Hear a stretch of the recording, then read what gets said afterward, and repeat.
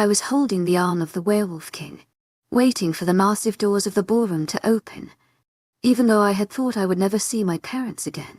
Prologue: all werewolves are the same.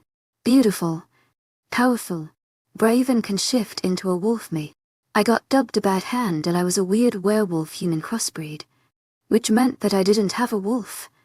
I had the heightened hearing, strength, speed, smell, even sight when I wanted to. But my wolf was silent and I couldn't shift. My name is Ava. No last name. I technically lived in Moonrise Pack, but after being abused and mistreated for so long I've started to obtain the smell of a rogue. Which is when the pack will realize they must kill me. I was an alright looking girl when you think about it. My grey ears and tail matched my black raven hair perfectly. My sun-kissed skin was a nice touch, and I had greyish blue eyes to match up with all this, making me quite the sight for anybody.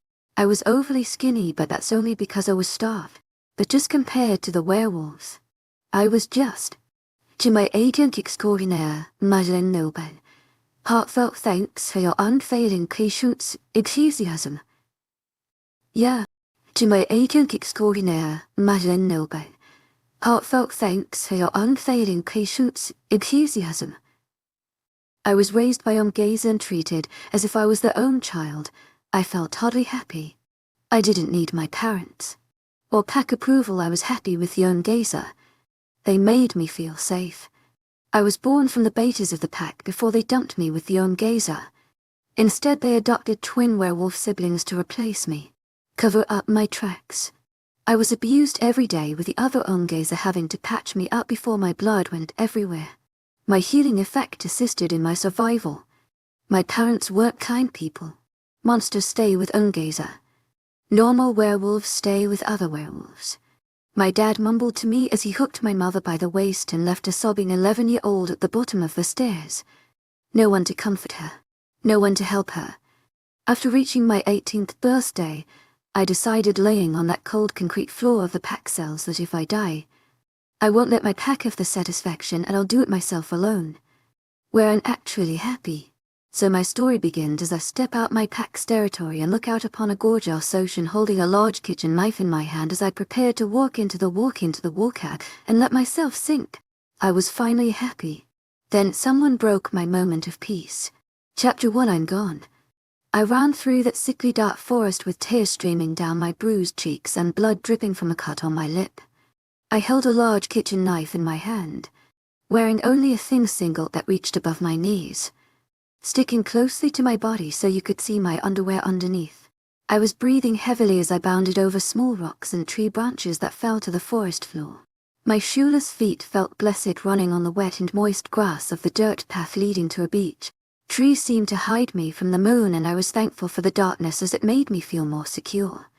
A distant howl from behind made me push myself harder. I can't deck. I'm not going back. I refuse to be with people that look at me with so much disgust.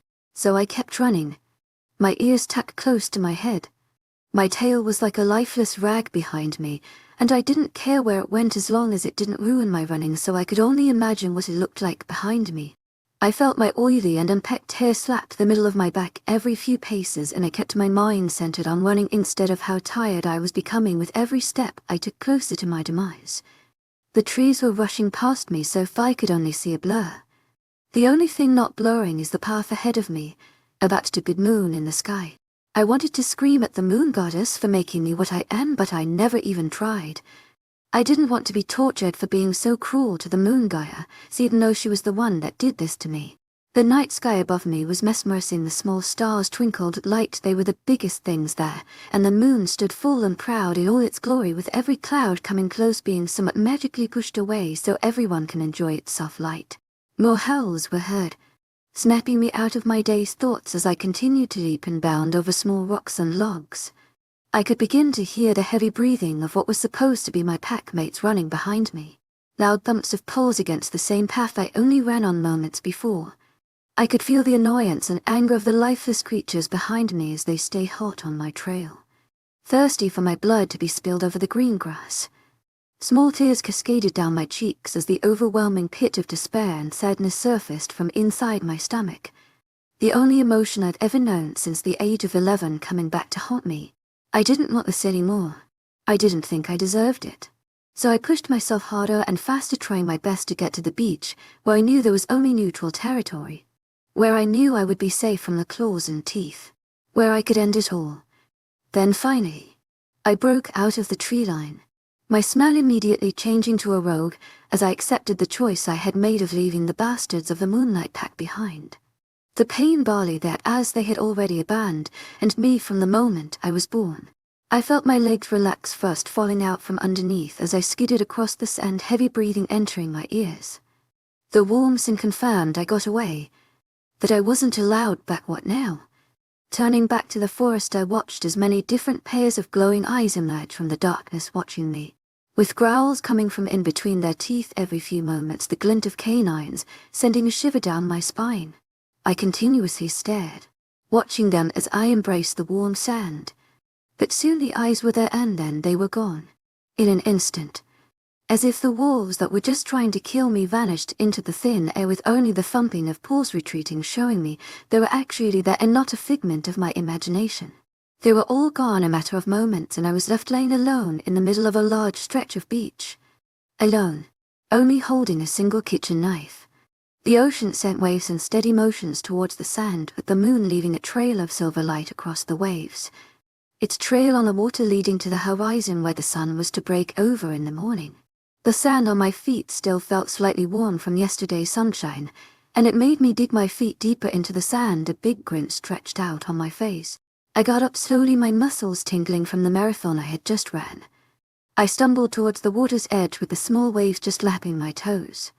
At first I jumped back at the immediate contact, as I never realized how cold the water would be compared to the softened warmth, but when I set my feet in again, it was one of the most relaxing sensations I've ever felt on my tiny toes.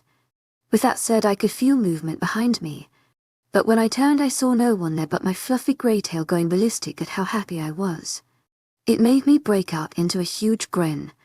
My tail hasn't wagged this hard in years, and I couldn't help but enjoy this, and that keeps getting flicked up in my face. Geez, I sound like a puppy. I fell to the ground just at the water's edge, my legs underneath me.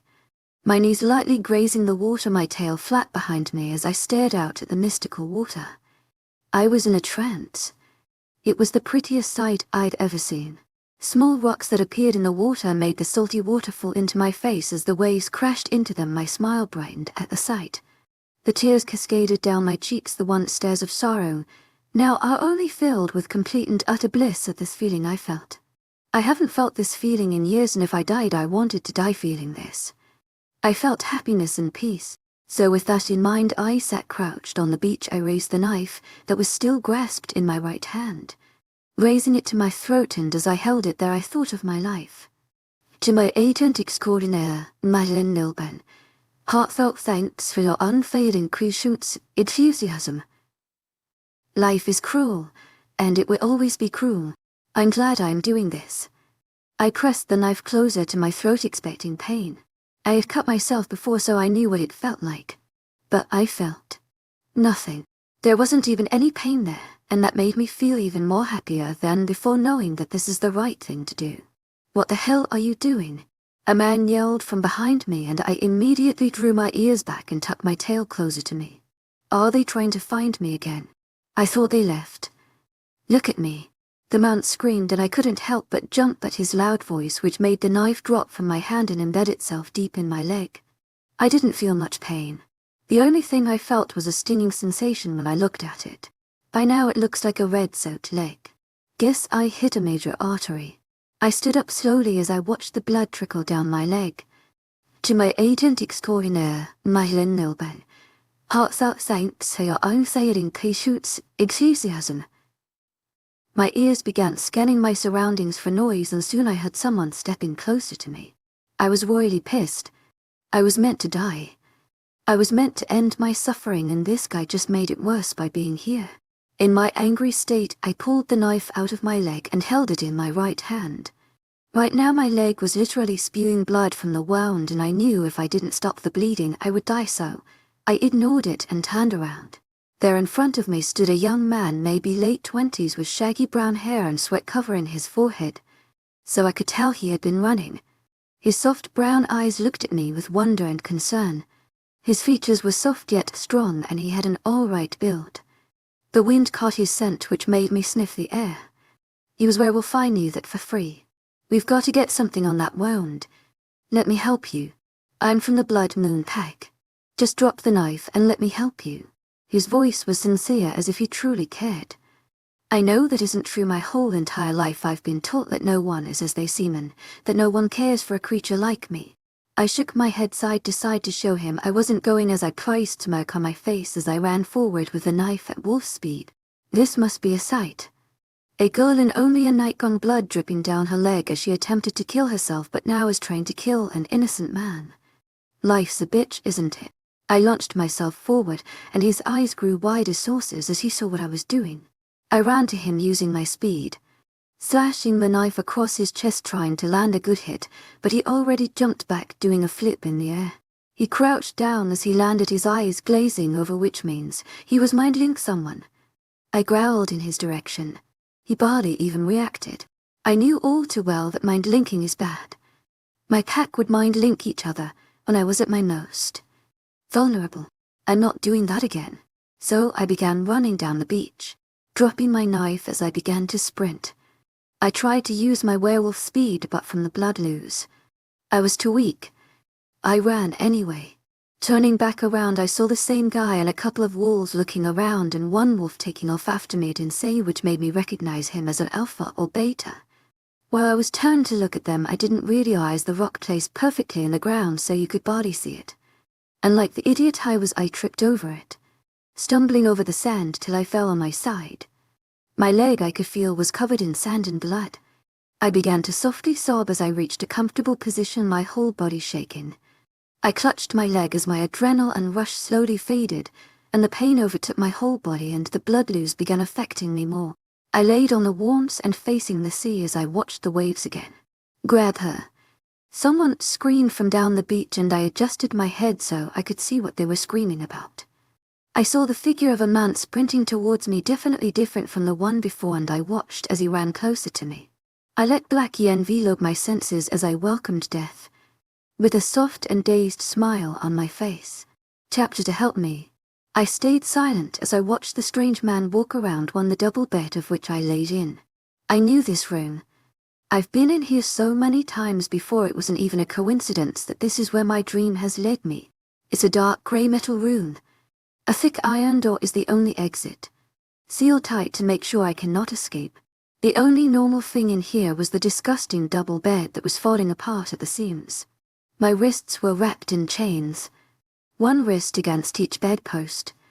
The same for my legs, one ankle to each post, making escape even more impossible. The man continued to round the bed till he was beside me, just staring at my without clothes body. I would describe what he looked like, but the thing was his whole body was unable to be seen clearly. He was aging. He only wore jeans and a wife beater, but he was still the same man I remember. I could never forget him for as long as I live. The man jumped on the bed, straddling my hips, in the process the hard feeling against my lower region confirming my worst fears. I attempted to close my tear-filled eyes, but my body wanted to see what was coming, what was going to happen to me. The man leaned closer, his face mere inches from mine. The once darkness covering his face shifted to show his now disgusting, wrinkled and saggy face. He had sunken black eyes, his parched lips making it seem like he hadn't drunk water in years.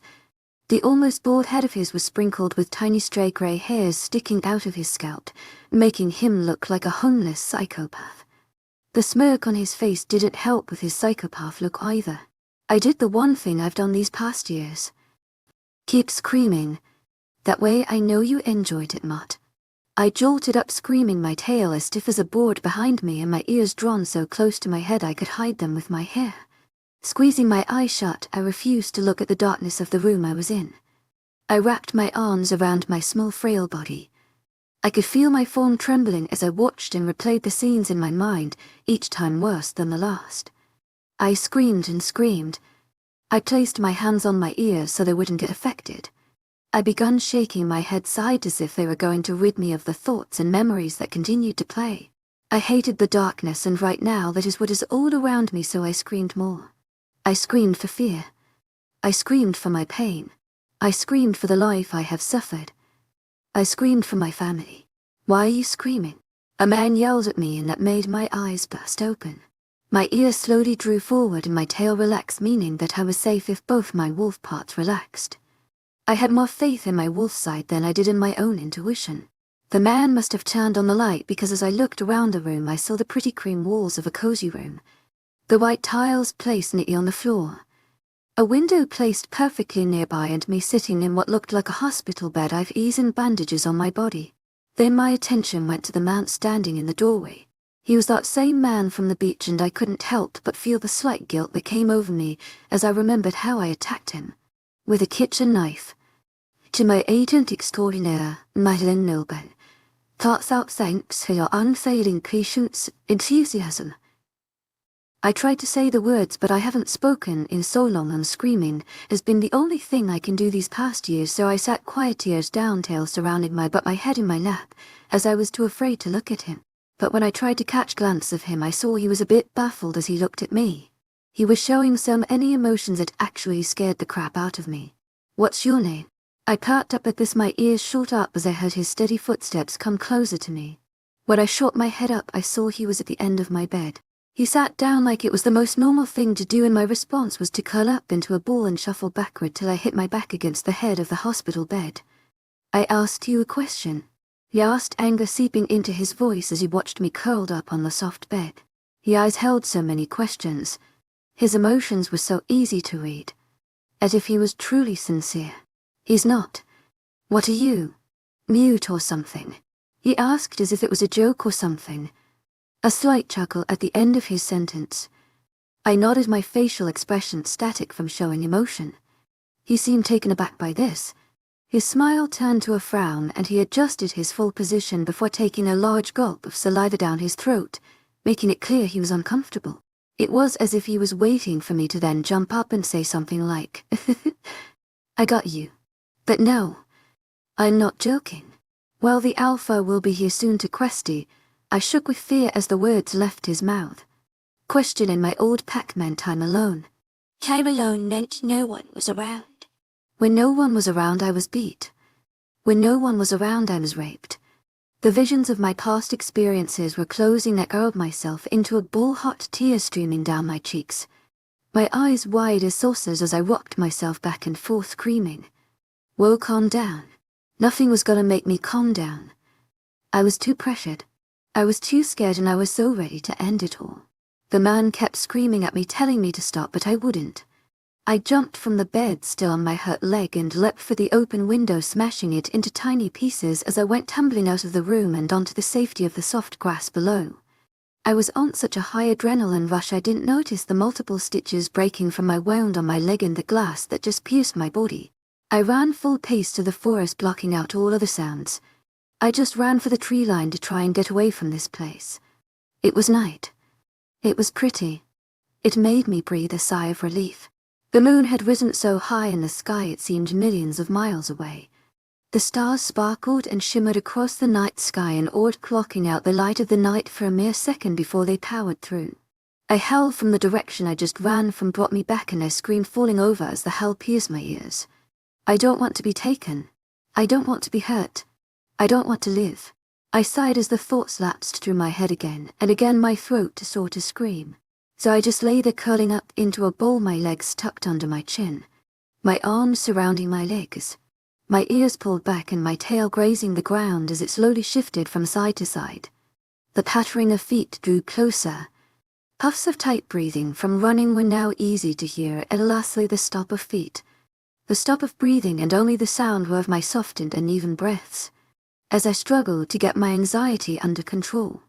After silence filled the air for a certain amount of time, the smell of heaven wafted into my nostrils, a smell of water and the damp forest floor, one of my favorites.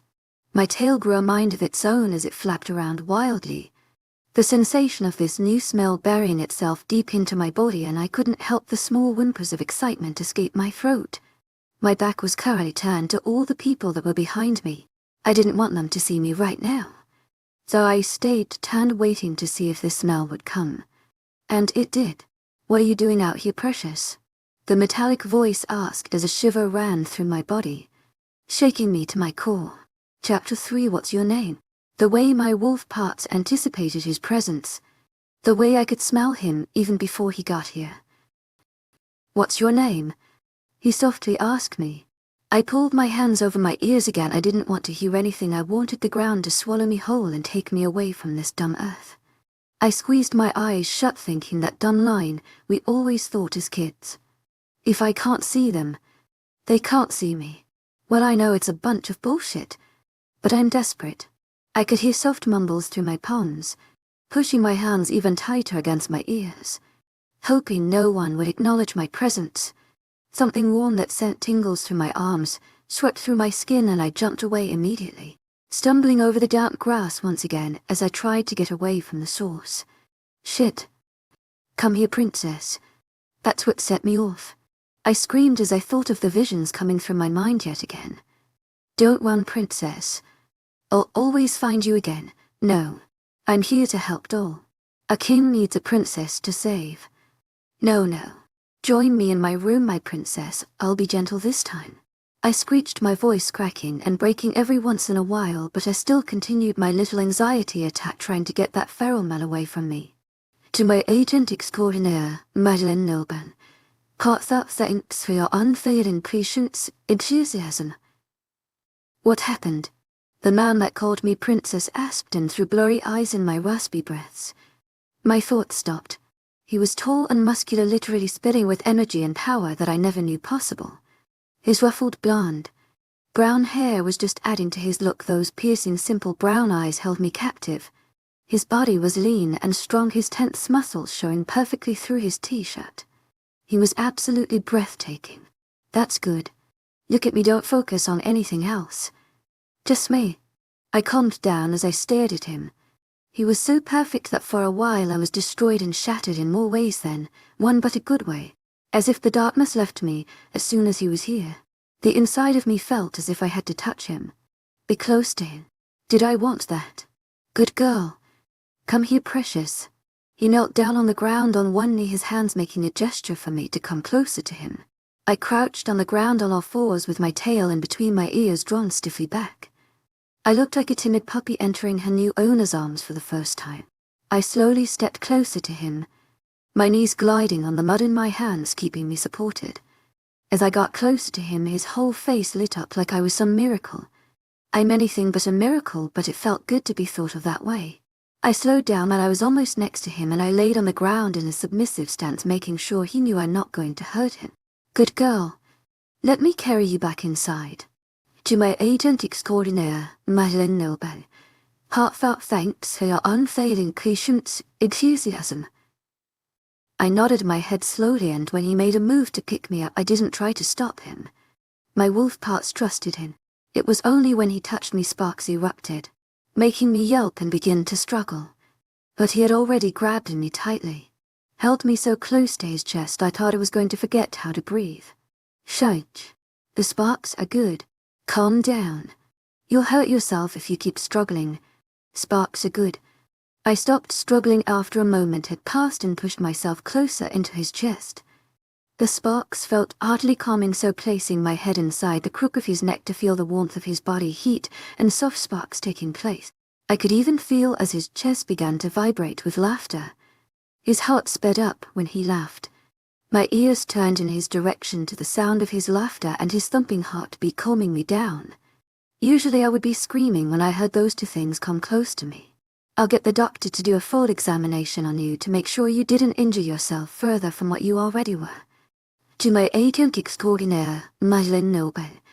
Heartfelt thanks for your unfailing patience, enthusiasm. I nodded into his neck as he began to run with me in his arms bridal style. I bounced and fidgeted the whole time, but I never once noticed the amount of blood that kept dripping down my leg. And I don't think he did either.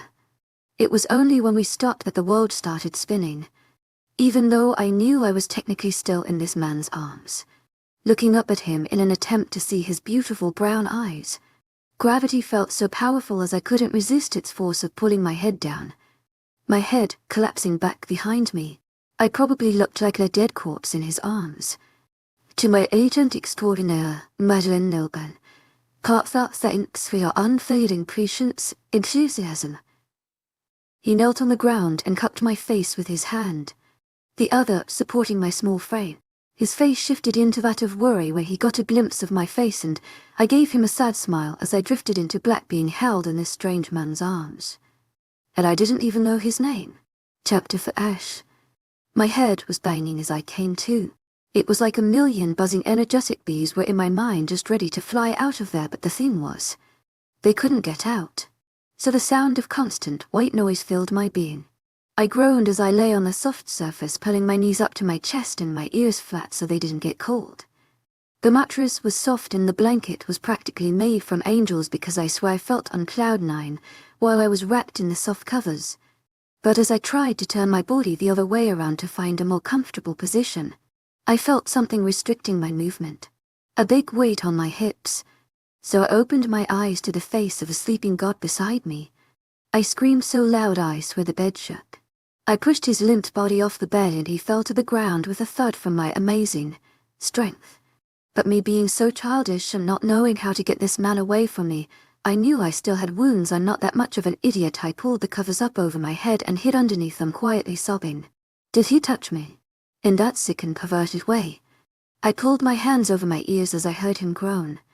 My body was shaking and the tears were beginning to cascade down my cheeks with no chance of stopping them. My tail went back in the place it always has been, in between my legs. OWWE. Hey, what happened, precious? I heard the man say as the carpet moved and limbs we heard, as he was, I assumed, getting up off the floor. But I didn't move from underneath the soft fluffy covers. I felt as my blanket refuge was pulled off my crouched figure and I shoved my face inside the mattress so I saw only darkness. Why are you hiding? He chuckled to himself. Come here, precious. I felt the man's arms snake around me as he slowly picked me up and I began to struggle. Calm down. Don't break your stitches again. I pulled myself into a tight ball as he lifted me up and placed me on his lap.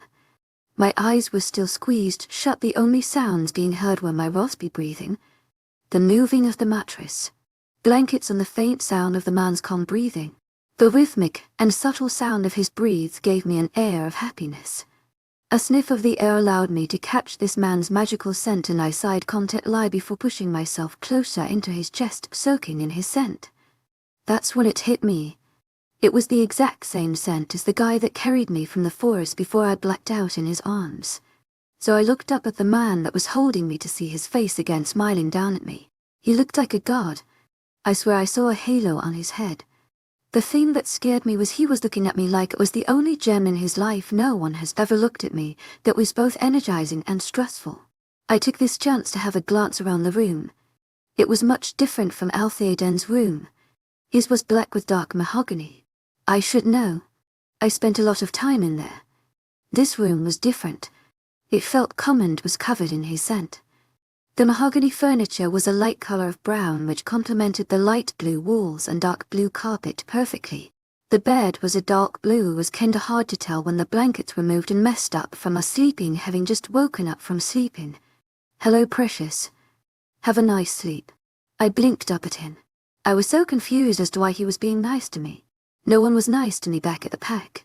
Only a couple of the Ungazer even thought of me as a normal werewolf. Half of the Ungazer spent their free time bullying me. Adan would praise them whenever they did. Jeremy already told me you were mute, so I grabbed a notepad and marker. If you want to tell me anything. I flopped my head to the side in confusion like a puppy and raised my ears to hear him better. He handed me a notepad and a marker which I took in my hands, glancing at them with confusion. Can I ask a question? He looked at me kinda scared and confused. I hesitantly shook my head yes. Why did you hide? He asked, practically a whisper. I opened the little black marker and hesitantly began writing. It was sloppy and looked horrible, but you could make out the words okay. But what do you expect? Only a few of the Ungazer actually taught me anything. I couldn't go to school, and even when the Ungazer did teach me, it might have only been a 30-minute lesson once a week. I was scared you hurt me or touched me. Why would you think that?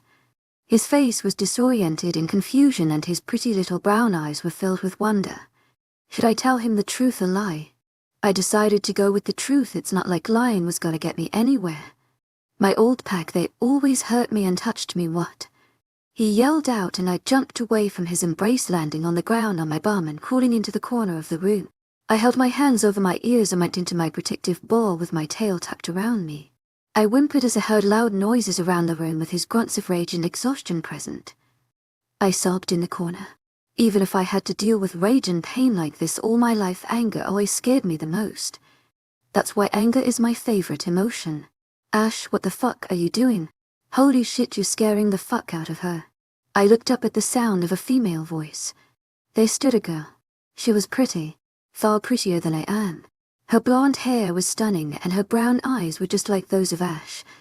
The girl that entered the room ran over to me and embraced my shivering form. I quietly sobbed into her chest as she slowly stroked my head and up my back, mumbling words like, "Shh, honey." I accepted her words and her comfort quickly, snuggling into her lap. Shit. To my agent extraordinaire, Madeline Nilben. Thoughts out, thanks for your unfailing patience, enthusiasm. I still don't know her name. Ash stepped in front of me, and the new girl. His face was red with embarrassment as if his outburst before was nothing.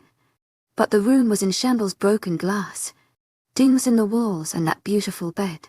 Its covers were thrown everywhere, the pillows torn and feathers littering everywhere. Ash handed me the notepad and marker. I technically don't have a name, I'm not in any records of any kind, though. What did they call you, Ava? I like it. Ash yelled in enthusiasm. I tried to stop myself, but I couldn't help but let out at his little happy dance. Ash was betrayed when he saw me laughing, but smiled nonetheless when the girl next to me gave me a smile of her own. Your laugh is so cute. The girl next to me screeched a little too loud for my sensitive wolf ears, and I covered them with my hands. Hey, watch her ears, they are wolf after all. Ash growled her, then scooped me up in one easy scoop, making the notepad and marker clatter to the floor. Ash forced my head into the crook of his neck and he began sniffing mine as he pulled me tightly against him. Ava likes it. I turned to the girl to see her looking at me with a smirk, her finger pointing at my lower region. I glanced down to see my tail shaking furiously with delight. My face instantly overcame by my blush. Ash must have noticed because he sent a rumbling laugh throughout the room, his chest vibrating against mine, which sent a pleasuring feeling all throughout my body. "OW, that's so cute, Ava," he mumbled to me in my neck so I could barely hear. The sparks erupted as breath continued to fan my neck. That made me squirm and try to get out of his hold he had on me. Now when I think about it, every time he touched me there's been those sparks. What is it, honey? Ash placed me on the ground softly and I scurried to the notepad and began using the marker to write. Why are there those sparks and why do I feel so comfortable around you when I barely trust men in general? I showed Ash the page and he scanned over it, giving me a raised eyebrow. You do know what mates are, right, Ava? I thought for a second. Now that he mentions it, the gays are always talked about mates and how they would save us from our torture and death. Guess they were right.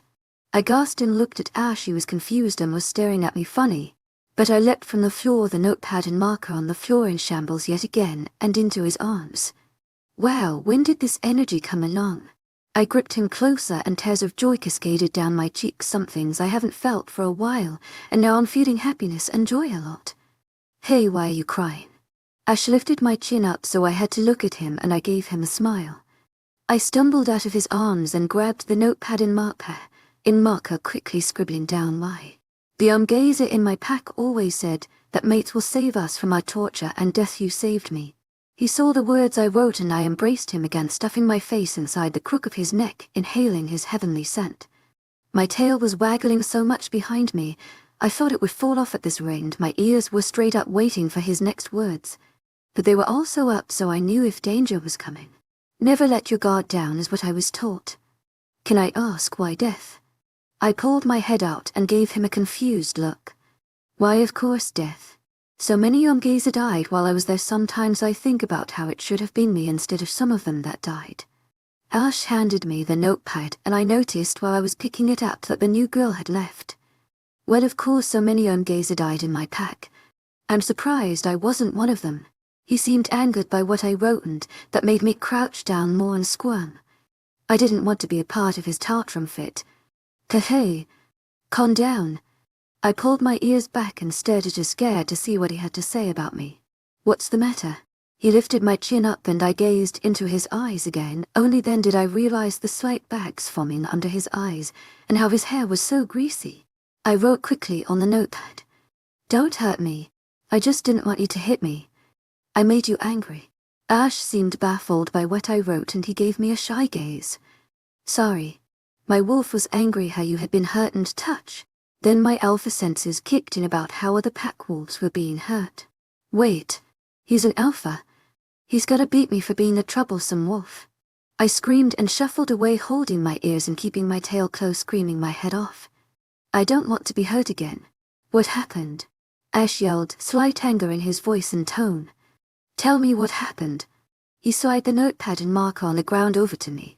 I hesitantly grabbed it and wrote. Alphas are cruel and torture their own gazer. I don't want to be hurt again. I threw the notepad to him and sobbed in the corner, holding myself together like it's my last ray of hope. Technically, it is. After he breathed out my name, I twisted my ear so I could hear him better. I glanced up at his crouched form, looking at me with sadness and guilt. Those brown eyes made me feel so sad inside the way they looked now. I know you probably had a rough time at that place and you probably don't like alphas. But I'm your mate. I would never hurt you. My job is to protect, and with my life I shall. After his speech I felt better already and wiped my eyes, giving a soft smile at his still crouched form.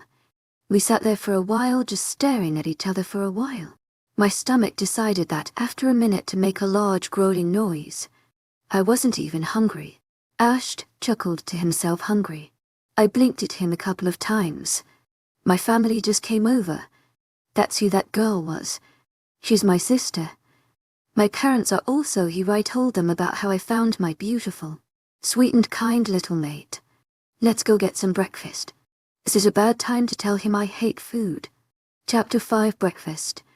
Ash didn't let go of my hand the whole time we walked down the stairs, and I was surprised he didn't just pick me up as I stumbled over my feet more than a couple of times. My ears were always up, searching for any dangers, swiveling and turning side to side. I could hear the steps me and Ash were taking on the stairs and the constant mumbles of people talking further down on the first floor.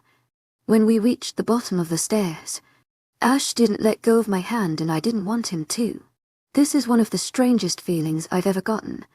I usually hate guys because they were the main asset to my suffering, but as he held my hand I couldn't help but to feel safer than I had ever been in my life.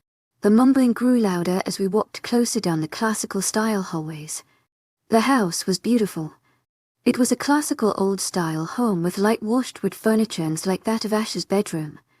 Yet in comparison to Ash's bedroom, instead of the walls being blue, it was a cream color, and the walkway's tile carpet was marked with ancient symbols and patterns that were quite peculiar. An odd house plant dotted the halls every few moments, as if they tried to bring the outside into the house. While in my distracted and curious state, Ash had already pulled me into a kitchen where a multitude of people were already placed and mingling around. The kitchen was like the rest of the house: white tiles, wood furniture, wood cabinets and white tabletops, and pristine state-of-the-art stove. Oh man, I really want to cook on that stove. Glancing at what I assumed to be Ash's family, I see what I'm guessing is his mother and father. His father was well-built, seeming like a strong man that cannot be taken down. His tan skin was withering away slowly, but it was only now becoming noticeable, with strong facial features that were toned, and his brown hair was the color of tree trunks and his eyes just a shade darker. Quite beautiful if you ask me. He stood with his arm around his wife's waist. She had the exact same buff features that her mate has, but in a more feminine way, of course. The one thing sticking out about her were her piercing emerald eyes. Even more annoying thing was she doesn't even look a day over 40. She wore a white button-down shirt with long brown shorts, as he wore black dress pants and a dark blue button-down shirt. A girl stood nearby handling a whistling kettle, every once in a while swinging her hips and humming to an imaginary song. She was the same girl that was in Ash's room comforting me before. Her blonde hair swishing side to side, her ripped light brown jeans and tight crop top made her look to my agent extraordinaire, Madeleine Noble. Heartfelt thanks for your unfailing patience, enthusiasm, I wasn't fashionosa and I never wore clothes like that, so I couldn't dictate if her outfit looked good or not, but she was still gorgeous either way. Is this your mate? The older woman screeched as she unlatched herself from her mate's grasp and bounded into my arms. I even had to take a step to stop myself from falling over. She gripped onto me with a huge strength. I stood stiff as a board, not knowing what to do with all this new attention.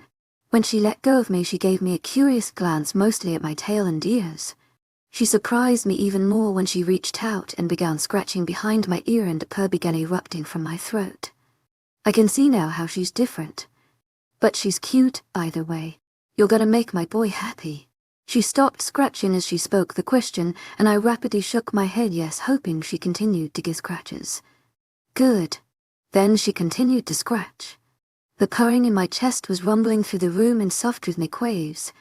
Soft and calming. That was one of the first times my tail and ears tensed themselves from their positions. Lily, how did you do that? Ash asked, a bit perplexed and kinda sad. I'm guessing because he wasn't the one to find out first. Well, George loves a good scratch behind the ear in wolf form, as do most people. So it should be the same if part of your wolf is out as well, so I thought I would give it a try. I giggled along happily at the feeling of her fingers scratching the tender flesh. It's weird if I'm honest. George finally stepped forward next to his wife as I purred along happily to the scratching behind my ear.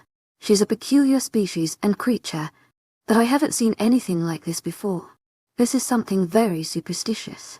I stopped purring after that, the usual happy moment gone. I shrugged off Lily's hand. What's your name? George asked me as he s without clothes, a very skilled and slender hand around his wife's waist, pulling her closer. I couldn't help but feel uncomfortable at the gesture the two shared. Her name is Ava.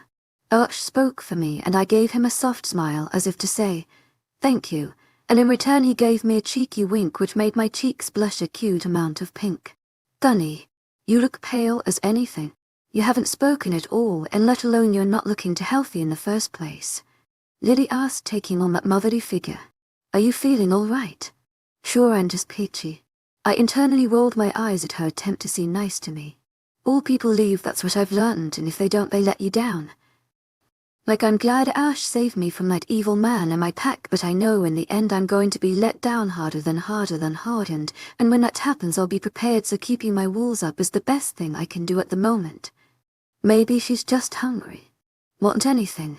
Ash's sister walks over, looking down at me with a hopeful smile on her face. From this position my eyes catch onto her sparkling belly button ring. I shake off my weird thoughts and glance up again at the people surrounding me, and I softly shake my head a no. Well, why not? I haven't seen you eat since we got here, and Jeremy said you didn't eat while you were staying at the hospital. His family suddenly became very alert, all of them giving me a look of worry and discomfort. I couldn't help but cringe at all the attention. Why was she at the hospital? Millie asks cautiously. Ash seemed to visibly tense. I bet he wasn't going to tell his family about my past. I chuckled at his obvious discomfort and how he scrunched his features in deep thought. Thinking of a lie, I began to chuckle at Ash's adorable face, his eyes searching the room and face taking on a tomato-like appearance as his embarrassment took over.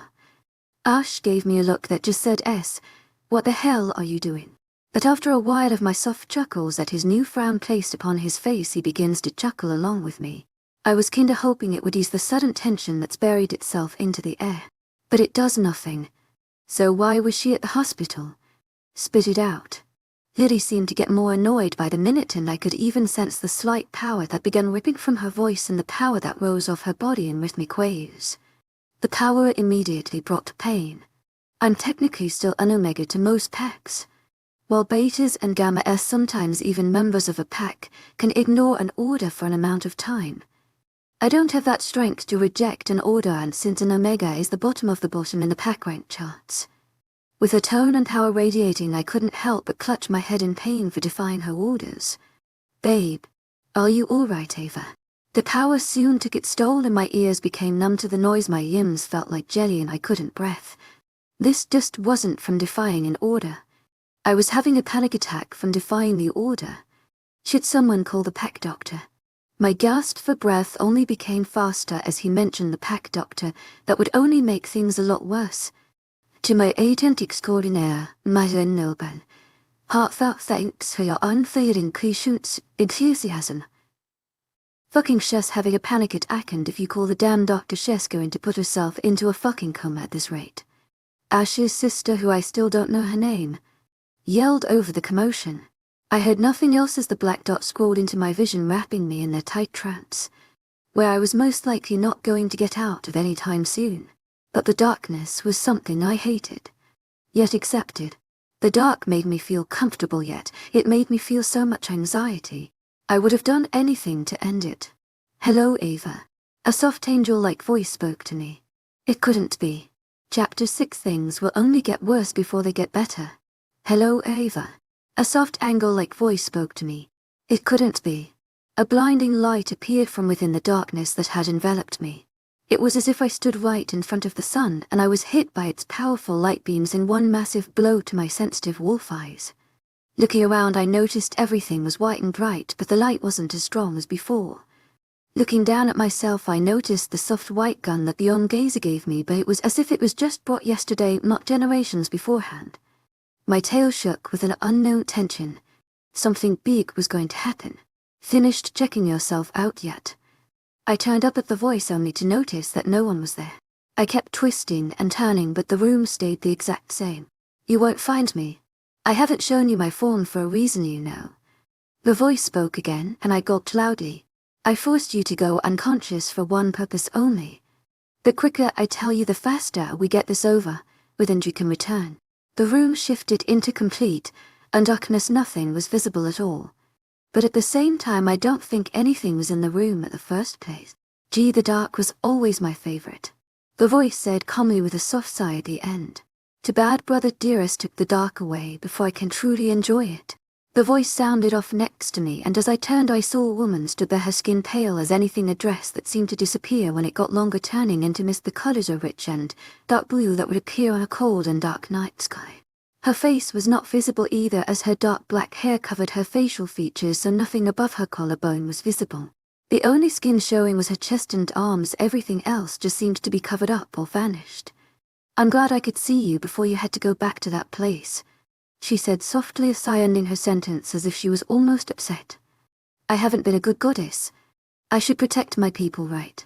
But when I handed out gifts and promises to people as if it were candy, it became too much and they began to rely on me. I had to stop myself so no one expected miracles to fall from the sky. Get me? I nodded, not knowing what else to do. But I also understood where she was coming from. Around the darkness, sparks of light began erupting from the darkness surrounding us. I watched in awe as the light turned into the shimmering stars I've become so accustomed to. The woman then walked towards me, placing herself on an invisible platform, her dress hanging off the edge. Dangling. She gestured for me to sit next to her, and after a moment of hesitation I decided to sit down close to her. My tail curled itself around me on instinct. My ears were twisting and turning, trying to find any other signs of life. But the only thing I could hear was the sound of our steady breathing and our soft heartbeats. No other life was around us whatsoever. What is this place?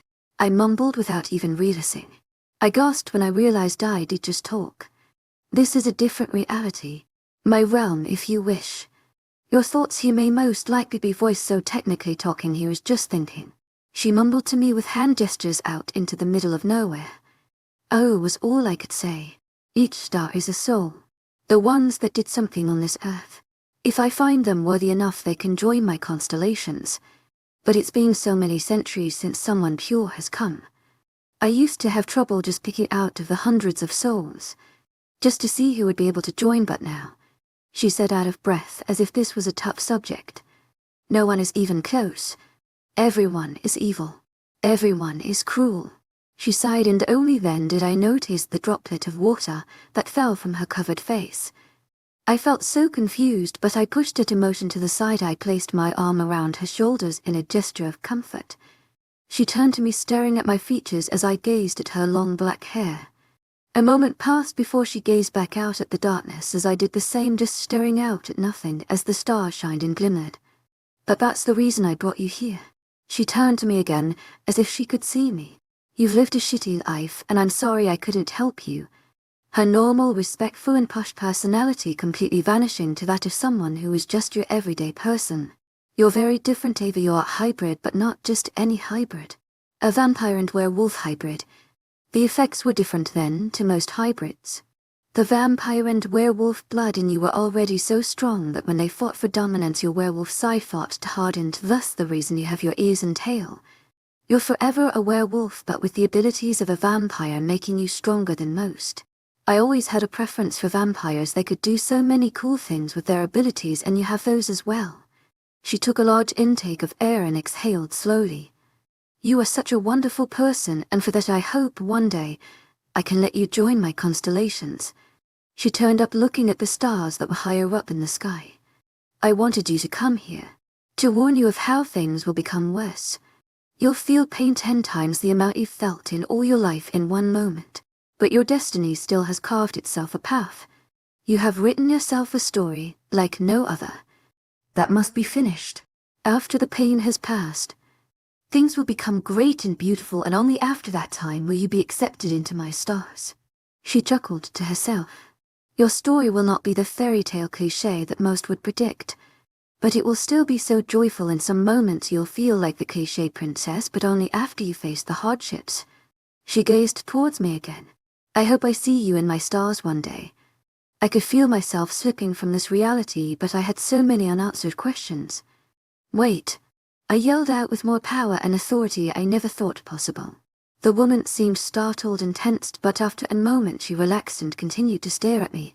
What is it that you need that you just had to scream out at me, Ava? She chuckled to herself. Are you who I think you are? The woman thought to herself for a moment, turning her head to the side for a moment in confusion, but then she perked up. If you mean the moon goddess, indeed you are right. Then why can't I see your face? I inquired. The goddess turned away from me and gazed out again.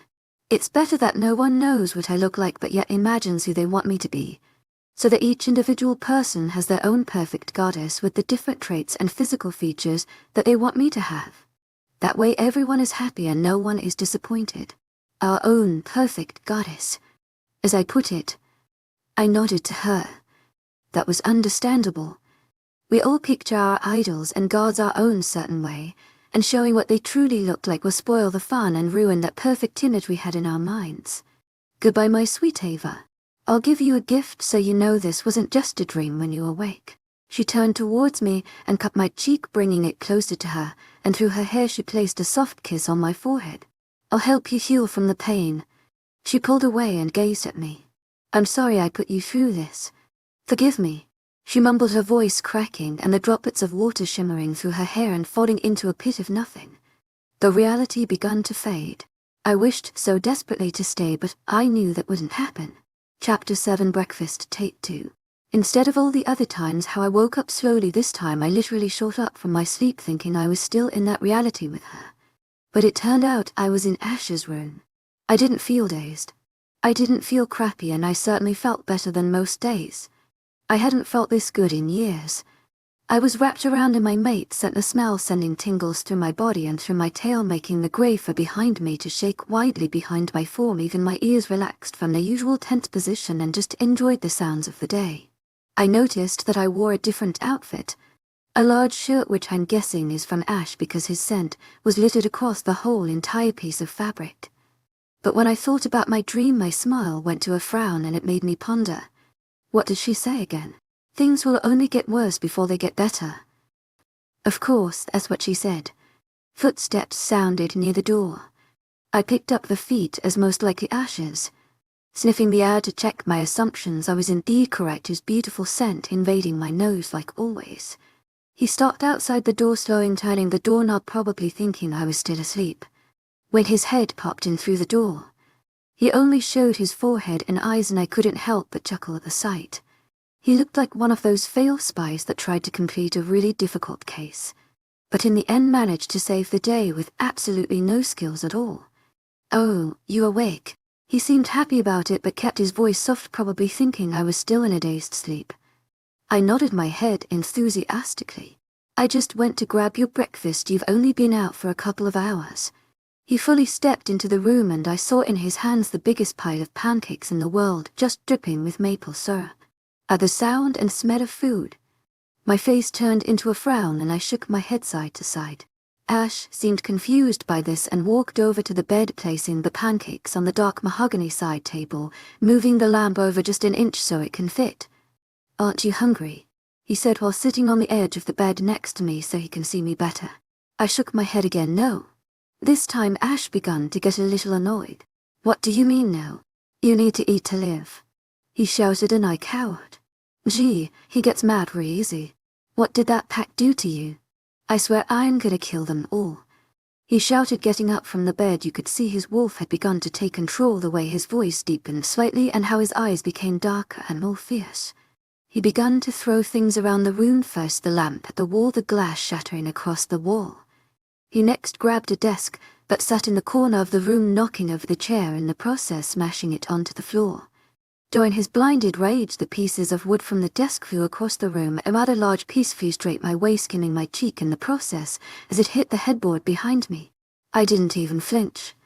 I have felt worse in my days at my old pack, and as the soft blood began to blossom and trickle down my cheek, I couldn't help but be comforted by the wound. Ash continued with his ransacking, and this time I didn't cry. I didn't do anything to stop it. I just watched as he let all the anger he had built up in him out. Ash ransacked the room for a good 10 minutes, and I bet he would have gone longer unless he hadn't destroyed everything already. He began to finish his tantrum slowly, and I stayed still in the bed, not from feeling that if I move he will become even more mad and continue his tantrum once again.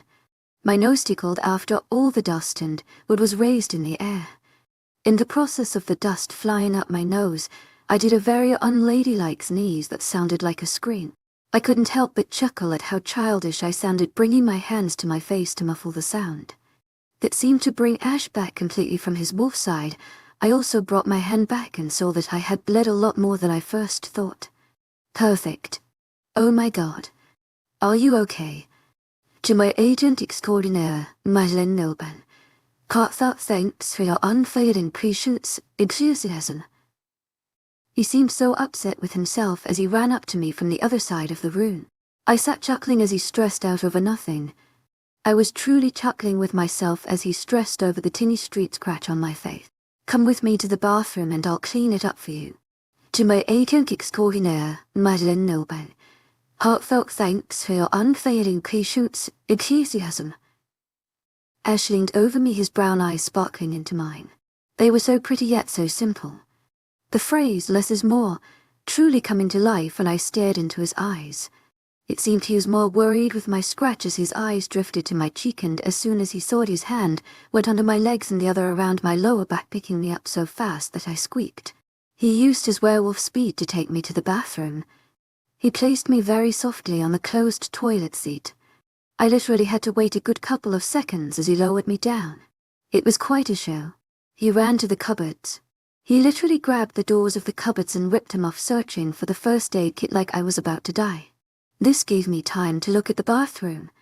Wood features and white tiles where you wanted them to be. The bath was huge, like a hot tub with a shower nearby with enough space to fit 3 people.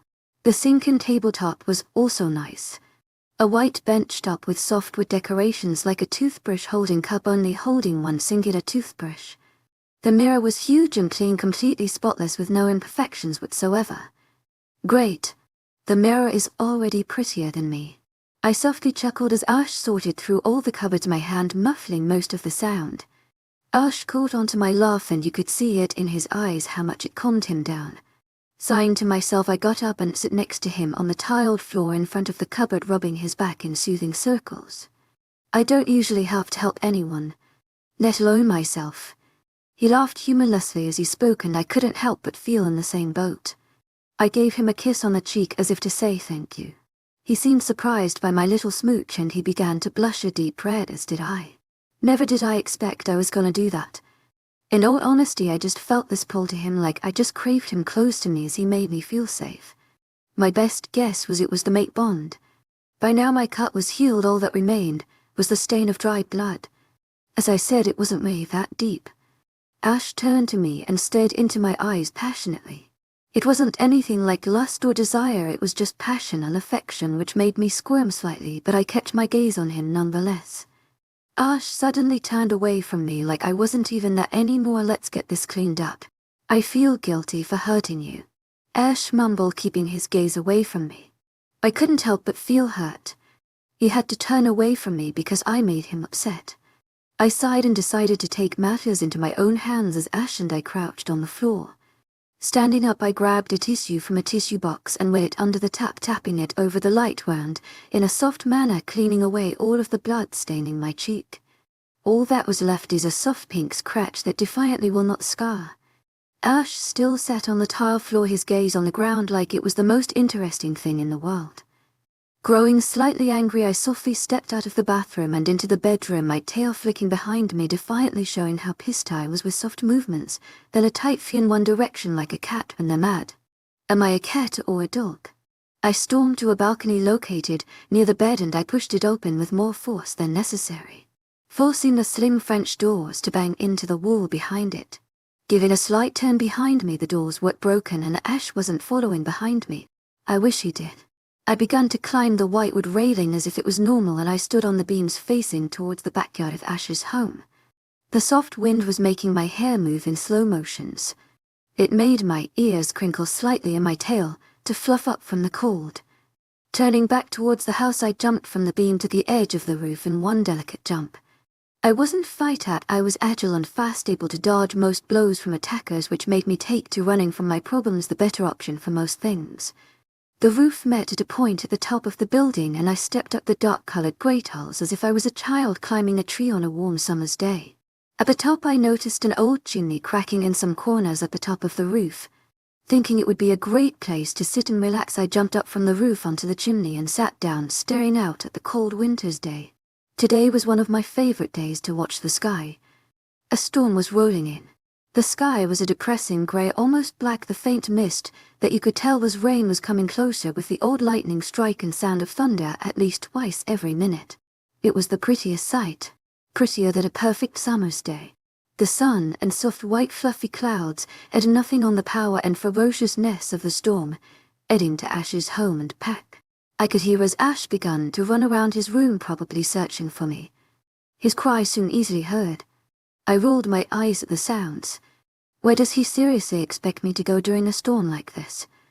I much prefer to watch it than be a part of it at wrath.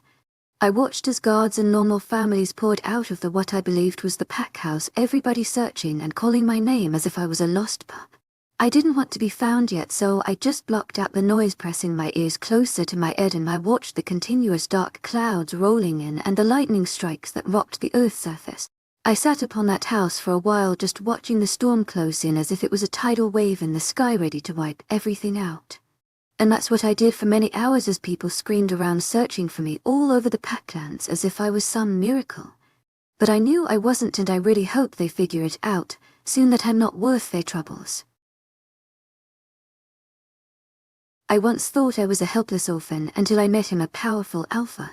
His presence filled me with warmth and hope. But when I uncovered the darkness and pain within him, how should I choose? Chapter 8. I'm okay. I still sat upon that cold and still roof. The storm was about to come tumbling in as the clouds began to get dangerously closer. It was the prettiest sight, even though I was cold. The rain was being pushed by the wind, forcing soft droplets upon my head, while the droplets of rain and whips of air were making my ears sting slightly from his ferociousness. It was still my favorite thing in my book. Sighing softly, I decided it was time to go back inside. I shivered as I climbed downwardly towards the edge of the roof and above Ash's balcony. Adding a little spring to my step, I pushed myself up and off the roof, jumping down onto the balcony, crouching on oars to keep from hurting myself and lessening the impact of the fall. I was absolutely silent, and Ash's room was the same. His scent was faint, as if he hadn't been there for hours, and the room was still left in shambles, surprisingly. Thinking he's the alpha and all. Wouldn't you want your room fixed before you went to bed? Glancing behind me, I watched the clouds rumble and grow as the storm drew closer. The sky darkening as it did so. I'm guessing it's around 6 p.m. or something like that, with the darkness of the sky and the coldness of the air. I would say where the sun was, but my best guess was that it was most likely behind the clouds that now littered the sky like a pack of wolves. I got up from my crouched position on the balcony, quickly scurrying to get inside and shutting the doors behind me once I did so. The room still felt frosty, the air having a slight sting to it, which I was oddly comforted by. My mate's scent was faint in the room. Had he been looking for me all day? I sighed as I began to clean up the broken glass and wood from around the room. I was fixing up numerous photos and clothes. The room was a complete and utter mess with everything strewn all over the place. The TV was broken, the screen in two. I managed to piece together that there was once a chair for his shattered desk, and most of its pieces in far corners of the room as if they never were once combined and in one piece. It took me a good hour to get the room looking decent and full bag of trash in the corner. A couple of dents in the walls that would be easy to fix, and the bed was made and cleaned up. The rain began to beat down against the windows in full pulsing puddles. Looking out, I watched as the sky shifted to darkness, confirming my thoughts that it was beginning to get late. The once visible green vibrant trees unable to be seen due to the heavy rainfall and fog covering the windows and sky. While in my thoughts staring outside, I heard the door bang open, not affecting me at all as my gaze stayed fixed to the invisible outside world that is covered in darkness and grey. Where fuck were why? I slightly jumped at the high-pitched voice, and I turned to see Ash stumbling into the room, his hair ruffled, only wearing jeans that hang low on his hips, easy to see his Calvin Klein underwear. There's no veil line leading down, but instead a lovely toned pack which is very nice to look at. Glancing back at his face, I stifle a gasp as I see the slight dribble of saliva dripping out the corner of his mouth. His eyes are sunken and disgusting looking, and the stench of alcohol hit me like a ton of bricks. Clutched in his left hand is a half-empty bottle of vodka. His right is keeping him steady as he leans against the door, looking as if he's about to faint. I asked you a question, you mute bitch, where were you? I cringed at his voice. Werewolves don't get drunk easily, so he must have drunk a lot. How long was I up on that roof? But knowing how quickly our systems process alcohol, he should be sober in around 30 minutes or something like that. To my agent extraordinaire, Madeleine Noble, heartfelt thanks for your unfailing patience, enthusiasm. In a quick as a flash Ash threw the bottle of vodka in my direction. Being too consumed in my thoughts, it hit me square on the forehead, making me stumble to the floor, hitting my head on the wall as I fell down. I quickly got up off the floor, knowing that if I stayed down too long I'll be given more of a punishment. Ash began to stalk over to me, more like warbled as he did. He began to raise his fist ready for a punch, and I managed to dodge it as his fist buried itself deep inside the wall's plaster. At this moment I was terrified. This was why I never trusted anyone. In the end they always end up hurting you emotionally or physically, it doesn't matter. But one way or another I knew Ash was gonna hurt me, and this was most likely just the beginning. Ash ripped his arm from the wall, the small pieces of plaster littering over the carpet, probably painful to step on as well, so I made sure to watch my steps. I should have kept fucking that bitch Whitney. You're just a pain in my ass. His words were loud and cruel, my soul breaking each time he spoke so poorly of me. He raised his hand and landed a large slap against my cheek, knocking me to the floor once again. This time my feet tripped over one another, and with an already pretty bad ankle it sprained easily. I could feel blood trickling down my face as I stumbled back on my bum, trying desperately to get away from the enraged Ash stalking towards me. The tears only added to the blood flowing freely down my cheeks like they have done so many times before. I reached the corner of the room sooner than I had expected. Ash continued to lazily stalk towards me, his fist still raised in an attempted punch or slap type of thing. Trying to shuffle back more, I knocked the bag with all the rubbish in it, pitting it over so all the insides fell to the floor in a big pile. I inwardly smiled at what fell out. Great, you're even making a fucking mess. Just kill yourself already. That's what you were planning on the beach, weren't you? His words stung, but they filled me with hate and anger. How dare he complain to me? Does he know what I went through? I never even had proper parents. Why the fuck is he mad? Grabbing the broken chair leg that fell out of the bag, I bounced to my feet, swinging the leg so it hit Ash square in the jaw. I watched in slow motion as the old wood connected with his cheek, making him stumble back and onto the floor. His eyes were unfocused as he continued to dribble uncontrollably. I was so furious with him I could barely contain it. Did he get whipped with silver? Was he wrapped by countless men? He wasn't even mutated like me. He got a fucking family. He got love and affection. He was an alpha, for God's sake. And he is complaining about me. Blinded by red-hot rage, I struck him with the stick so many times I could barely count. I was just hitting him, for the fun of it now, and I enjoyed it. He shoved the stick out of my hand, making me stumble to the floor yet again as he towered above me. I could tell he was sober now. You could see it in his eyes. He was also continuing to wipe the dribble from his mouth. Why the fuck are you beating me with a stick? Also, where were you? Still trapped in the fear state of mind, I crawled away from him, my back hitting against the wall. My tail was pulled tightly in between my legs, showing the fear that I felt. All the anger that I once had vanishing as he became sober. Ash seems baffled by this as I continue to sob in the corner. The one thing I hate is this phrase that I learnt while I was living with my old pack, which it turned out was very true. Drunk words are sober thoughts. Everything he said about me was what he thought while sober, and every day he lived with me. He hated me. Why are you bleeding? What the actual fuck is going on? I stopped listening after that. I couldn't actually talk with him, and I didn't feel completely comfortable yet. So I began to crawl across the ground as Ash continued to banter. Ash continued to banter in the center of the room at me completely, as that I had already reached the side table beside the bed, where I left the little notebook and marker. Scribbling the words down quickly, I threw the notepad at Ash's feet so it just knocked his toes. He noticed instantly and saw me leaning against the side table using it as I steadied myself to my feet. Ash scanned the notepad quickly, his eyes raking over the page. I came in from the roof. After I cleaned you, stumbled and drunk and begun shouting. Ash glanced up from the page, taking in my unsteady form as I sat on the side table to keep myself from using my hurt ankle. What else did I do? Ash asked, obviously realizing now that I was most likely hurt from his drunken rage.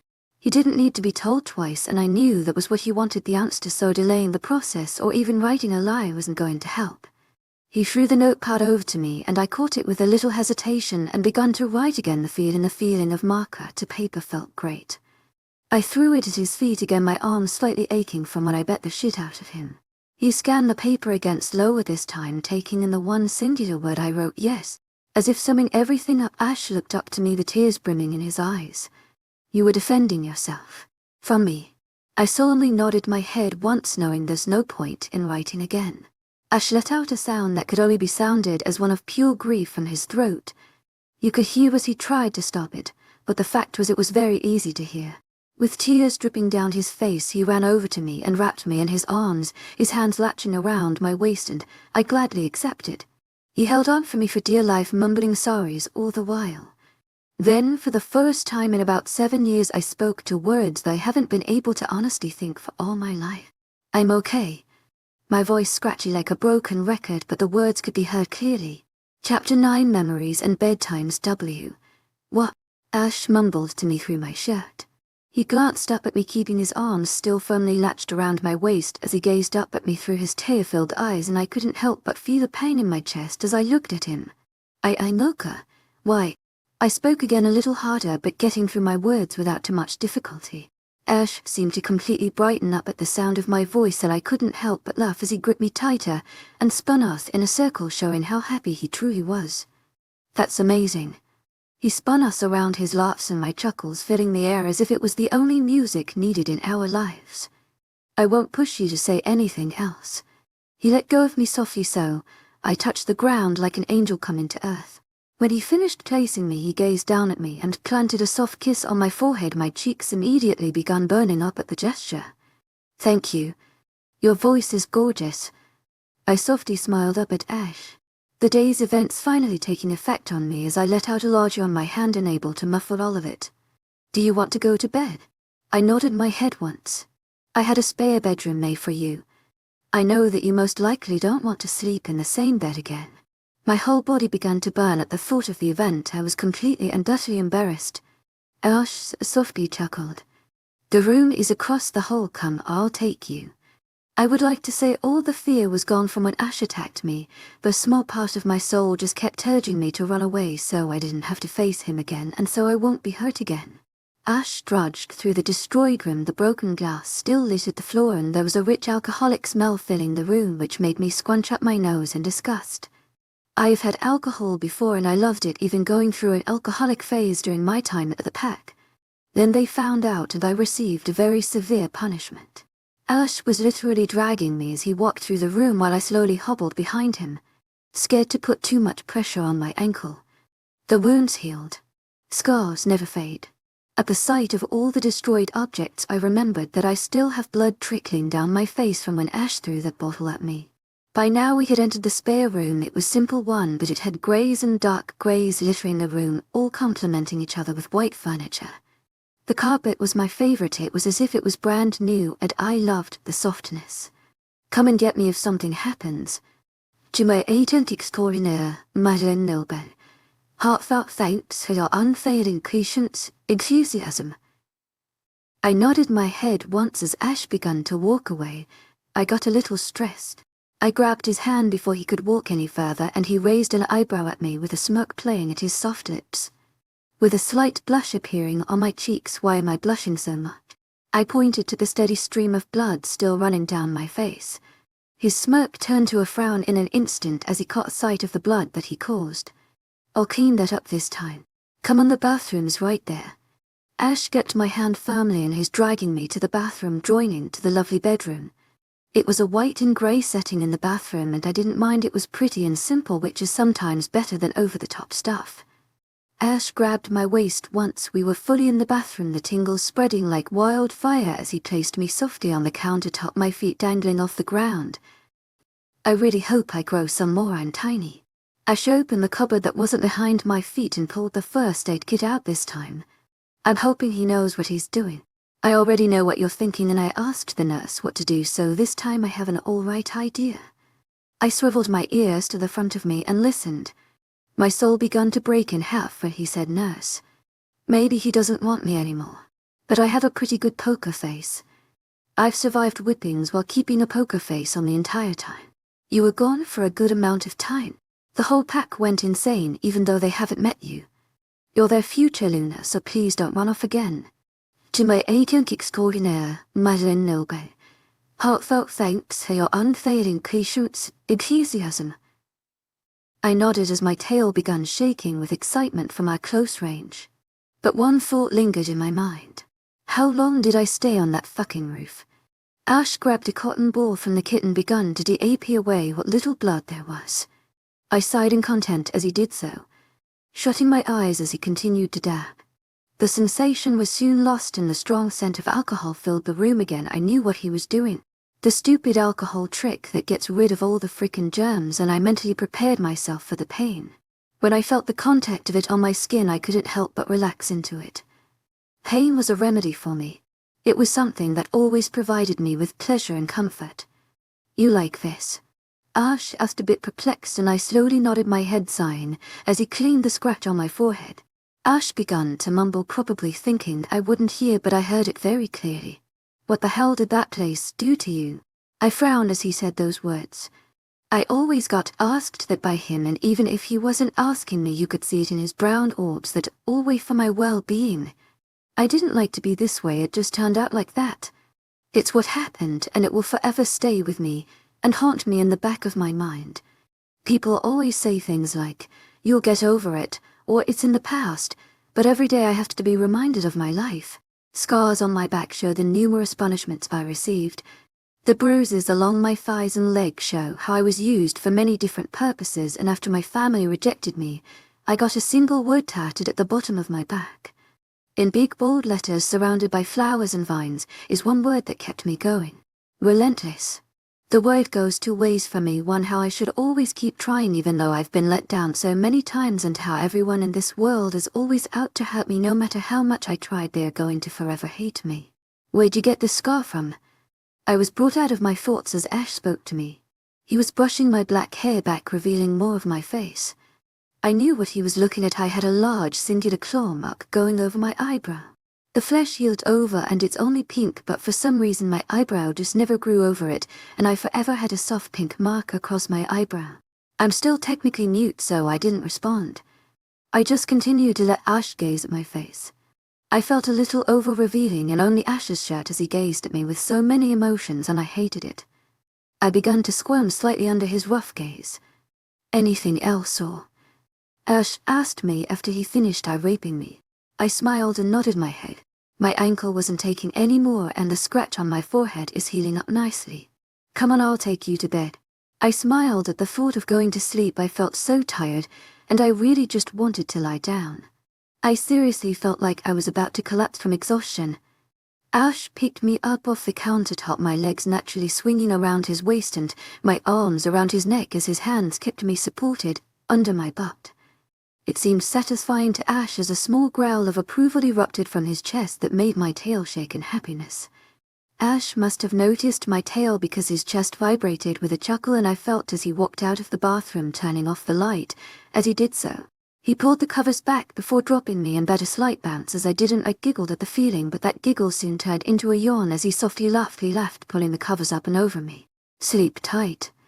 Get me if anything happens. Anything at all. To my extraordinaire, Madeline Noble. Heartfelt thanks for your unfailing patience, enthusiasm. Ash was firm yet sweetened at the end of his words. He planted a soft kiss to the top of my forehead, and I basked in the tingles that came. Night precious. And with that Ash left the room, but a small gesture he left me. The door was slightly open, and the light from the lamp turned on, and the hallway filled the room with a soft orange glow, and adding to that the moonlight seemed to manage to get by the closed curtains and seep to half the room was basked in a soft blue glow wafted through my nose. It only added to the perfect setting for my sleep as I shut my eyes. I felt dazed and distraught. Nothing seemed real. All I wanted was to sleep, but even if I tried moving I couldn't. Opening my eyes slightly, I watched the room around me. It was cold, damp and lifeless. All except me placed in the center of the room, completely without clothes. Each of my wrists was held by a silver chain connected to the ceiling of the torture chamber, and I had silver shackles on both my ankles connecting to each other, so if I tried to run it would only be a shuffle. The large metal door creaked open, the noise being heard for most likely miles. Ayman walked in and I already knew who it was. As per usual, he was my biggest fan apparently. He was my biggest supporter. He believed I was powerful. He knew I was strong. I liked him for that. He knew that my mutation wouldn't happen for at least a reason. No one knew why, but it was nice to know that someone still kinda believed in me. He wanted me to be only his, that's the thing, but he wanted to make sure I was mature enough before he did anything. He was training me. His plan for me was for me to become his private trained assassin. No one would know of my existence, therefore, and no one would know where to look. His plan was to weaken all the closer stealthers privately as he attacked their land, and after they were weakened I would bring them to him so he could finish the job, giving him all the power he wanted. In return he promised that I would be set free after the task was done. Meaning death. Nice to see you again, princess. I cringed at the nickname. I understand you're tired, but after this you have to clean the pack house so it's ready in the morning. So I'll make this fast and painful. Don't cry out this time. He went to the corner of the room where the silver whip lay on the ground. He picked it up very slowly, building the tension and fear that I was feeling. He didn't let me see his face, but he continued to stroll in the shadows as the whip dragged behind him, the metal clinking as it glided along the floor. Soon enough he was behind me. Relentless. He spoke the word before he struck me. I woke up in a cold sweat, gasping for air. I clutched my chest, trying to calm my racing heart that wouldn't slow down a beat as the adrenaline pumped through my system. Silent tears fell down my cheeks. It was one of the things I hated. I would always wake up like this. The nightmares always came and they never have once not happened. Unless I was with Ash. Thinking it over, I remembered all the times I was either with Ash or close by that I didn't get a nightmare. It was clear that the mate bond that we shared helped me heal from my experiences. I literally leapt from bed, my ankle fully healed, and sprinted to the door in anticipation. Fully opening my door instantly, I ran out so I was just outside his door. But I couldn't. I strained my ears to hear soft and clear snores, and I couldn't bring myself to wake him from his sleep. Sighing, I didn't want to go to sleep, but I barely even know the house, but I've been living in for the past couple of days.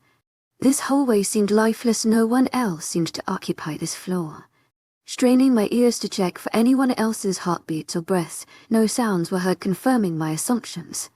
So I began to walk down the hallways, looking into the rooms that had their doors open. I found an office which had Ash's scent most dominant in there, so I was guessing it's his. There was a theater game room, but a huge screen with a projector on it, but they somehow managed to hook up the gaming system to the projector so it showed up on the large screen. I snooped at all his games. I've never played, but I watched the teenagers do it back at Moonrise. Becoming bored easily, I went to the next room to find it a comfortable library music room which no sounds would dominate except that of a small mouse in the corner.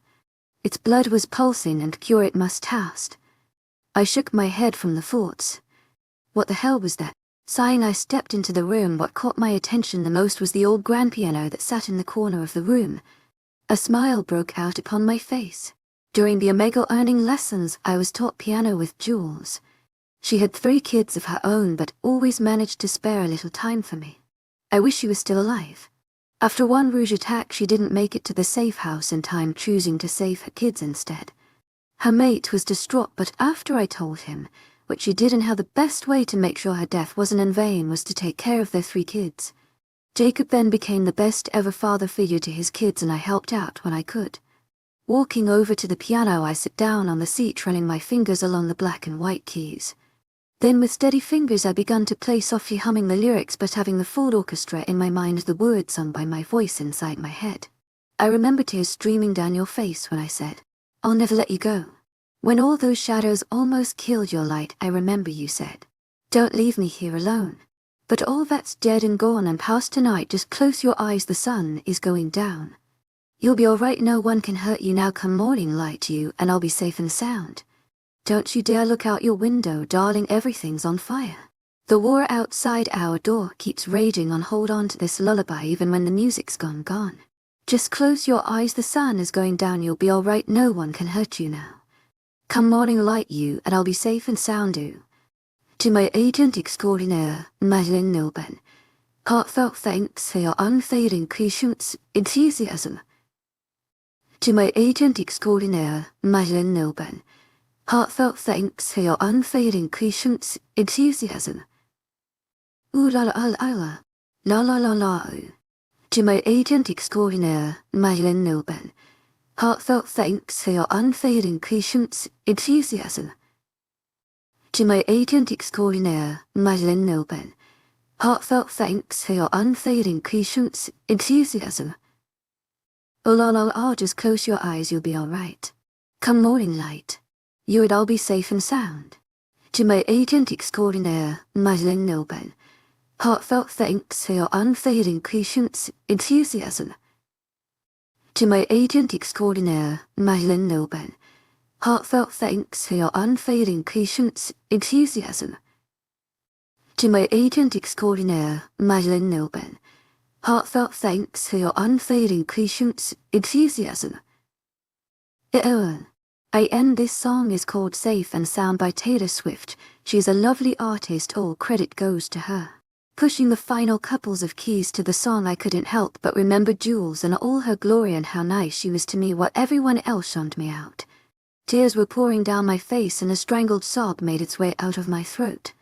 The sounds of footsteps drew next to me and my ears pricked up, locating the sound instantly.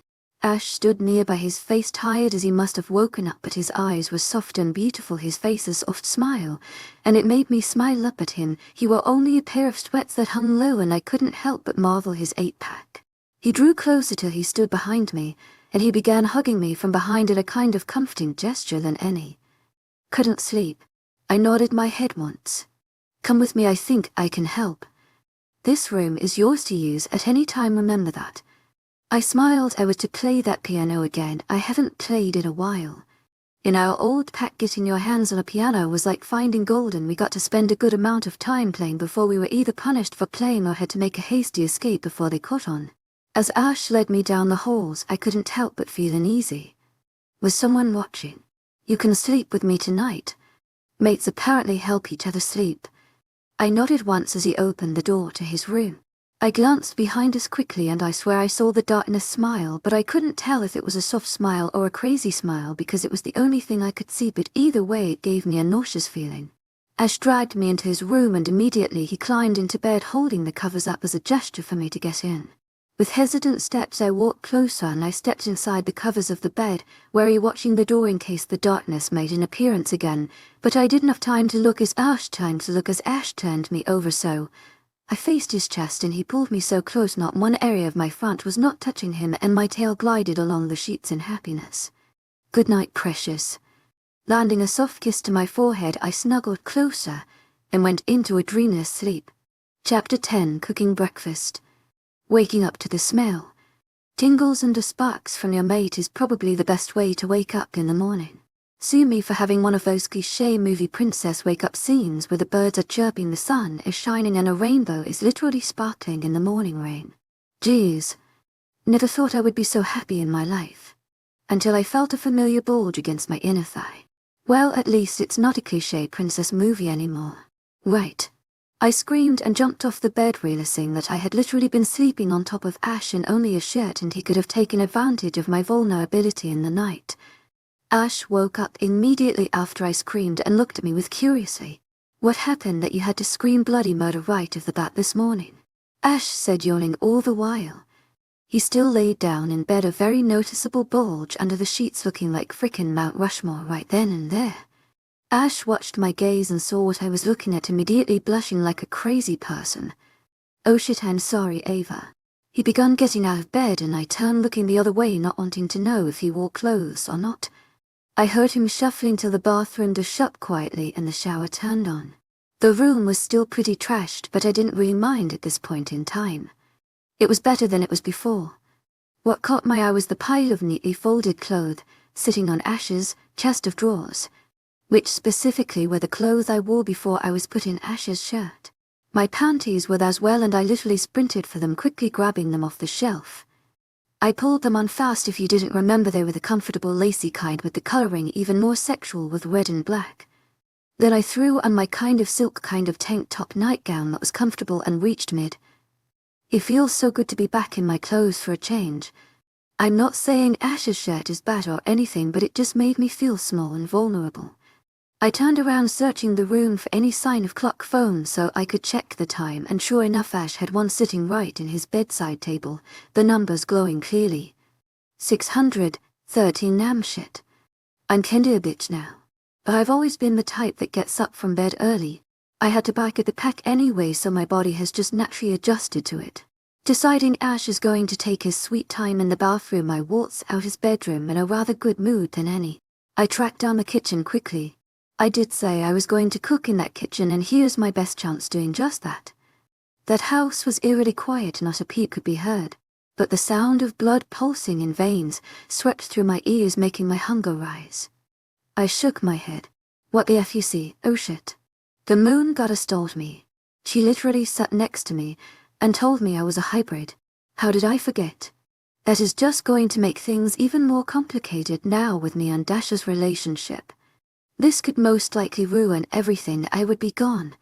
Shaking my head, I still wanted this to be one of those cliché princess stories that there lives a perfect and that nothing could possibly go wrong.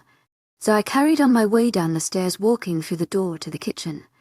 It was silent. The kitchen was the same as yesterday when I walked in for a couple of minutes before I fainted. Grabbing all the things I needed from the large silver fridge, I began cooking a huge buffet. I wasn't sure how many people were here, but my werewolf hearing never lies and there's over 50.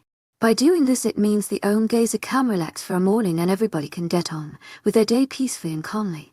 Pulling out all the ingredients like bacon, sausage. To my agent extraordinaire, Marilyn Nilben, heartfelt thanks for your unfailing patience, enthusiasm. Pancakes, fruit and some different drinks. I began setting up the large tables with clean cutlery as the food cooked slowly in the kitchen. I was a professional at this, helping all the Omega females cook without anyone realizing, because I bet if they did they wouldn't want to eat it, because I touched it. The thought made me hesitant to continue, but realized thing is almost finished. I decided to just go ahead with it, and if they weren't gonna eat it, their loss.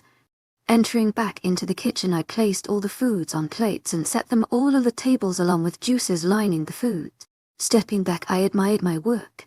Using my tail to get rid of a bit of fluff on the corner of the table, I was fully satisfied and went back to the kitchen to clean up the mess I made. It wasn't a mess. It was a bomb site. I bounced at the opportunity to clean and begun packing things away. Wiping benches, cleaning dishes, and even taking out the trash, and the kitchen was returned to its normal state. Alfie, oh shit. Ash's feet were literally pounding around the top floors and then down the stairs as it echoed through the house like no tomorrow. Everybody up, find your lunar shits, fucking run away. Ash immediately stopped once he reached the kitchen and dining area. I stood in the middle of the entire kitchen while you had a clear view of the dining room where breakfast was set up. I looked down, too afraid to look into Ash's angry eyes. That's when I heard all the other steps coming our way. Everybody frantic and stressed trying to find me. I pulled my ears tightly back and pulled my tail in between my legs, the comforting feeling it brought making me feel better already. You could hear as everyone stopped next to or near Ash. First time meeting the pack is nice, right? The Luna made breakfast. Fuck yeah. My ears perked up at the sound of an unknown male and the crowd began cheering, filling into the dining room, some stopping to thank me or just to gaze at my body. I nodded my head silently at them all, and no one pressed further to hear me speak or make a sound, and I was very thankful for that. My tail was shaking in happiness and I was smiling a broad smile. Slight chuckles coming out my mouth as boys and girls alike kept making funny comments about how awesome I was to make breakfast. They liked me. Ash stared at me, the only one that stayed back from the large crowd, and walked closer, slowly enveloping me in a large hug. You're just too good at first impressions, aren't you? I snuggled into the hug, my arms snaking around his waist on their own without my consent. My ears were pulled back so I seemed smaller, and my tail made an attempt at wrapping around outer forms to make the hug last longer and the tingles continue. Now, even though you don't want to, you need to eat something, even if it's just an apple. I immediately went nauseous when he mentioned eating. All that I had to eat at Moonrise was this disgusting soup dish that was horrible, but I had to eat it anyway, throwing up immediately after. I didn't respond, and Ash took that as a good sign when it was meant to be bad. He gripped my hand, the tingles going through my body making my tail shake in anticipation as he led us to the dining room where everyone was sitting laughing and just plain out smiling. It filled me with joy. No one was ever happy at Moonrise under Alfie Den's rule. It was just an everyday emotion to be upset and to talk only when spoken to. But seeing this pack just made me all giddy inside, and I smiled everyone as Ash led us next to the tables and around the chairs, ducking our heads every once in a while as food was thrown around the room. It made me laugh. Ash led us to the end of the tables where one smaller one was set up. Most likely for the higher-ranking wolves, as there weren't many chairs and only for other people sat. A couple sat side by side.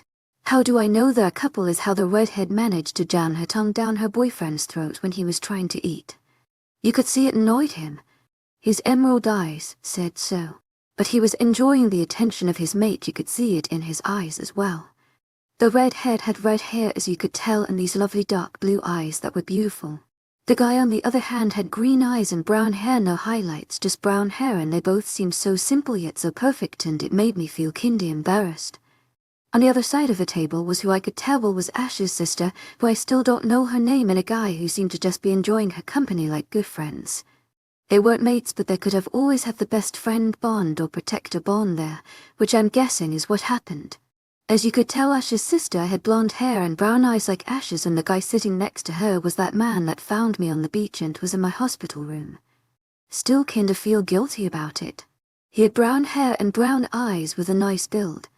Other than that, these were the only people sitting on this table, the couple sitting on one side on the length of the table with Ash's sister, and that guy who was on the beach on the other side, so 2 seats were left spare in the middle. I couldn't help but think that's where Ash and I meant to sit. And of course my assumptions were proven right, as Ash sat next to the redhead and I sat next to Ash's sister. I'm glad I wasn't sitting next to someone I didn't know, so I wasn't pressured into speaking, but it was nice to be surrounded by people who actually liked me for a change. Until Ash stood up. "Can I have everyone's attention, please?" I yelled out to everyone, and they all turned to the alpha, all eyes and ears in him. Not one person was disobeying. "Thank you. Now we all know that I have found my mate." The crowds erupt into cheers and clapping, so I would like to present to you your new Luna to be Ava. Everyone was applauding and I broke out into a smile. "Stand up, precious." Ash offered his hand to me and I gripped it, standing up beside him, so we stood in front of a good percentage of the pack. Everyone died down just watching me. There were so many people. You can trust them. Ash mumbled close to my ear, and it made my ears twitch from his hot breath. Oh, I managed to squeak out. Everybody was astonished at my voice. It wasn't anything like it was that of an angel's, but actually how it was so scratchy and not used. May I ask a question, Luna? A younger-looking girl near the front asked. She was only around 15 or something. I nodded my head to continue. Were you mute? Everybody wanted an answer, and they wanted one now. You could tell everybody was talking through the mind link, asking each other questions. Why, yes, I squeaked out. A collective gasp signaled around the room, and Ash became tense and angry after. You're gonna ditch me for that bitch, Ash? All eyes went off me, the conversation long forgotten as a pissed off Wolf stormed into the room, her hands balled up into fists at her sides. She wore the most trash-est outfit of all time, with a tiny skirt and crop top that looked more like a bikini top than clothing. Whitney, go AWA, oh please Ash. We had something and you're leaving me for this skank. Whitney, that was the girl that must have had a relationship with Ash before I came here. But let me tell you this, she was your typical whore, with bright blonde hair that looked bleached with blue eyes to match. Her skin was as orange as a literal orange, and she looked like a Noomple unpaid. Whitney, I will not let you do this to my mate. She is your Luna. Ash roared at the table, slamming his fists down, all the while making the room shake. Whitney's wolf side visibly flinched at how she made her alpha mad, but human side kept pressing forward. Imperfect for you, yet you hang with this mons. She didn't get to finish her sentence as I grabbed the butter knife from the container and literally tore it.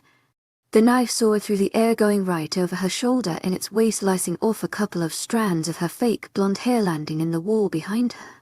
She was petrified, her eyes wide as saucers, as were the rest of the crowds that were watching. Ash was also scared, like who would expect that the mutated girl had been a trained assassin specializing in the killing of alphas. I got up from my seat, walking down the I love tables right by Whitney, who was watching me warily in case I would do anything. She should have watched her legs as I tripped her over with my tail, which sent some of the room into hysterics as she fell to the floor in a big sobbing heap. I came to the wall that the knife was implanted in and pulled it out roughly, throwing it behind me, knowing that it would land in the floorboards right at Whitney's feet. Then I left the room with my head held high, but in fact I was petrified at the consequences that will come. Chapter 11, Weakness. It was then, as I closed the door behind me in Ash's bedroom, that I collapsed to my knees, my head resting against the closed door. I felt weak. Physically and mentally I felt utterly weak. The lightheadedness must have been from the lack of food, but I've never felt weak from it. This is what I truly did not know what was happening to me, and I cringed as pain began sweeping through my body. To my agent extraordinaire, Madeleine Nilban, heartfelt thanks for your unfailing patience, enthusiasm. Ash called out from downstairs, probably forgetting about the fear and shock he felt after I almost killed Whitney, bitch. I'm guessing he's gonna be more than pissed off. Being an alpha, he has an urge to protect his pack, and I just threatened them even though she started it. To my agent extraordinaire, Madeleine Nilban, heartfelt thanks for your unfailing patience, enthusiasm. He was closer now at this point, and I quickly tried to gather myself to my feet so he wouldn't know that I'm weak. I staggered to my feet. My tail was nothing like it usually was. It looked like it belonged to a dead animal, and my ears were as tense on my head as I listened for Ash's feet closing in. I just made it to my feet as Ash pummeled at the door down. Weird I didn't hear him. But from the brute force of the door being shoved, I was thrown to the floor, and that's where I stayed. Shit. Ash immediately bent down to help me, my body like a limp corpse in his arms. I didn't know what was happening to me, and my mind was in a daze. I don't know, but my body felt as if it was just a massive pile of jelly, moving about with the earth but technically not moving an inch from its original position. Look at me please. Ash gripped my head as he held me bridal style in an attempt for the mate bond to heal me. His hand was rested on my cheek, supporting my head, forcing me to look into his eyes. How much I loved those eyes. But, in all honesty, I think it has something to do with my vampire side. Ash's eyes glazed over for a moment, making his brown orbs a lighter shade, losing its lovely lively color. But it soon returned, his frown etched into his face as he watched me. I could hear his blood pulsing through his veins, but it made me sick and hungry at the same time, and I fought for control. I squirmed and groaned in his embrace as he held me closer to him, making it worse yet better at the same time better. It was cruel to feel this way. Half my body wanted Ash to wrap his arms around me and never let me go, while another part wanted Ash to lean that 1 or 2 inches closer so I could penetrate the flesh of his neck and suck his warm crimson blood from his body. I felt so weak in his presence. Please don't leave me. I just found you. Don't go. It broke my heart to hear him say this, but I would rather him watch me die than see the monster I am as I drain all the blood from his body. To my agent extraordinaire, Madeleine Nilben, heartfelt thanks for your unfailing patience, enthusiasm. Let me take the Luna and let us see what we can do with her. Ash softly growled as who I presume is a pack member trying to help me. But at this point my body felt so droopy and my eyes were closing, and it was a trial just to attempt to keep them open. My ears then went. I couldn't hear anything, but I could faintly see the fuzzy outline of Ash yelling at people and countless pack members trying to help me. ASSH. I mumbled out, barely audible, but I guess he heard it, as Ash turned to me, his face literally dripping with tears. He screamed at me, you could tell, but my ears were too far gone to even try and make out what he was trying to say. All I could tell was whatever he was trying to tell me seemed really important. But my world became one with that of darkness. Ash POV. Adi Ava. I screamed at her. I lay in a crumple heap on the floor with her in my arms, her eyes fluttering shut, and her breathing coming more distant with each breath and heartbeat becoming ever so faint. I came up here to yell at her, question her, but now I may not even be able to see her beautiful grey eyes again. She looked so lifeless and pale in my arms. Her silk night and top was revealing, and you could easily make out the red panties she wore underneath, but I didn't care for 1 second as I held her in my arms, the life draining out of her faster than my pleas for help can reach. Alpha, please, we're losing the Luna fast. If you don't let us take her, she may die. Carter the pack's doctor tried reasoning with me, but my wolf side had taken over, and anyone trying to take her away will face his wrath. Don't touch her, I yelled out, gripping her limp body closer to me, hoping she would heal instantly from our body's close radius. My tears weren't visible, but now I let them fall. I was too high and mighty to cry in front of anyone else. I haven't shed a tear since that day. Shaking the thoughts from my head, I pushed my face into the crook of her neck, searching for any type of a pulse. Arms gripped me from behind and I growled at the contact as it wasn't that of my mates. Keep him restrained, I need to figure out what's wrong with her. I could hear a voice amongst the crowds that had gathered, but my wolf had pushed my thoughts to the furthest corner of my mind, which I had no way to get out. I tried countless times to break down the wall he had built up, but it was so strong and sturdy, the love for his mate that my wolf shows is infinite, as he attempted to claw and growl out of the grasp of all the pack members and nurses holding me back so they can try and save Ava. Inject the wolf's bane so at least the alpha's human side can watch. Immediately after the words were spoken out, a pinch was felt on the back of my neck, barely even noticeable, but I instantly felt my wolf side calm down, his body and my mind collapsing to the floor. As for in real life, I took full control, running to Dr. Carter's side, where he held a very limp and lifeless Ava. Is she gonna be alright? I asked the doctor, a bit angry and sad in front of me, but what was plastered on his face was complete and utter confusion. I kept my gaze down on Ava's perfect face, besides the one scar on her eyebrow, that I still had no idea where it came from. Her wolf fears were lax and weren't moving, unlike all the other times I've seen, as they were tense as a board. Her tail was like a wet cloth, moving wherever it was pushed or pulled, but completely lifeless like the rest of her body. The only thing that moved was that of her lips and her eyes twitching. Everything else was yet to move. We need a blood transfusion stat. I looked up at the doctor, confused. Why would he need a blood transfusion? There is literally no percentage of blood left in her body. It's as if it was completely drained out. Carter drifted off, his words hard to hear amongst the commotion, more to himself than anyone else.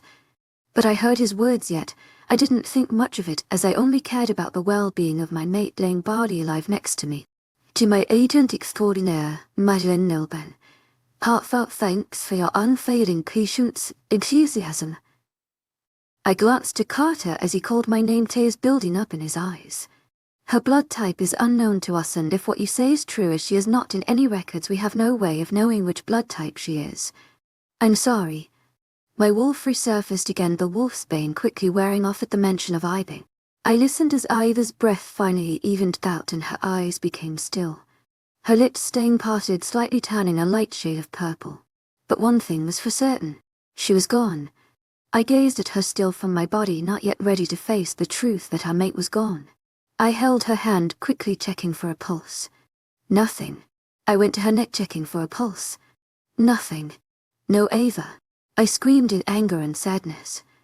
I just find my mate, the one true love of my life, find out she's been tortured and beaten most of her life, and now I lost her. Alpha Ash. A young girl came screaming into the room, unaware of the countless faces and looks of everyone devastated about the death of their Luna. The young girl pounced upon me, her small arms wrapping around my muscular arm. I was about to throw her off if it wasn't for the next couple of words she screamed directly in my ear. Rouges are attacking. The only thought that was going through my mind was, I'll kill them all. Chapter 12, Bloodthirsty Ash POV. I was hesitant to leave Ava in this state. She looked so peaceful laying on my carpet, motionless, while the whole room was filled with screams of terror. I didn't spare it one glance as I said my final goodbyes to my beauty. It was truly a representative to the metaphor. You don't know what you have till it's gone.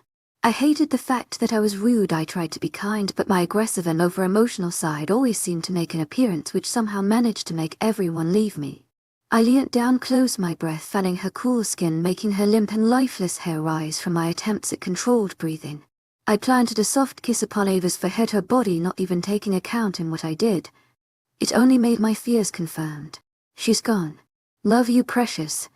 Stroking her hair out of her face one last time. I stood up off the carpet, standing next to her motionless body. The room, no activity of any sounds but war cries raged on outside the pack house.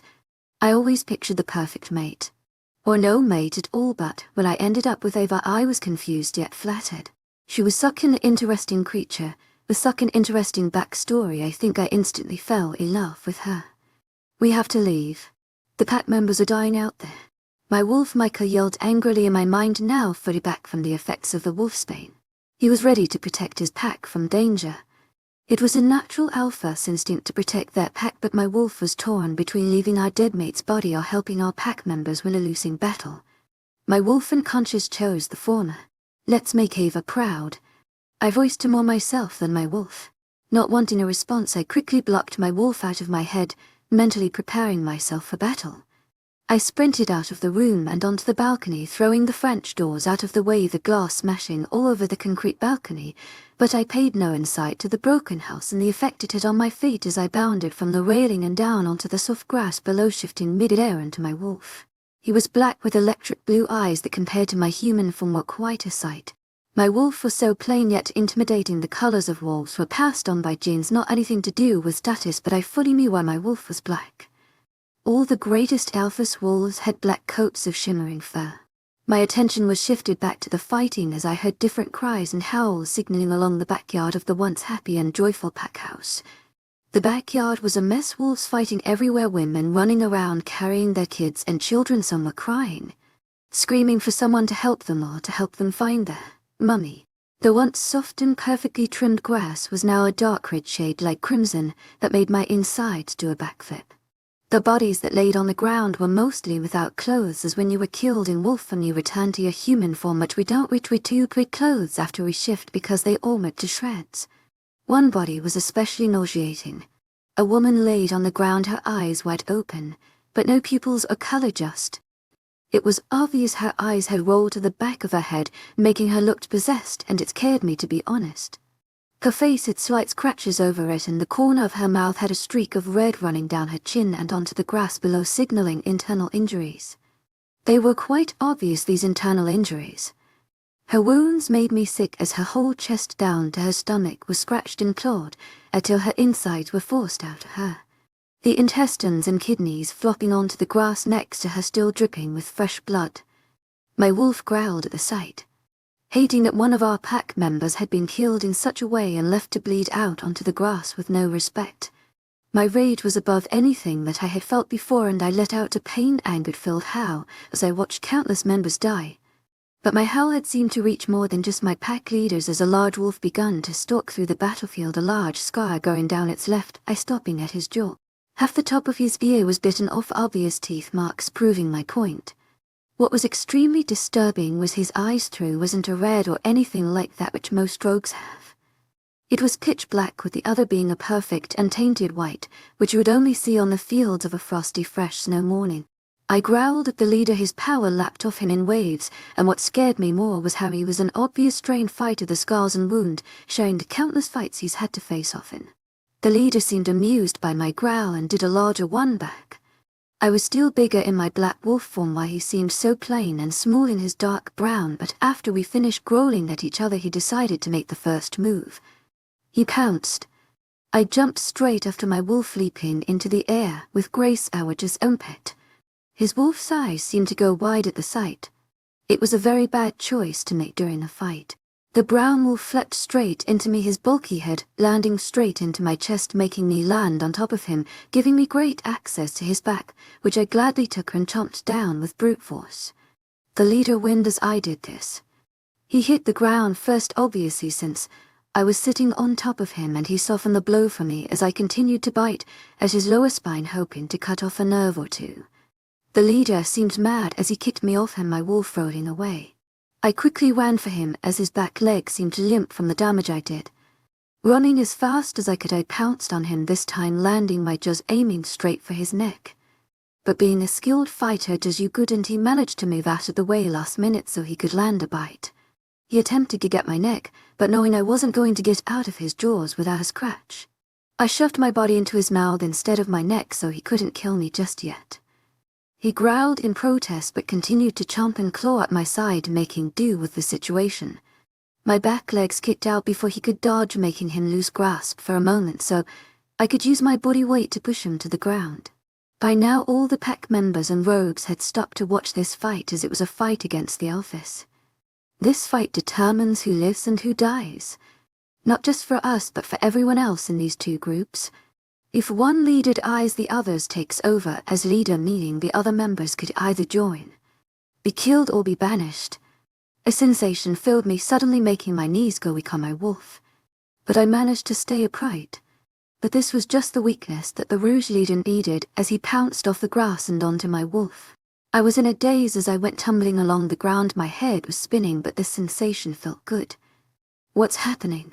I screamed out in frustration to my wolf, who seemed to be stuttering and shocked.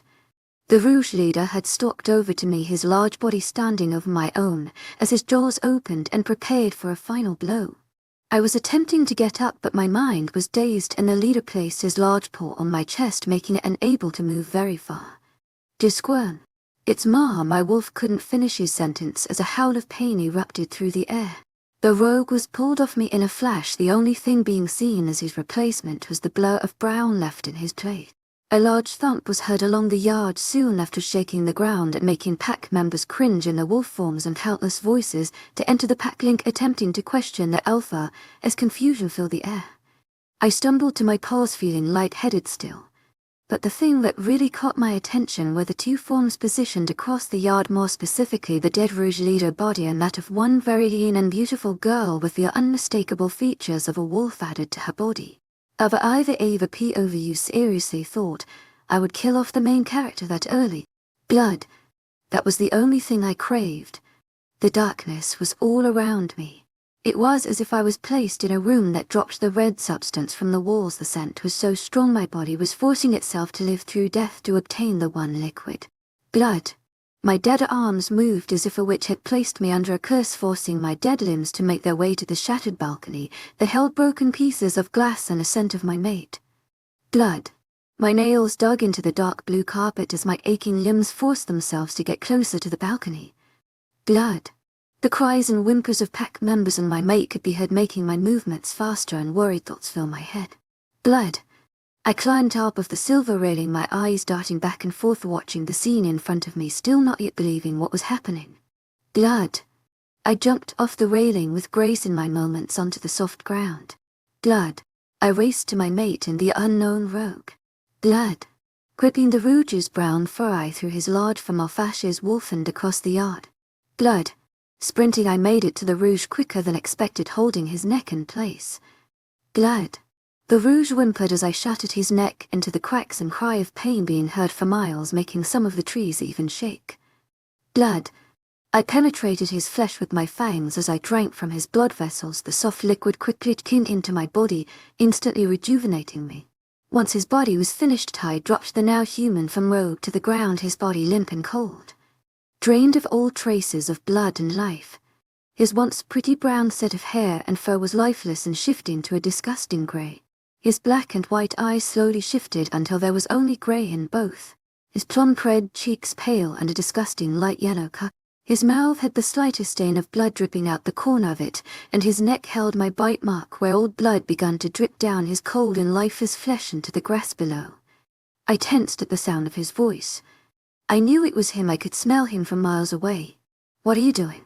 I turned slowly around to see Ash's confused gaze watching me closely. His eyes went wide as he watched me. It was disturbing. I was in my nightgown as per usual, my once perfect dress stained red on the front. My once pink lips now a bright red, dripping in the rogue's blood. My tail was soaked in blood, the tip especially sitting in a pool of blood that I didn't drink from the rogue. "What are you?" Ash asked me, perplexed, stepping closer. I took a step back, scared of what he was going to do.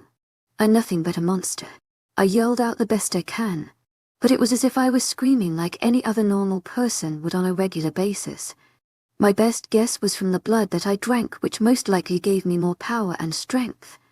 That's what I needed all along. "You disgust me," Ash yelled out. All curiosity and worry out the window, it was just pure hatred and anger towards me now. It honestly hurt. He's my mate, and even that will crush me, even though I'm only part werewolf. My soul was ripped into in that moment, and I knew the next couple of words to leave his mouth will most likely defiantly crush me further. "I urged Gavin Reed reject you Ava as my mate and Luna to the Blood Moon Pack." Ash stopped to take a breather, his eyes shutting momentarily, then opening again, the burning rage never leaving them. "Get off our packlands, rogue," he screamed, and that's when I literally felt my heart shatter in two. Keeping my head held high, I slowly walked to the forest edge, which on the way went past Ash's eyes, never leaving my body. I stopped as I stood next to him, me facing the forest while he faced the pack house. My ears were drawn back enough for everyone to know I wasn't happy or joyful, and it made me look less intimidating. My tail was slack behind me. Not even the sight of my mate can bring back its joyful, shaking nature. "Thank you. I'm glad you let me feel joy for at least once. I am in your debt." Ash obviously seemed confused as I spoke this, but I only spoke the truth. My soul was shattering, but I was glad I've kept the charade going this far. "You know, the moon goddess warned me about this. Told me everything was going to be worse before it got better. Who knew that the worst part would be my mate rejecting me?" I said to Ash with a breath of laughter. The moon goddess's words kept filling my ears, her words speaking to me, retelling all the words of sentences she spoke to me in that dream reality. "Things will only get worse before they get better." Ash looked at me curiously with a slight glance when I addressed our goddess, but I guess he must have thought I was lying or that I was an idiot. I continued my walk till the edge of the forest line. Everyone was either anxious or curious about me, as no one had moved yet, their eyes burning a freaking hole in the back of my head the size of a crater on the moon. But I was upset to see all these eyes on me. I was so different that someone who didn't stare must have had a brain effect. I turned slowly to the whole pack. Ash still had his back to me as I turned, but I knew he was having an internal battle with himself. But the rest of the pack had their eyes glued on me, and only me as I stood next to the tree line, my gown blowing in the breeze, my ears fluffing from the cold, and my tail tucking itself in between my legs as the gazers stayed on me. "I thank everyone here for your kindness. I've never been shown this much in a couple of days, and I'm glad I got to make you breakfast this morning. I'm sorry I was born this way. I wish I could take it all back." I gave the crowds one last smile as light wave, then turned and sprinted away. No one knew, but tears were flooding from my eyes as I sprinted to get off the territory. I may have put on a show then, but this was the normal Ava completely breaking down while she sprinted through a forest, her heart into her soul ripped from her body.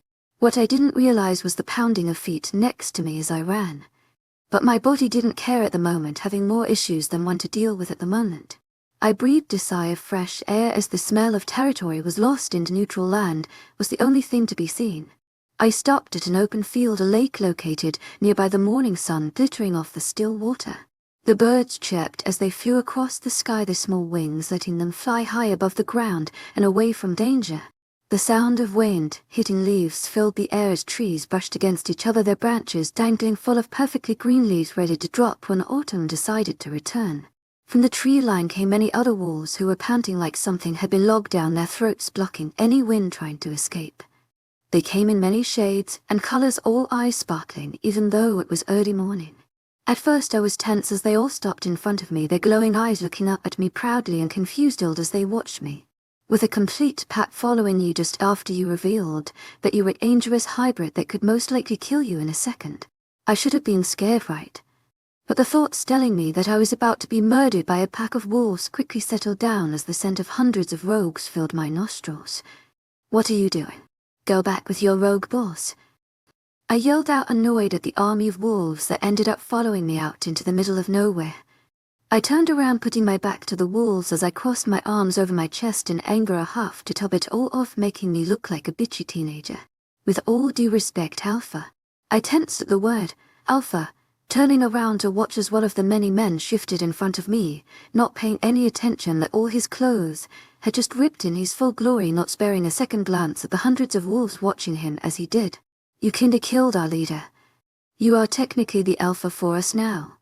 The man stood in front of me, his broad shoulders tense, his toned and lean yet muscled as his six-pack was out in the open for the world to see, and I won't go into detail about the area from the waistline down, but he had it open without hesitation. After that, everyone shifted to their human forms.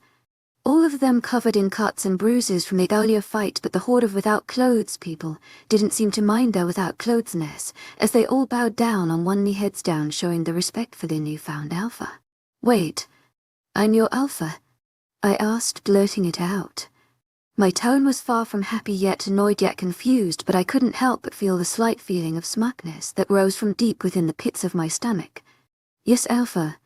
I smiled at the young man. The only thing I could see was the set of black hair that was sporting a good look on his head as he stayed kneeled on the ground.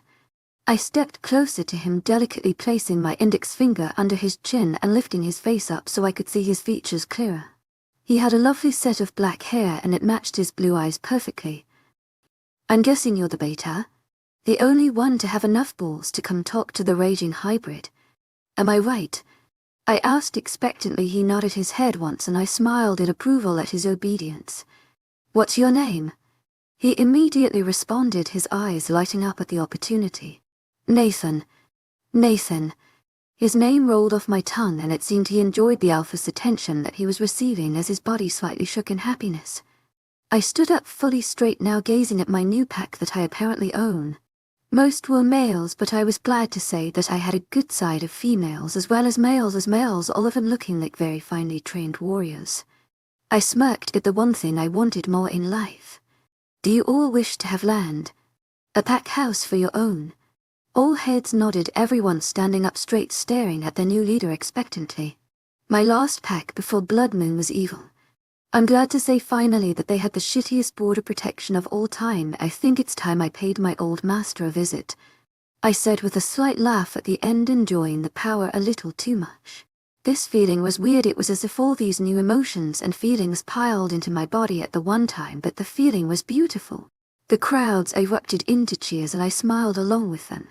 These were officially my pack members, all of them accepting me so willingly, unlike what Ash did. My heart clenched at the thought of him, but my smile never faltered looking out at my pack members. "Again, be ready, because I'm coming with a pack of my own."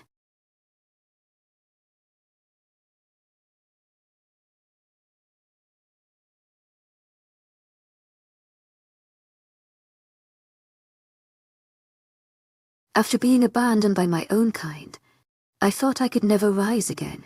But when I encountered a new pack, I realized I was not just a forsaken orphan, but a leader capable of changing my fate. My new family needs me, and I need them too. Chapter 13, Visits from an Old Friend, Ava POV. After the army of rogue wolves finally calmed their powerful cries and cheers of excitement, they were left in an open field with the early morning sun still breaking over the horizon. I watched as all the shifters stood in all their clothes, glowy, looking at me expectantly. It made me cower slightly. "Oh, did you guys have a base where we could heal and restock weapons and food?" I asked, praying that they did. Nathan was the first one to speak up. "Yes, it's about a day's run from here," Nathan concluded, pointing north all the while. I nodded my head. "Since you were just in battle, we will run for as long as we can. Stop to hunt. Rest, then continue on forward, and hopefully we can reach the base by early sunrise tomorrow." Everyone nodded with a smile on their face. "Shift now and we will begin to run." Everyone nodded, and the shattering of bones was heard all throughout the forest as everyone changed into their wolves. "Alf," Nathan started, but I cut him off before he could finish that word. "Call me Ava." The word and title Alpha gives the impression I am a cruel and savage leader, which I am not. I concluded with a soft smile. Nathan stared at me for a moment longer before a soft smile was plastered on his face.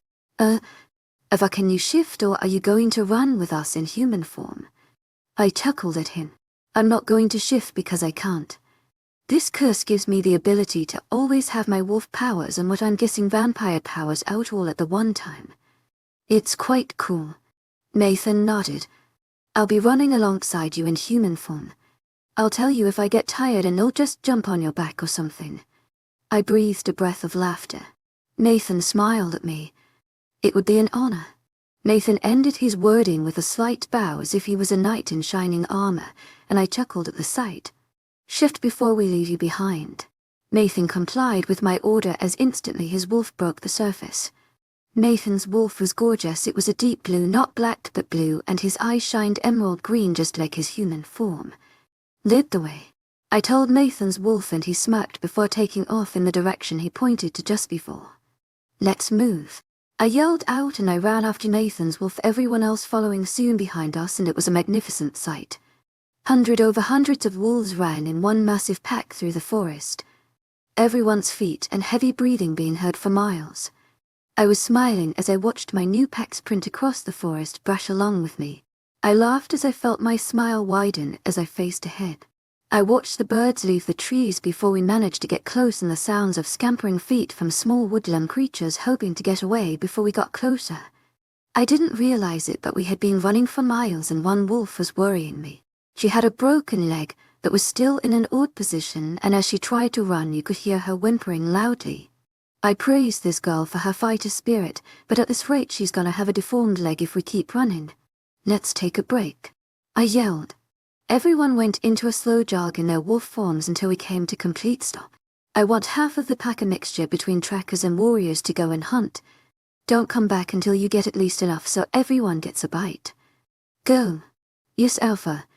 A chorus of "Yes, Alpha" signaled off in my head, knowing they complied with my order. "I would prefer you all to call me Ava." "Thank you," I asked back to the mind link. I think a little overall the pack ran off in search for a meal, while others decided to spend their time building a bonfire or checking over their still healing wounds. The young wolf laid down as soon as the orders were given out. Walking quickly, I made my way over to her as she laid on the ground, her breath raspy and uncontrolled. "Hello." Her head shot up off the ground looking at me. Her eyes were wide, confused as to why an alpha was addressing her with such kindness. "I couldn't help but notice your leg. I've had many of those and they hurt like a bitch. I know how to reset it in human form, so if you could shift back that would be great." The wolf seemed startled at what I had asked, but she did nonetheless. Her once light brown fur shifting to dark brown hair, and her claws and tail retracted into her body, her eyes never changing from their soft brown color. She laid on the ground flat on her back as she struggled to get her breathing under control. I took a quick peek at her leg and it was obvious it was broken.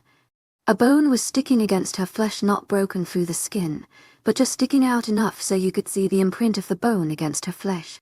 "I'm sorry I have to do this. It's gonna hurt for a bit, but then it will heal normally and less painfully."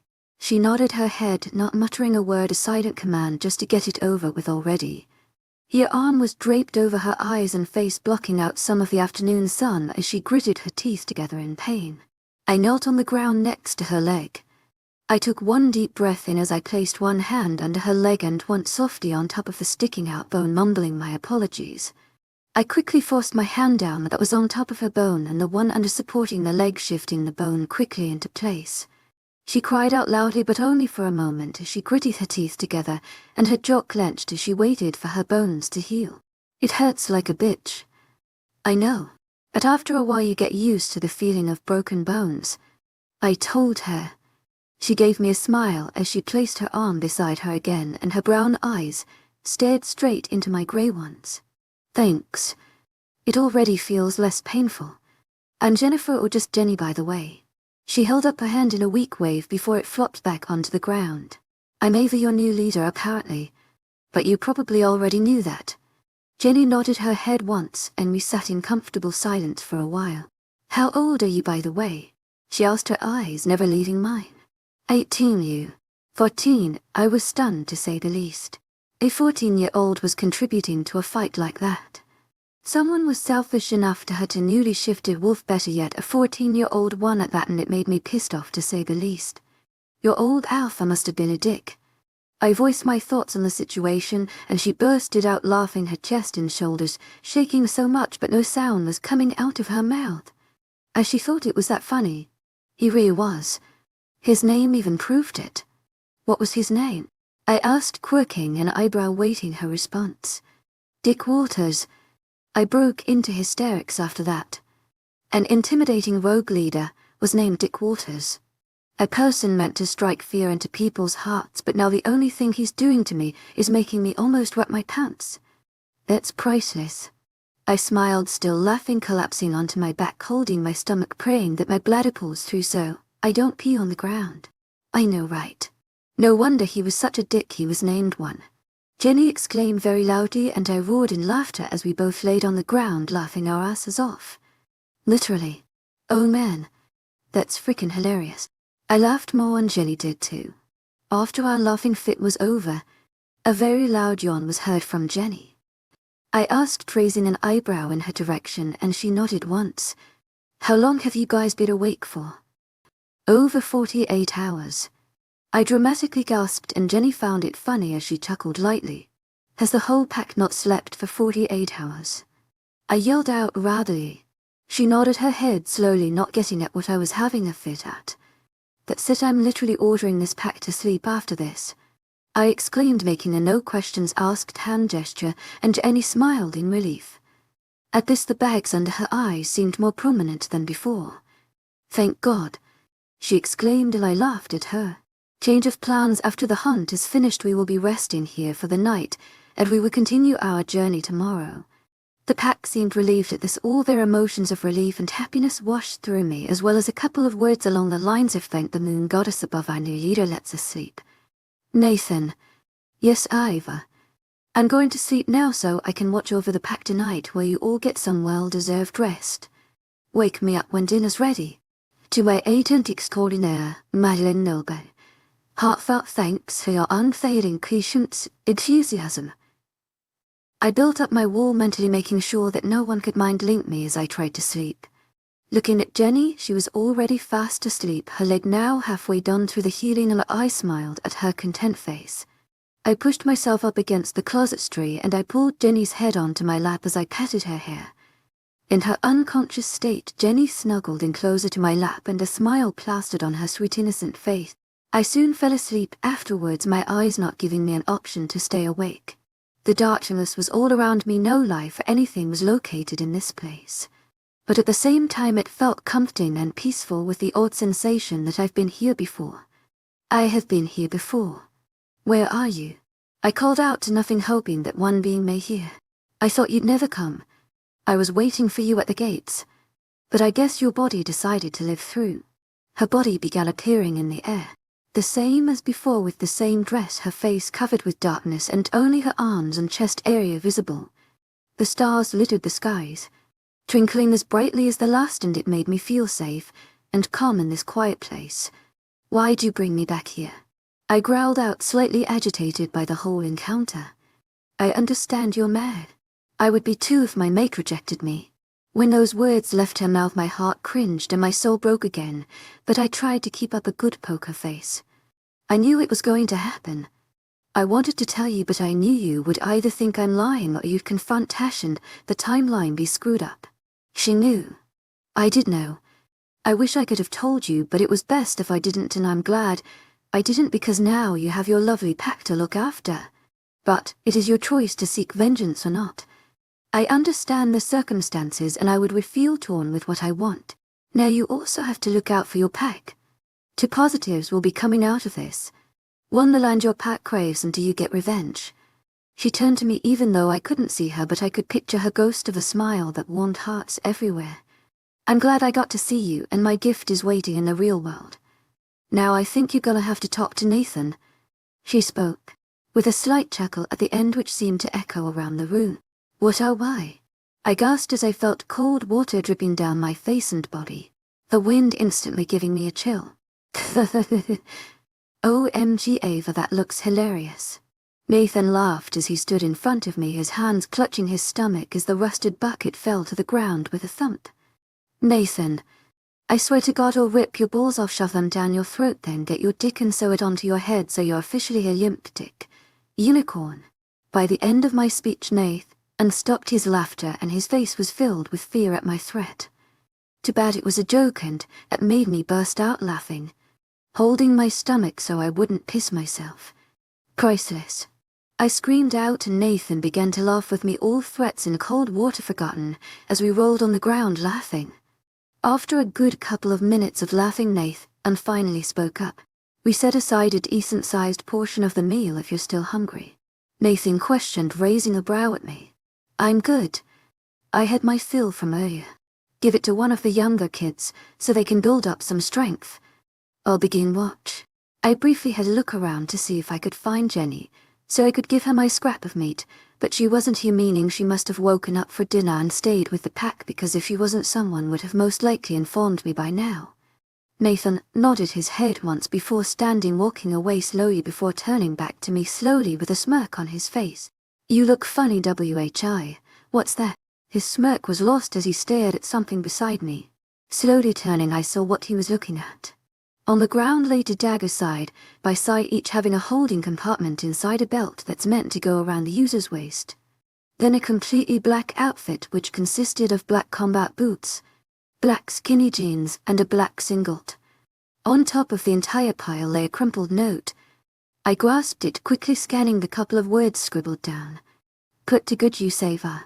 Sincerely, your good friend. Well aware of the figure standing behind me reading the note. Who's your old friend, Ava? Nathan asked, confused at the situation.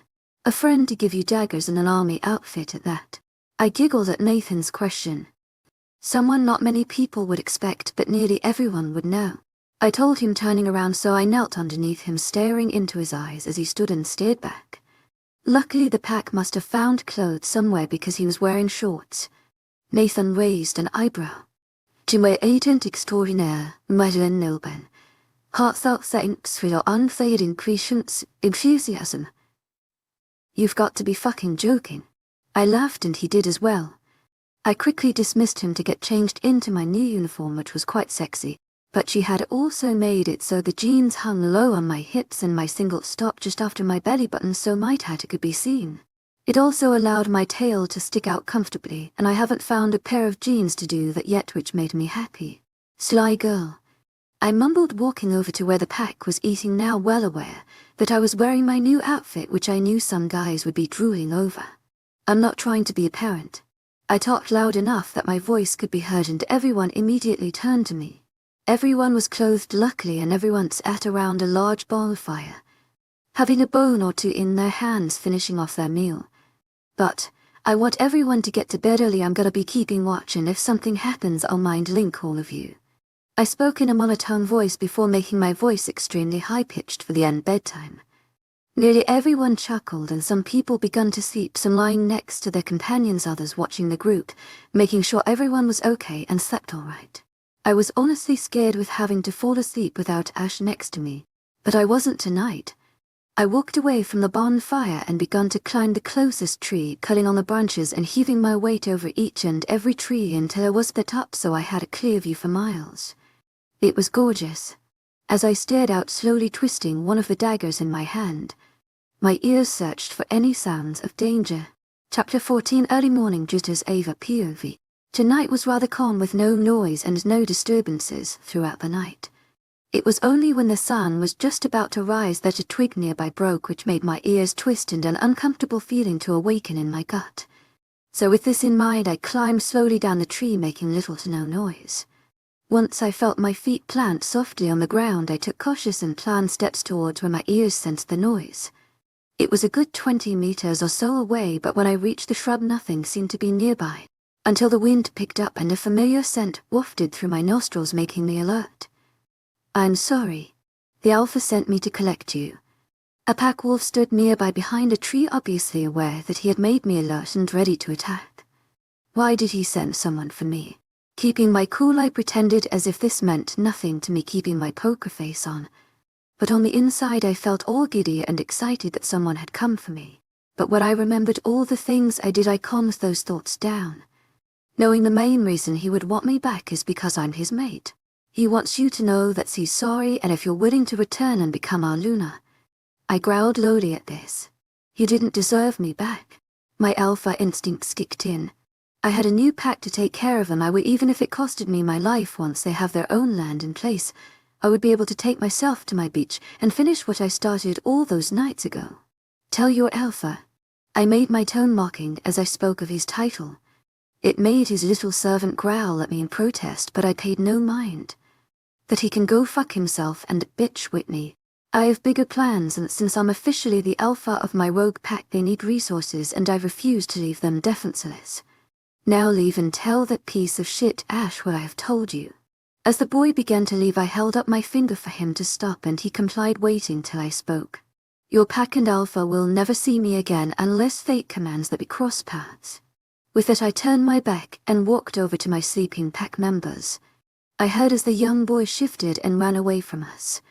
Reaching my pack members with quick strides, I scanned the area around us, making sure there was no movements, no sounds and no scents nearby. By now the sun had risen over the horizon with familiar groans and protests of how. The grass was pointy, or my back hurts like a bitch, but I was glad they all slept, seeing as some people had visibly perked up and people looked less tired and healthier than before they went to bed. I was quite calm until I heard a pain-filled howl fill the air. Some of the pack members that were awake turned to me, as if I knew the answer. I did. I think Ash's little messenger told him what I said. It honestly shook me up. It's not nice to hear your mate howl in pain, and it physically and mentally tortured me to hear that noise. He was kind to me while I was there. He cared for me like no one else had before. But all care and kindness is short-lived, and I know that. It was his fault I was gone anyway. He did the rejection. He called me a monster. He kicked me out. He could blame no one but himself for my absence. It took about a good hour or two of boredom and tense silence as I waited for everyone to wake up.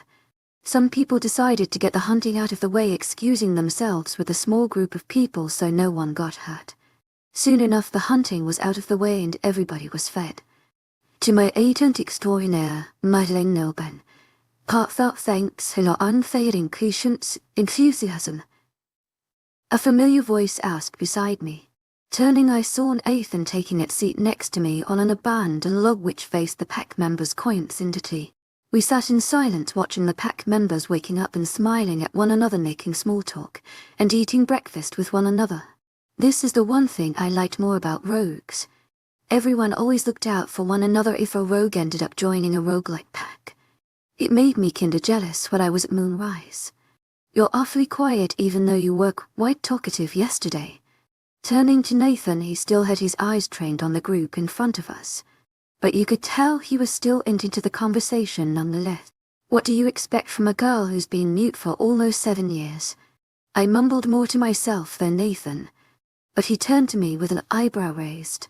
"You're kidding, right?" he asked with a slight chuckle at the end, as if it was a funny joke. I shook my head once. He got the message. "Do you want any breakfast or something? I could go get something if you like." Nathan turned to me, trying to get the early conversation and tension out of the way. "Most of the pack has already eaten. I want to get to this hideout as soon as possible anyway. I was really quiet today." because I was scared that I had to go see Ash again. He showed that he still wanted me sending a pack member after me, but I don't want him to find me. If he did, it would make me so annoyed and happy. I didn't want to deal with these types of emotions like that right now. The main focus was to get my pack land, and land this pack shall have. Bother you, intense. You all right? I turned to Nathan and his face seemed to be perplexed as he stared at me. Why are you crying? Nathan asked, as if a whisper. Only then did I notice the singular tear that fell onto a blade of grass. Then slowly, like the movies, that blade of grass leaned down and droplet went into the dirt. I wiped my wet cheeks facing the pack again. Early this morning. Ash, the alpha of the pack you just attacked. He sent a pack member to come collect me. He said shit like how he's sorry and that they need a Luna. I zoned out for a second, the realization of what I had just lost only now hitting me. I rejected their offer, told him that Ash could go screw himself for one of his bitches. And that I'm never going back. I sighed a happy breath of relief as I watched my new pack of rogues again, like one of those key stories. I turned to Nathan, a small smile on my face. I'm glad I chose to stay. Nathan gave me a small smile, as well, his eyes brightening up. I'm glad you did. Let's start running, shall we? We could get to the bunker by early afternoon if we leave now. I smiled at Nathan and nodded my head once. Soon enough, all pack members were accounted for, and Jenny's leg had even healed perfectly along with everyone else's wound, so everyone was fit and well rested, ready for our journey. Let's go, Nathan. I smiled brightly his way. Nathan had already shifted into his dark blue wolf, those emerald eyes still striking me by surprise as I stared at his beautiful wolf. Nathan smirked as he took off in the direction we were meant to be heading, and everyone followed soon behind. I watched with amusement and awe as some pack members decided to even run in their human forms instead of their wolves, and I let out a breath of laughter as I ran. Running just gives you this sense of freedom that not many other things can give you. I'm glad that I was so good at it. Ash POV. I had fully expected Ava to have run back into my arms without a second thought. Maybe even to be attacked and me run in all hero, like, and save her out of harm's way as if she was damsel in distress. But none of that happened. She was gone. When I realized she wasn't coming back, I sent nearly all of our trackers and warriors to go search with her, and still no news had come back of her whereabouts or even where she may be going. I was such a prick to her, and only now did I realize it. Fuck. I was currently sitting in my office taking my anger out by drinking scotch by the dozen, attempting to get my emotions under control by losing all control of my thoughts and actions. To my agent extraordinaire, Madeleine Nilban, heartfelt thanks for your unfailing patience, enthusiasm. I was still sober enough to notice the young man at the door. He seemed tense and upset. I was upset that I was barley drunk, but I set my bottle aside and waved the young man in so I could hear what he had to say. He stood stiff as a board as he shut the door behind him. He didn't bother to take a seat or make himself comfortable, but spoke the couple of words I didn't want to hear at all. Ava rejected the offer. He spoke timidly, knowing I was about to freak out, because not only did we lose our pack Luna, but I lost my mate. Fuck. I yelled out loud, throwing the scotch at the bookshelf, making a couple books collapse to the wooden floor and glass shards shattering everywhere. Little droplets of scotch began dripping down the shelves and soaking the books as a small puddle appeared on the ground. Thank you. I spoke with a shaken as I gripped the bottom of my desk facing the wood, not the man, as I heard the door shut softly behind him. Tears escaped my eyes before I could stop it, and I knew that it was my fault that she had left me, and she was gone, but I also blamed everyone else even though there wasn't a justifiable reason. I flipped my desk knowing full well that important paperworks were going to have to be redone, but I didn't care. Only one thought was replaying in my mind. I punched the wall, Ava. I grasped a painting of a simple flower vase off the wall and ripped it to shreds, Ava. I kicked my desk chair over, stomping on the chair legs and fabric, destroying any remainder of it. To my agent extraordinaire, Madeleine Nilban, heartfelt thanks for your unfailing patience, enthusiasm. Gripping the bookshelf, I threw the large shelves piled with ancient books to the ground, making sure that all those books were destroyed. To my agent extraordinaire, Madeleine Nilban, heartfelt thanks for your unfailing patience, enthusiasm. I destroyed the rest of the room in a swift sweep, barely remembering anything that I did as my wolf took full control of my body. I fell to the ground on my knees, letting out a blood-curdling scream of pain and sorrow. The realization that my precious angel is never going to come back to me. Chapter 15, Hideout in Surgery. We arrived at the hideout around late afternoon. The pack found a couple of rogues who were alone in their own group, injured and malnourished. We managed to carry the boy who was heavily injured, and the other teenagers kept up with us as we ran. We ended up with 6 new members, all of which needed serious medical attention, but hopefully make it out alive. The hideout wasn't anything special. It was simply a cave in the side of a mountain that had been dug deeper, with concrete lining the floor, ceiling and walls. They had a kitchen that was run down and dirty. Bedrooms were just a mattress on the floor, and apparently my new office was just a desk and a chair in a room, along with a couple of other small run-down couches and a bookshelf on the wall that's completely empty besides the collection of booze. I didn't have to look around for too long as Nathan, a couple warriors, and I all began helping the new rogues into our run-down hospital area. The infirmary was just a large hallway with curtains dividing the hospital beds with the surgeries that have to be performed in a bunch of little rooms off to the side. The best thing about this place is they seem to have all the medical supplies needed to heal a fucking army. I stayed with the rogue we found that was the worst. He was young, maybe around Jenny's age, but he was malnourished, unconscious and bleeding. It seemed as that group had been attacked, with most of them sporting a lot of cuts and bruises. He was in horrible condition. His face had a large scratch over it with 3 claw marks running down it. His chest was barely recognizable, but you could see the large singular claw mark down his chest exposing internal organs, and lastly he had a broken leg which I already pushed back in with ease. They laid the young boy on the table slowly. Nathan nodded to me as he left, but I grabbed his shirt, quickly pulling him back to me.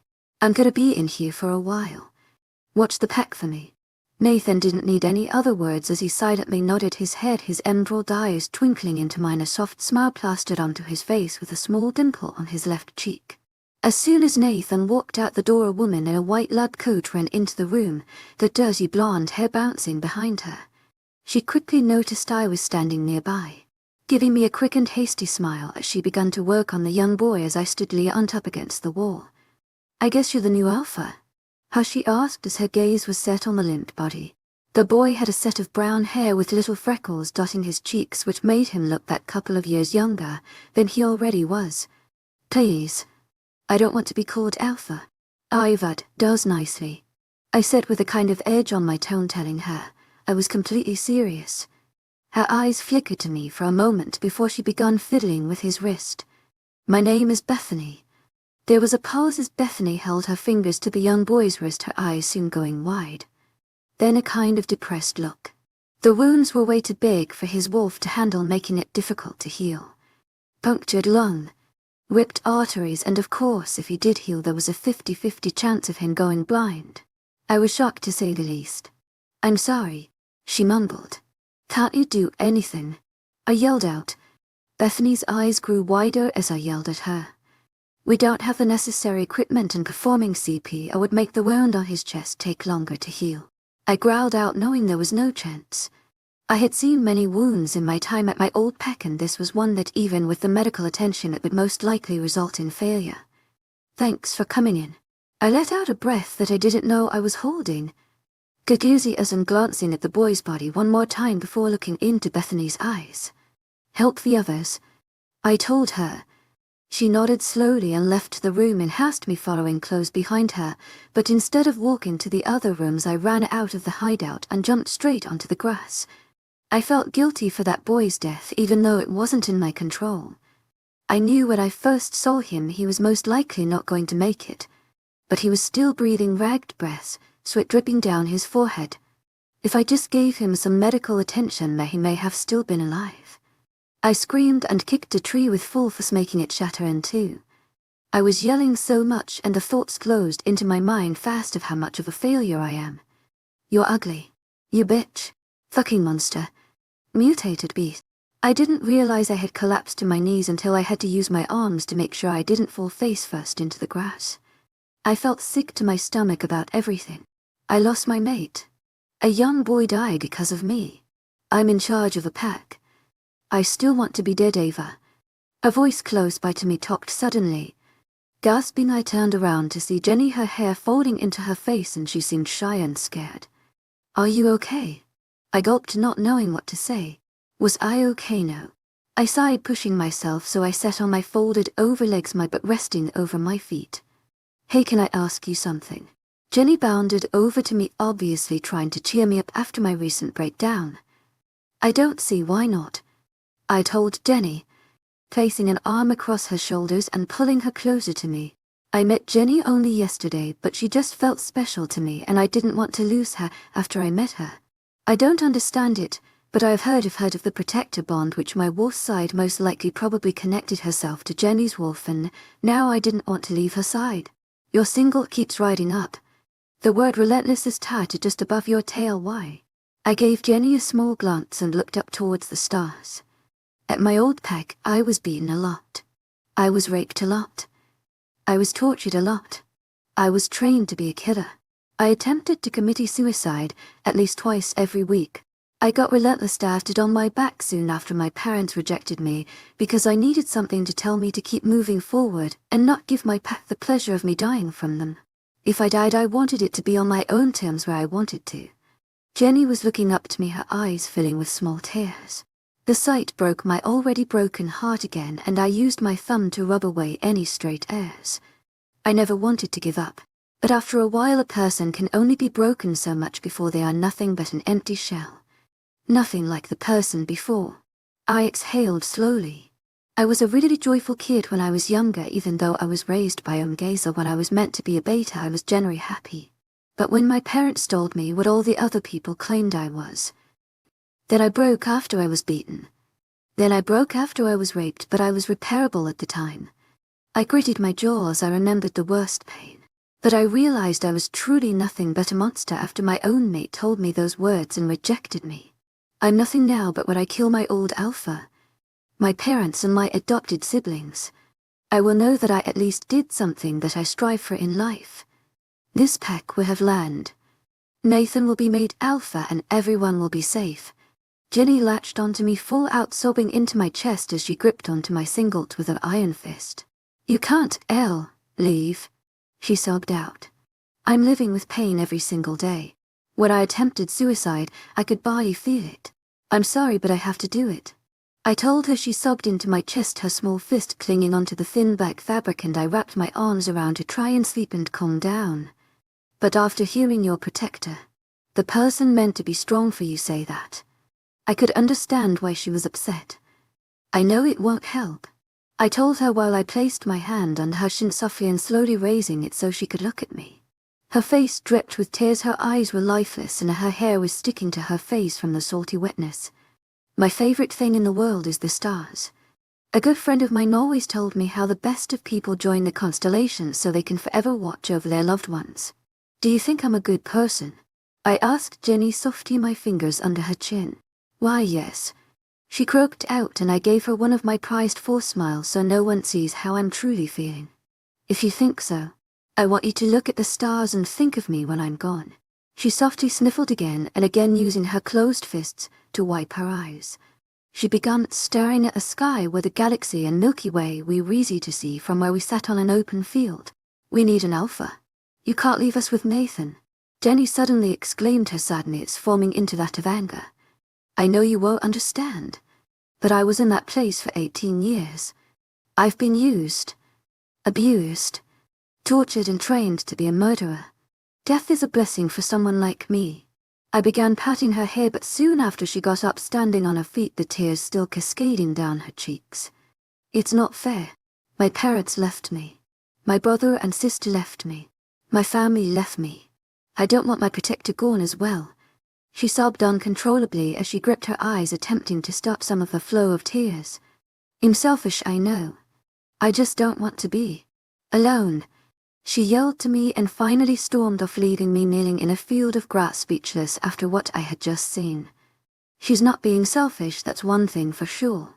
It's a natural instinct for humans and supernaturals alike to not want to be left alone. It's against our nature to be by ourselves. But after a while, when humans or supernaturals have been by themselves long enough, they become cruel and uncontrollable, or even just sad and broken. But after being put with other people for a while, it makes up for all the time spent alone, and most heal and become better. But some minds never change. I wonder. I mumbled out into the open night here. The only response I got was that of the silence of the night sky with the soft blow of the wind with hair around my face. Chapter 16. How could you? My mind was still on the night, before as I lay on that branch staring through 10 multiple sticks and leaves that are meant to block out the sun's rays but are doing a damn shitty job of it. Jenny had a right to feel that way. I have felt the same way multiple times during the time that Jules had died, and I had to face the facts that she wasn't going to return and that no one in my pack even gave 2 shits about the death of one of our kindest members. Sighing, I didn't know what to believe anymore. You know I'm right, Nathan said for the billionth time today. I couldn't be stuffed listening right now. We both sat outside, me sitting on top of a branch close to the ground, while Nathan leant against a tree, his usual rough demeanor lost as we both ladie around on a beautiful day. The people that were found in the forest had apparently all been burnt with silver and wolfsbane put into their systems by the dozens. No one made it. We did try to save them using the lycanthrape, but using it had only made some of the patients react worse, their bodies unable to compute the amount of drugs and substances in their body. One person even ending up having a seizure. It was hard. I'd already built a connection with all those people, making them soon to be members of this rogue pack. So I broke the news to the pack that not one of the people we had saved, carried home and attempted to heal, have died. Everyone was furious. We have to see if you can. Nathan yelled, a little bit annoyed now. Oh yeah. Me and Nathan were having a conversation about if my vampire side gave me an ability or not. I was a little more chilled about it, knowing that most likely I didn't have any abilities due to the fact I'm only a half vampire. But Nathan thinks that since I'm so powerful that maybe I would have an ability. Well, what am I going to do? Try and kill people and see if anything happens? I yelled at Nathan back, the once calm air now filled with tension as we both fought our points of view. That would be a good idea. But the fact is, we can't kill anyone. Nathan, you're not helping. I growled out. I knew that if I had an ability that it would most likely have something to do with destruction. The moon goddess literally gave me an outfit so I can assassinate people in. My best guess is that if I were to have a superpower, it would be preferably to destroy something. I'm sorry, Nathan mumbled under his breath, his tone of voice making sound like a bratty child that didn't get his candy. His tone most likely coming from not wanting to make his alpha mad, but also annoyed that he can't banter on about how he's right and I'm wrong. You're right. I'm just feeling a bit dazed at the moment. It was all honest, my words, the look in my eyes and expression on my face giving away my emotions all too quickly. It was true, I was feeling a little under the weather. Everything that has happened these past couple of days is all coming back to bite me in the ass. The adrenaline rush was gone, and now there were no problems to combat besides planning the attack on Moonrise. There was just nothing to do, and with that came the obvious boredom and tension that filled the air from restless werewolves. Even the animals seemed to sense it. A lot of them steering clear of the pack house for as long as possible. My pack members have to run at least 5 km before even a rabbit shows up. Shit. I mumbled under my breath as I swung an arm over my eyes to block out the sun's rays. A mild headache had just managed to get into my mind. Do you know that pain when it's just that constant knocking on the back of your skull, but even though the pain is so mild it still annoys the shit out of you? I was getting one of those headaches. Nathan looked up from his spot on the ground. I could feel his gaze on me. You alright? I just got a shitty fucking headache and it's pissing me off. Nathan chuckled to himself. Probably from my usage of language and my sentence, I think everything is just becoming too much for you and everyone else. You know the saying, happy alpha, happy life. I bit back a chuckle. That isn't really a saying. It's just from a different saying that's like the most obvious one out there. I softly chuckled, making hand gestures with my hands to show how much the term, happy wife, happy life, is used instead of the term he just invented. Nathan shrugged. Both have the same meaning in our case. You are a leader and you're pissed, so everyone is pissed. I laughed some more after Nathan said that, him joining in soon after. It was nice just having that one moment of bliss after my weeks of shit. He sat on the ground rolling in his own laughter as I used my balance to lay back down on a thick branch while laughing my ass off, attempting not to fall off my branch and land hard on the ground. We sobered up more quickly than I would have liked, the tension filling the air again. I was letting out small chuckles as I thought of our previous conversation as I gazed through the leaves to the tree I was currently laying on, the sunshine just managing to peek through in a couple of spots. "What do you think is going to happen, Ava?" Nathan suddenly asked. It was the honesty that threw me off. Once a fun-loving conversation now turned serious as shit in a matter of seconds. "What?" A still slight joking tone in my voice, my body still thinking that we were still laughing at something. "I'm just saying. We have literally no way of knowing what's going to happen next. There's a chance you have abilities and we may have to focus on that.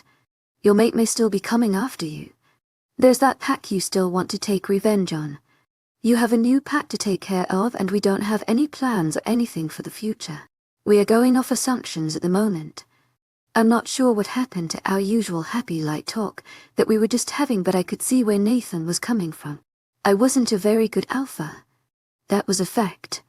But my plan was mainly to get revenge on the people that hurt me, then get food and land for the pack so they can't sustain themselves, and after that I would give Nathan their alpha position so he can lead while I finish what I started on that beat. It was a selfish plan, I know.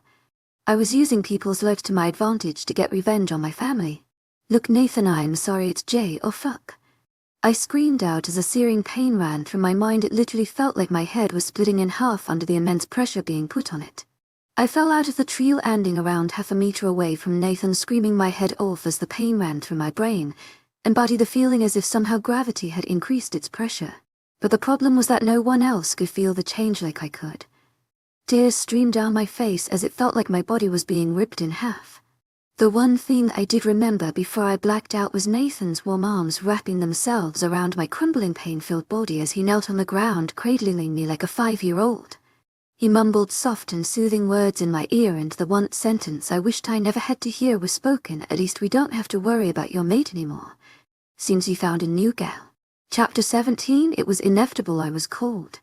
Very cold. A chill ran down the length of my spine. The cold breeze flowing around me even though I could feel blankets on top of my slowly shaking form. I shivered slightly and chattered my teeth together from the cold that entered the room. I wanted to stand up so badly. I could feel that my body had so much energy ready to face the challenges of the day.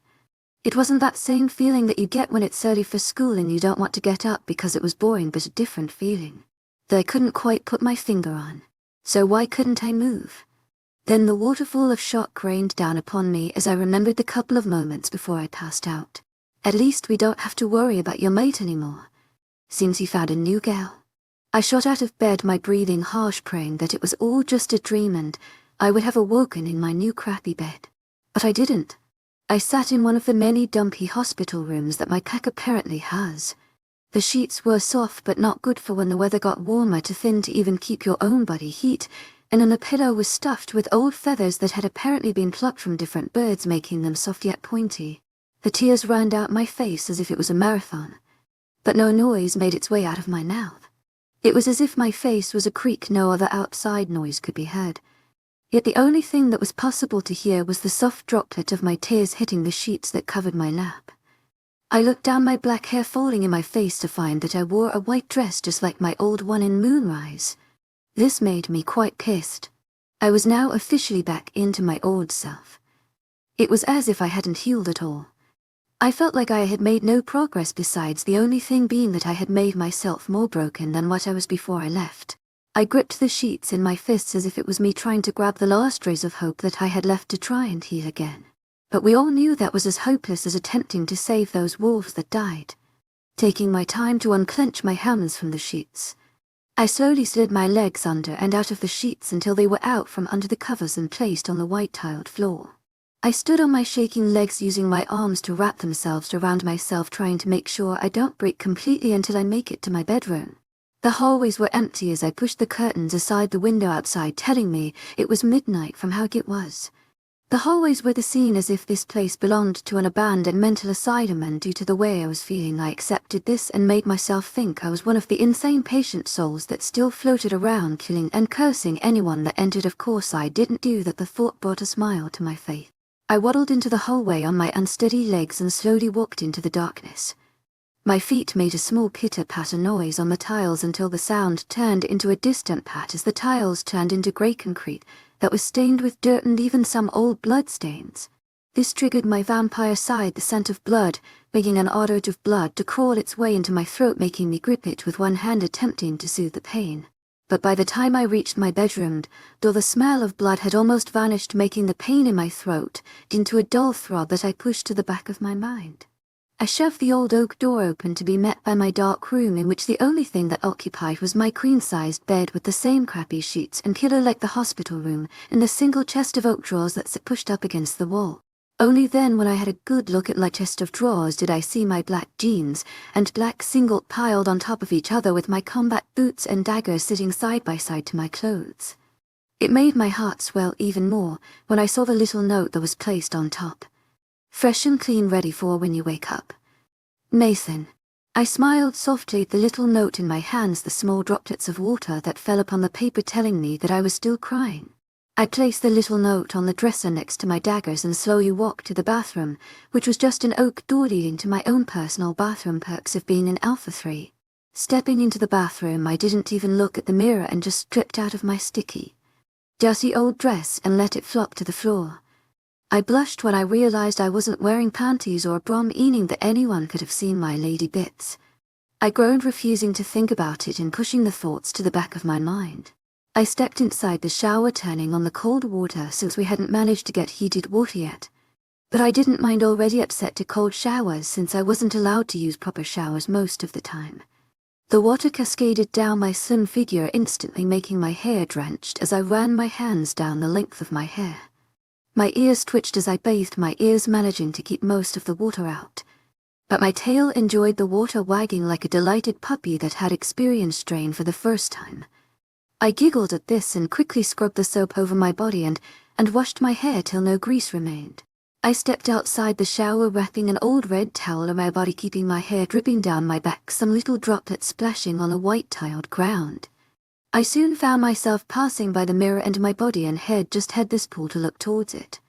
I wanted to enter back into my bedroom and get changed so I can jump into bed, but try as I might, my hand is reluctant to even touch the handle on the oak door. I didn't want to look in the mirror, and I haven't since I was with him. So I didn't want to really look at my reflection and see how much damage had been done and how dead I looked. But my brain and body had an urge to look at the mirror, and I soon found myself slowly turning. I could barely breath at my reflection. I looked the exact same, besides the fact I had larger bags under my eyes and my lips were crispy from lack of water and blood. My cheeks had that hollow yet well-fed look about them, and my eyes were just a plain grey all around, making them look unattractive. My hair was dead and wet, and my ears seemed as if they hadn't had the time of their life for some time now. My tail being the same. But one thing caught my eye over every other dead feature I had. I had a singular ugly pinkish-purple scar that ran 2 centimeters above my eyebrow across my eye and staining my eyelid as well, until it finally finished at the bottom of my cheek close to my nose. That's when it hit me. It was the exact same scar that I had gotten at moonrise that ran over my eyebrow. The thoughts began swirling in my head. Why did it become so much more clear? Why did it change? Has it grown in length? Why would it only show up now?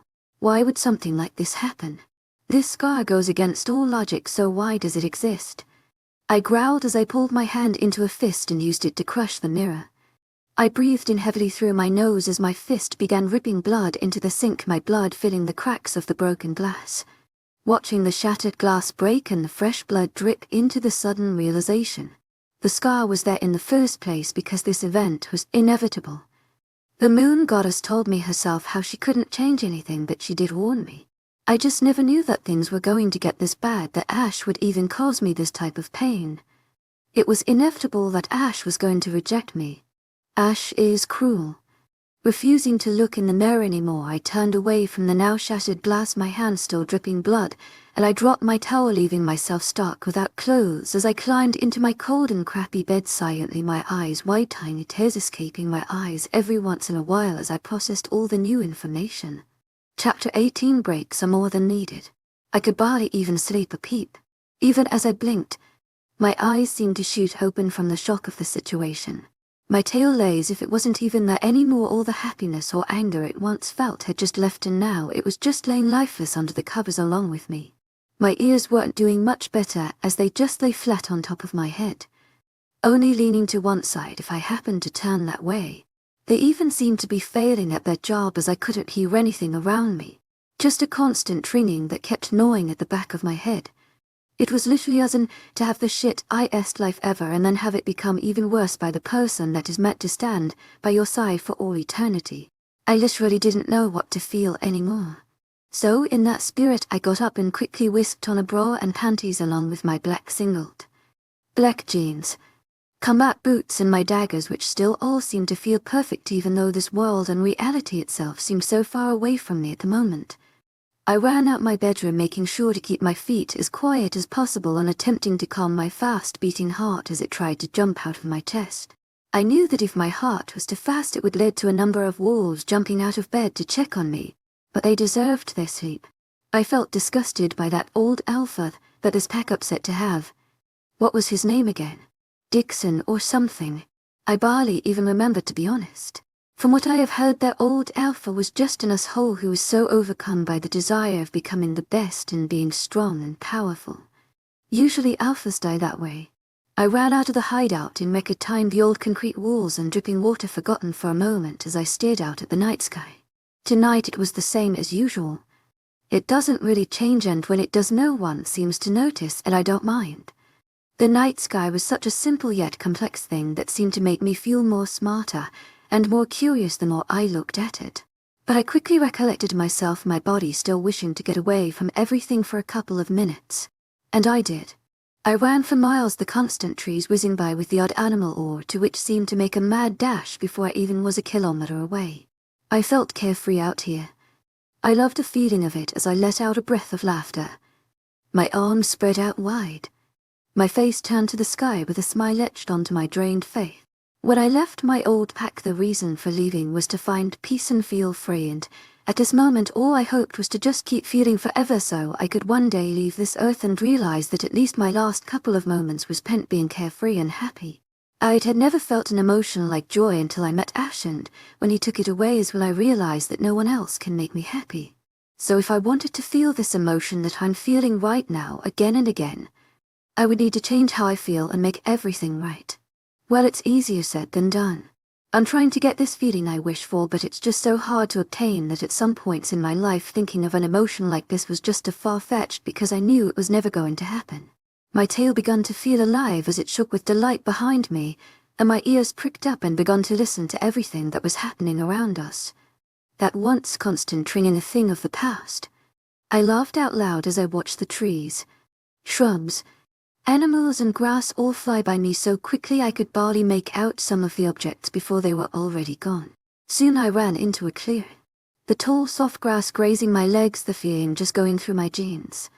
My ears picked up on the familiar sound of dead leaves and twigs breaking as I slowly walked along with the magnificent sight of a rather large lake that had the moon's light glistening on the surface. Tiny waves making soft ripples amongst the lake's smooth surface. It was a sight that would take 1,000,000 years to find. But here I am enjoying its luxuries. Luckily enough to stumble upon such a beautiful sight when this forest only seemed dark and cruel. I walked through the long grass, the blades knocking around the middle of my thighs before they gave up on trying to take me down and went behind me so I could walk through. I made my way slowly to the water's edge. I could feel, see and hear the squish of the mud as I drew closer and was comforting it so simple. When I did finally reach the water's edge, my boots sunk under my weight through the soft mud, making the water easy to flow right over my boot. Since my boots were the higher-up kind and waterproof too, I could enjoy moments like these without having to worry about the little things afterwards. I sat down in the mud, still aware that it would most likely go through my jeans and make them dirty along with making my panties cold and wet. But in a moment like this, nothing truly mattered to me, and I could have had a bucket of water poured over me, and I wouldn't even mind until I got a cold, that is.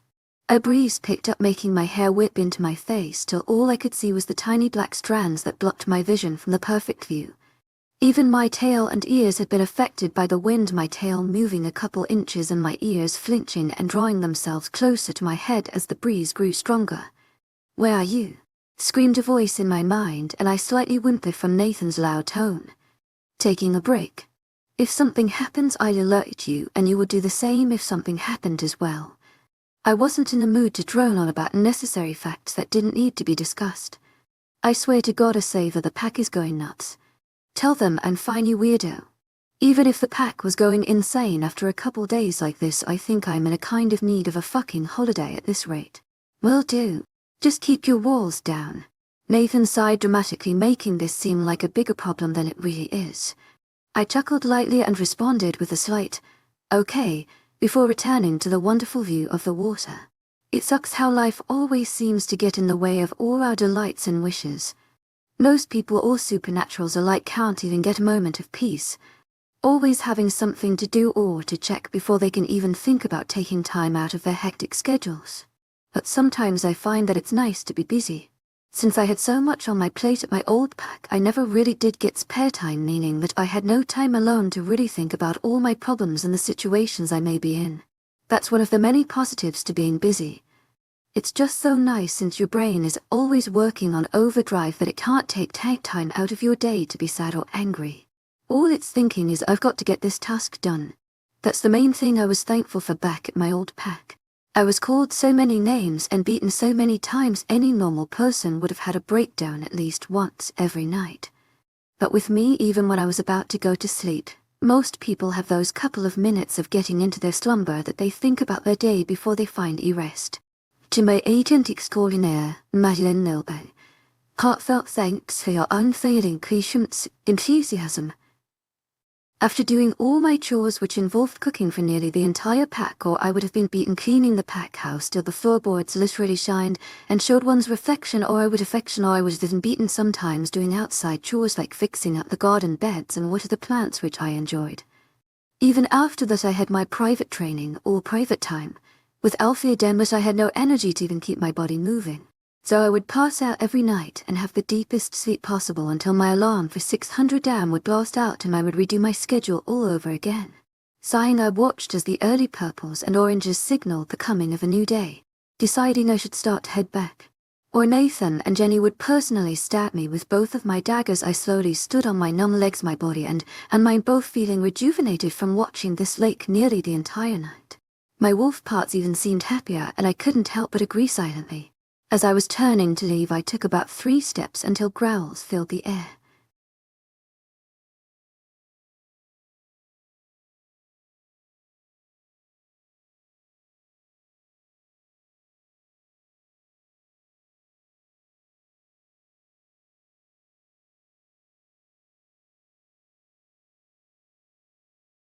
I once thought I was an abandoned orphan until I discovered that I hybrid, carrying the blood of both werewolves and vampires. My existence is seen as a curse, but in this struggle for identity, I found my true strength. Chapter 19, I'm sorry. The growls rumbled through the air as if it was one with it. All my senses to shut down at that moment. I'm not sure why, but my body just refused to listen to my mind. My body was aching to move, just that overwhelming feeling to run away from the danger. But my mind was drawn to a blank, and nothing seemed to process through it properly. My breathing raced and it felt as if my head was going to break in two. One thought filled my mind. Blood. I stumbled to the ground on my knees as the smell flowed through my nostrils and the awful stench pounded in my mind. It was as if I was having an unbearable migraine, and if anyone's had one before, you'll know what it's like. I gripped my hair and pushed my ears down, hoping to get rid of the constant pounding and ringing. Yet it never seemed to stop. I stared down at the grass, the whole thing looking like a big mush of brown and green. I could smell it all around me as the open field stared me in the face. I couldn't see anything or anyone that could lead to the result of all this stench of blood as it coursed deep through my veins, and the thirsty hunger for it grew till it was practically unbearable. I held my throat, my body suddenly going into a coughing fit as if no air could make its way into my lungs. With one hand on the ground as it kept me propped up so I didn't fall into the mud and grass. My ears twitched and I suddenly sensed someone very close, as if they stood in front of my shaking form. Slowly glancing up, I saw the figure of a blonde wolf. But blonde wasn't the only color spotted on his fur.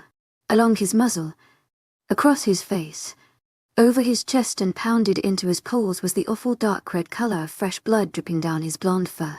I leapt forward, my mind in a bloodthirsty craze, as I latched my fangs through his fur and into his throat. The wolf was shocked by my actions and stumbled back, shaking his head, left and right, using his claws and attempting to claw me off. But I held on so strongly that as he shook me about, I barely even moved from my original place, latched onto his throat. His blood was ripe yet blunt at the same time, an odd taste compared to my first feast of bloodbacker. His old pack house.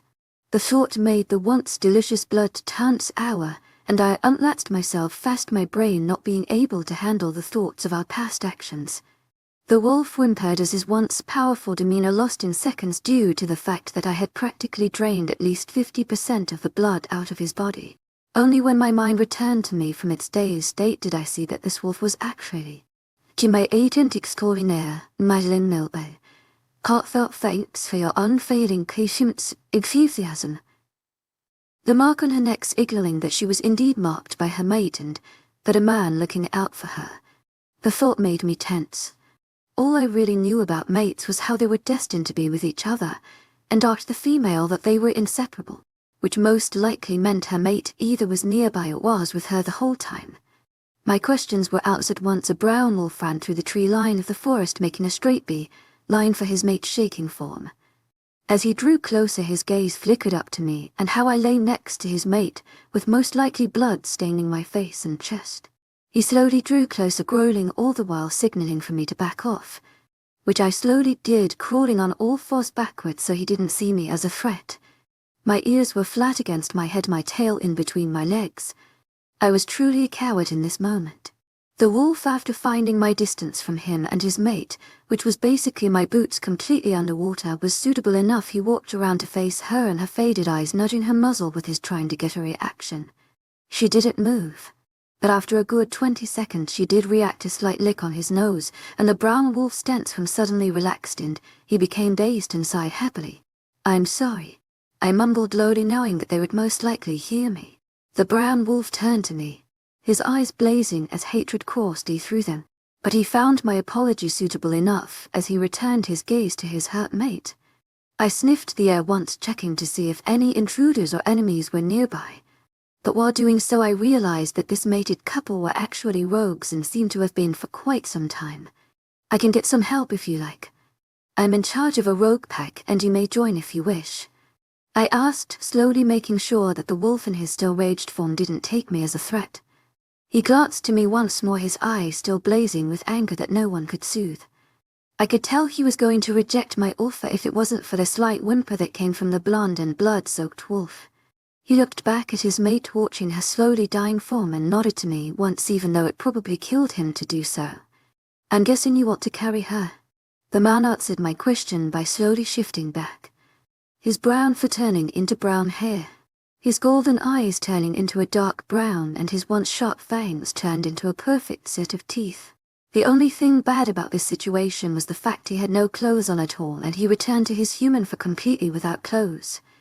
He was covered in cuts and bruises, blood dripping out of some of his cuts, but it wasn't as bad as his mate's wounds, as he was healing quite fast. He kind of looked at me as if asking if I had any clothes. I thought for a while. Looking around, I came to the realization that there were no clothes nearby. I sighed quickly and ripped off my singlet so you could openly see my black lace bra. The man seemed extremely surprised by my actions as well. "You're mated, so I know you won't do anything stupid." I threw the singlet his way, which he caught it easily. "Thanks," he mumbled as he tied it around his waist like a skirt-like construction. The girl suddenly shifted, her bruises and cuts easily seen. It was her blood. She hadn't attacked someone, she had been attacked. My assumption was that he told her to run so she could live and he would fight everyone off. Sadly, she ran into me. "Let's go. I'll get some help and you can leave after," I told him, and immediately began to walk away, only in my combat boots, black skinny jeans and a black lace bra, my arms trying to cover as much of my chest as possible. We walked slowly for a while, exiting the field and entering the field, and any dangers being sensed by either of us as we slowly made our journey to the hideout. "When we get back, I need a medical staff on hand for one female and one male," I try to say it as fast as possible to Nathan, hoping that he doesn't ask too many questions. What, why? I visibly flinched, getting a strange look from the guy following me, his arms still wrapped protectively around the girl. I wave him off and he returned his gaze to young blonde, her soft black eyelashes landing on her cheeks, casting a soft shadow. Her once pink lips a shade paler from me draining the blood out of her. I accidentally injured a she-wolf. I could feel Nathan's acceptance straight after that. He knew I felt guilty from hurting an innocent she-wolf, and I'm glad he didn't say anything after. I sighed out of exhaustion and guilt but still kept walking. Can I ask something? The guy behind me questioned, and I turned me, my tail shaking along with me as I walked while I gazed at the young man. He had a skinny yet strong build, his hair a dark brown, his eyes the same color. He was all right looking, but I knew he had a mate, so even if I wanted to act upon my attraction to him, he would probably kill me for disrespecting his mate. To my agent extraordinaire, Marilyn Noble, heartfelt thanks for your unfailing patience, enthusiasm. What are you? He asked, and I immediately knew what he was referring to. Hybrid between werewolf and vampire. Lucky, aren't I? I exclaimed sarcastically, the feeling of guilt I felt for the young girl returning. I'm still sorry about that. I mumbled to him, knowing he would hear, but I was still too shy to look him in the face after I did, knowing I would see that blazing rage in his eyes all over again. At least she is getting help, and that's all that matters. I nodded my head, still not looking at him, my ears preferring to listen to the crunch of dry leaves and grass under my feet. Do you have a ma? Don't want to talk about it. I cut him off immediately, most likely realizing I was rejected by my mate, who was meant to be the one person who was meant to love me, just for being different. Ayan Punzexd. No words were exchanged after that, a brief moment of silence before he spoke again. Why do you have it hard to that, said S relentless.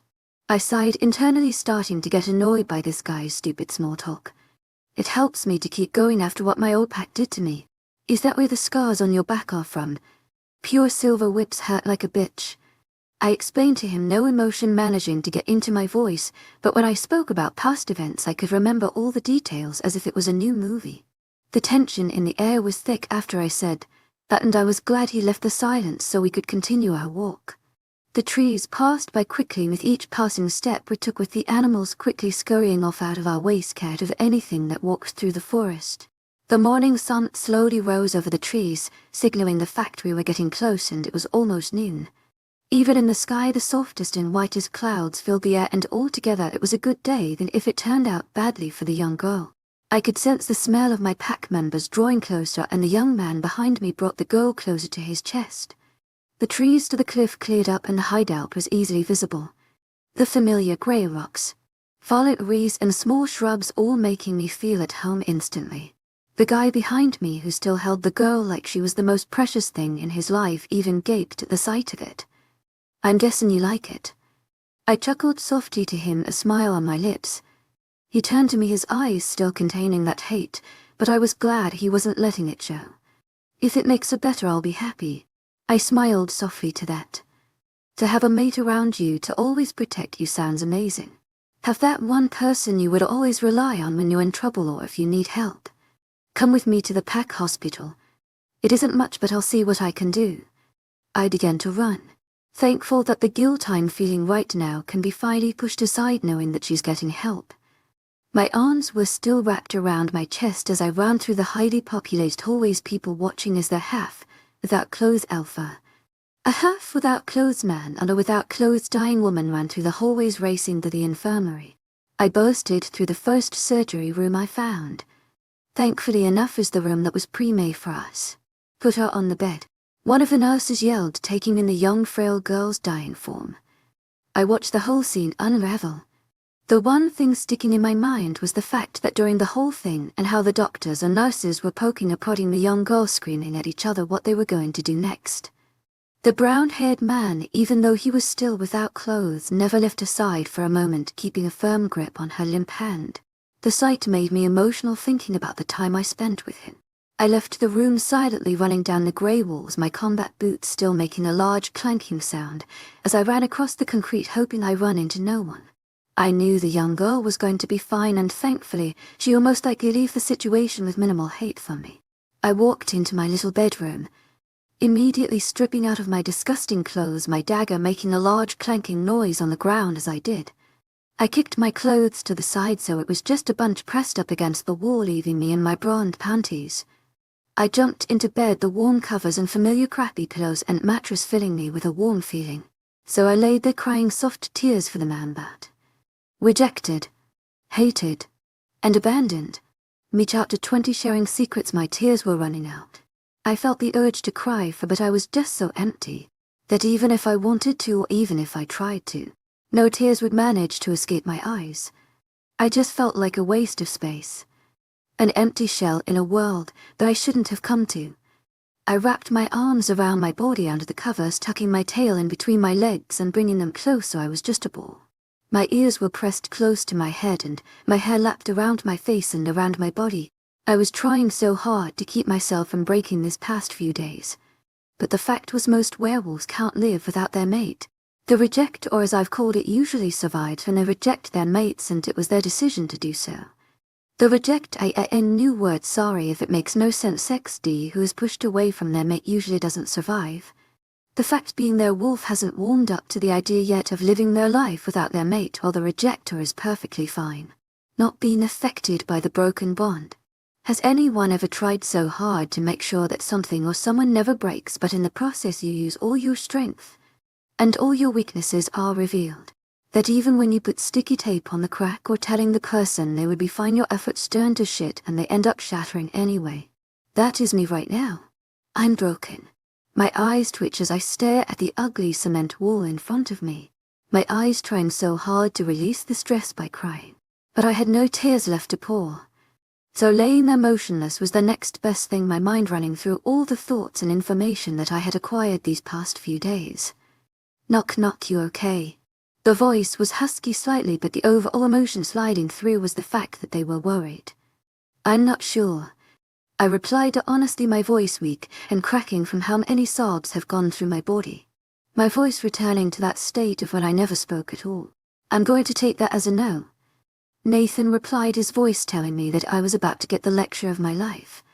I could feel and hear as he took steady steps over the cement floor over to me, the bed dipping when he sat down next to me, my back facing towards him.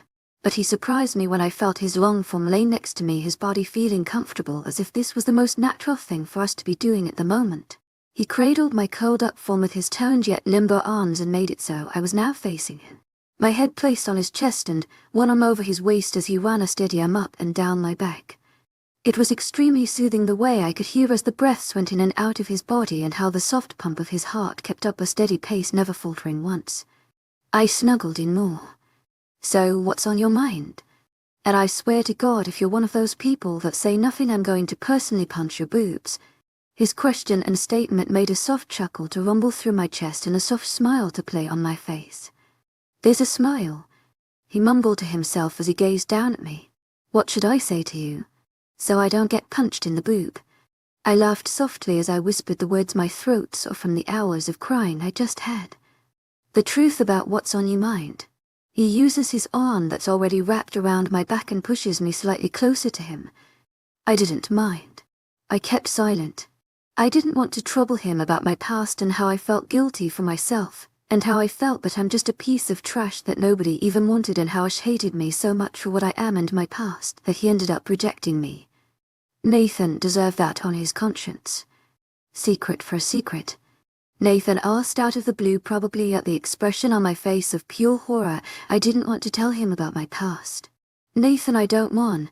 I'll tell you about my past and you tell me about yours. You aren't the only one that has a shitty past. Nathan gave me a comforting smile, his sparkling green eyes so inviting and comforting that my body could barely resist the urge to nod to his command.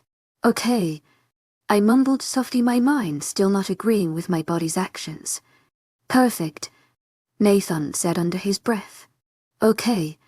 I used to be a part of the pack called Wolf Calling, and my family was ranked as warriors, so naturally I was supposed to live up to that status as well, my parents wanting nothing better for me. His eyes held hurt and pain, and I knew that the next part won't be as enjoyable as the first. A packet actus. To this day no one knew who it was. But in that battle I was forced to help my pack fight. I stayed close to my parents. Each time I would make a clumsy mistake, they would be able to quickly help me before I ended up with my throat slit. I watched as my mother jumped into action as I was suddenly attacked from behind. I didn't even realize till I had turned around that my mother, in her protective rage, had even thrown her throat in front of the beast. She was dead as soon as the crack resounded through the air. I literally gasped as I heard that. I never truly had proper parents, but I did have some of the own gazer who were the closest thing to it. My father's tortured cry resounded off in the battlefield, soon the sound being turned into that of a large whimper and gurgle as blood his throat. Then another crack went through the air and I knew both of my parents were finally finished off and killed. The battle finished soon after my parents, just another couple of bodies that were thrown onto a blazing bonfire. Their once lively and healthy bodies now just a bunch of ash on the ground. Nathan sighed, tears building up in his eyes. I looked at his chest instead of his eyes, playing with the fabric on the black t-shirt, as it seemed more fascinating than watching a grown man cry. You don't have to say any I need to finish my story, Ava. I haven't talked about it in years. Nathan had a firm yet emotional tone as he attempted to not let any feelings of his past slip its way into his throat. I was only 17 at the time and soon to find my mate, and I couldn't be more happier to get my mind of my parents' deaths. I found her soon enough. Her name, Jessamine. It was a weird name, and yet I still found her the most stunning and gorgeous girl in the world, and I was soon very much wrapped around her little finger. His eyes burned with rage, and it honestly intimidated me quite a lot to see that burning fire. We had known each other for about a month, and I held back on the mating as she claimed that she wasn't ready for that. But soon enough I came back from work one day to find her screwing a human. Nathan used stare quotations on the word human, his voice mocking and his eyes showing the same emotion. They had apparently been dating for a couple of years now, and she still felt strongly for him. I flipped out. He took in a deep breath and exhaled out slowly. I killed that pathetic human as soon as he decided to say that she was better off with him. She ended up kicking me out, and I trashed the pack house, harming a couple of other warriors. The alpha kicked me out as soon as he found me beating his beta to a pulp, and I ran away, never turning back and never once searching for my bitch of a mate Jessamine. Nathan sighed at the end, attempting to keep his emotions in check, but I can see as it's difficult to do so. Then I ended up here, the alpha giving me the beta position from my now ruthless nature. Then you came along, and I'm glad you did. He smiled softly down at me, and I did the same. Hugging him closer to me, the feeling of safety he provides helping me feel better. Do you want to tell me your past now? I slightly cringed from the thoughts flooding my brain, but I sighed nonetheless and began to tell my story. When I was born, I actually had my tail and my ears. As I said this, I bobbed my ears and made them twitch, thence whirled my tail under the covers, making a ruffling sound resound through the room. So since my parents were betas and didn't want to risk losing their title because of their demon spawn child, I was shunned out, made an omega, and kicked out of home. So I was raised as an omega. Beaten, abused, raped, and I was even trained. Nathan quirked an eyebrow at that, suggesting what I meant by the word train. My alpha was smarter than most of the pack. His idea about me that a weird mutation thing like myself must have some sort of power or ability, since this has never been recorded before. Now I know it was because I'm part vampire and werewolf. So he trained me to help him. I didn't want to speak the next word, scared that Nathan wouldn't accept me for it. Why did he train you? Nathan asked, his eyes already showing that he had a pretty good idea of the answer. But in my afraid and broken state, I looked at his chest, hoping I don't have to look into his eyes when I spoke the words. To my aged extraordinaire, Madeline Nilben, heartfelt thanks for your unfailing patience, enthusiasm. My voice broke. I gripped the material of his top in my fist as a sob tried to get its way past my lips. The silence in the room was cruel to my ears. The sound of absolutely nothing going on around me made me feel so vulnerable. Like all those memories where nothing in the room would be heard except my raspy breathing or screams of agony. Those walls of stone and whips of pure silver were detailed in my mind, and that man's cackle was ringing in my ears, the noise bringing me distress and anxiety that I couldn't even comprehend. A voice called out to me, but I already felt too far gone. I heard it again, but it seemed to be getting closer. The black dots in my vision seemed to grow darker every second, and no air went into my lungs. The feeling as if I was being dunked underwater, with slimy tentacles of seaweed making sure that I never reached the water's surface again. To my agent extraordinaire, Madeleine Nilben, heartfelt thanks for your unfailing patience, enthusiasm. I heard a scream and I lurched forward, throwing my arms around myself in a fit of fear and stress. Come her princess. I was good, you can't do this to me again. Make sure to make it as bloody as possible. Don't do it, Aiden. Scream all you like, darling, no one has the balls to stand up for a creature like you. Aiden. I screamed all around me as the feeling of that familiar silver whip struck my back countless times. That cold metal feeling around my wrist sat into the familiar shakes of chains as I tried to get out of its hold. Ava, that familiar voice screeched and I stopped altogether. The room came back to me. The concert halls. My ugly dresser. That oak door leading to the bathroom. The ugly bed.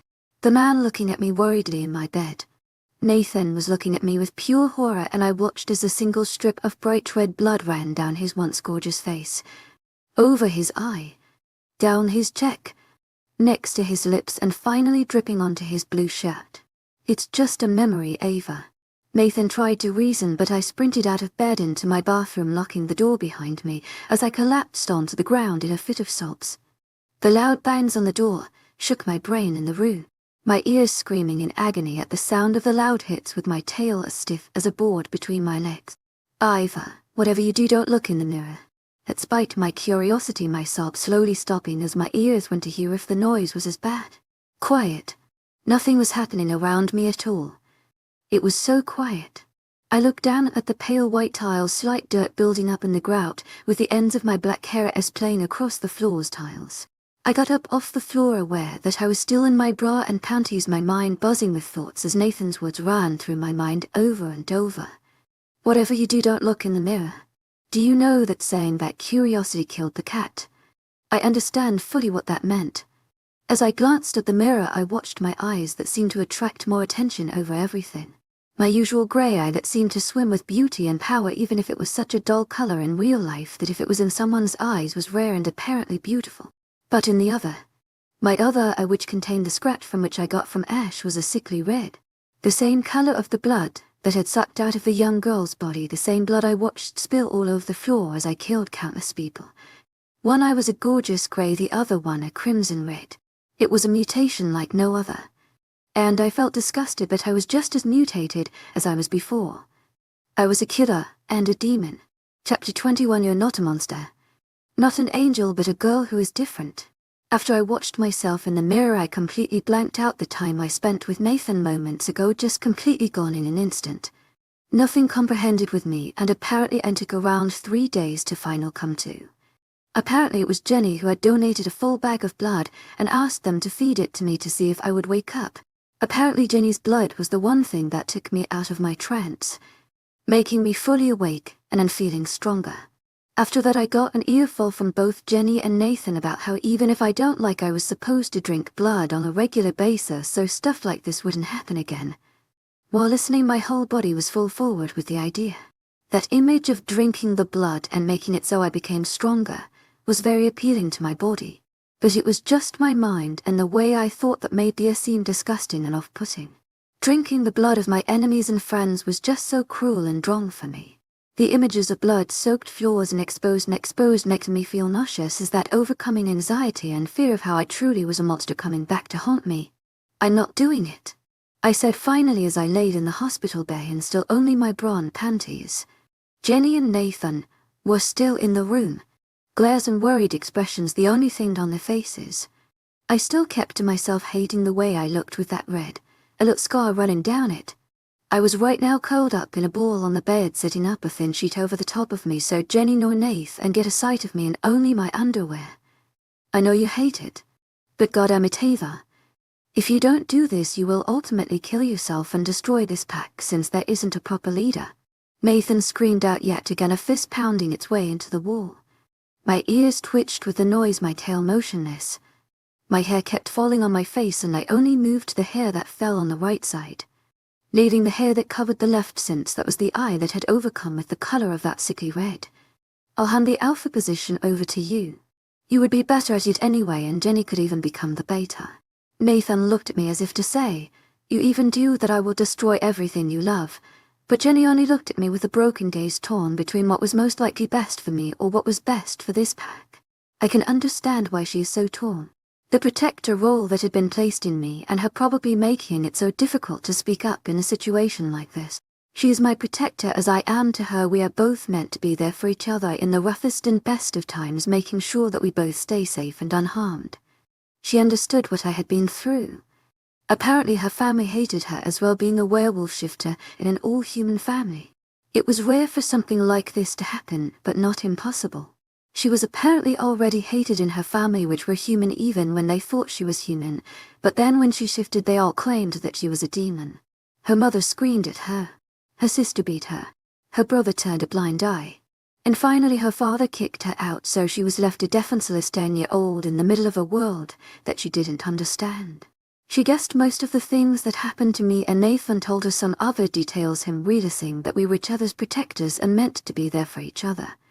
Even that couple that had been saved from the woods was now healing up nicely, and they were planning on staying if it meant the young female wolf's protection. I happy to make up for my mistakes and hurting that man-mate. Ava, Jenny spoke softly, and I turned to her slightly, making sure to keep my red hidden from everyone. I think we should just get this attack over with and figure out what to do after that, so we all know that everyone was safe. Looking at Jenny, I could see as she was so torn on what to do and her mind was jumbled and all over the place. But I want you to stay healthy until the attack is over. Please. Jenny broke into tears halfway through her small speech, her usual rants becoming pleas as she realized I wasn't listening to a word of it. I gestured for Jenny to come over to the bed and I laid down so she could lay next to me. Jenny came over, sliding herself onto the old bed as she snuggled up against me, soft sobs shaking her small form. I kissed the back of her head as I rubbed up and down the length of her body. I promised to stay healthy until the attack on the Moonrise pack is complete. An alpha promise. I heard a choke sob from Jenny along the line of thank you, and I only hummed in response, enjoying the feeling of her presence as she used me for comfort. Nathan left the room soon after getting the idea that we should be only, and I was more than glad to send him a soft smile as an invitation to leave. "Hey Eva," Jenny asked as soon as Nathan shut the door. "Yes." I responded in a warm voice, trying to be as comforting as possible. Probably failing at it all the while. Apparently the new couple wants to meet their new alpha. They're getting restless. My mind had been screwed up ever since I blanked out. Apparently having something to do with me, maybe having a concussion or something, but I couldn't speak through the pack link and stuff like that. "Can we just watch a movie or something?" I mumbled against Jenny's back, snuggling in more so I could feel the safety and comfort of having her nearby. "No." Jenny quickly jumped away as I kept snuggling in, and with the loss of the pressure of me being against her back, I stumbled to the floor ungracefully, a slight screech leaving my lips.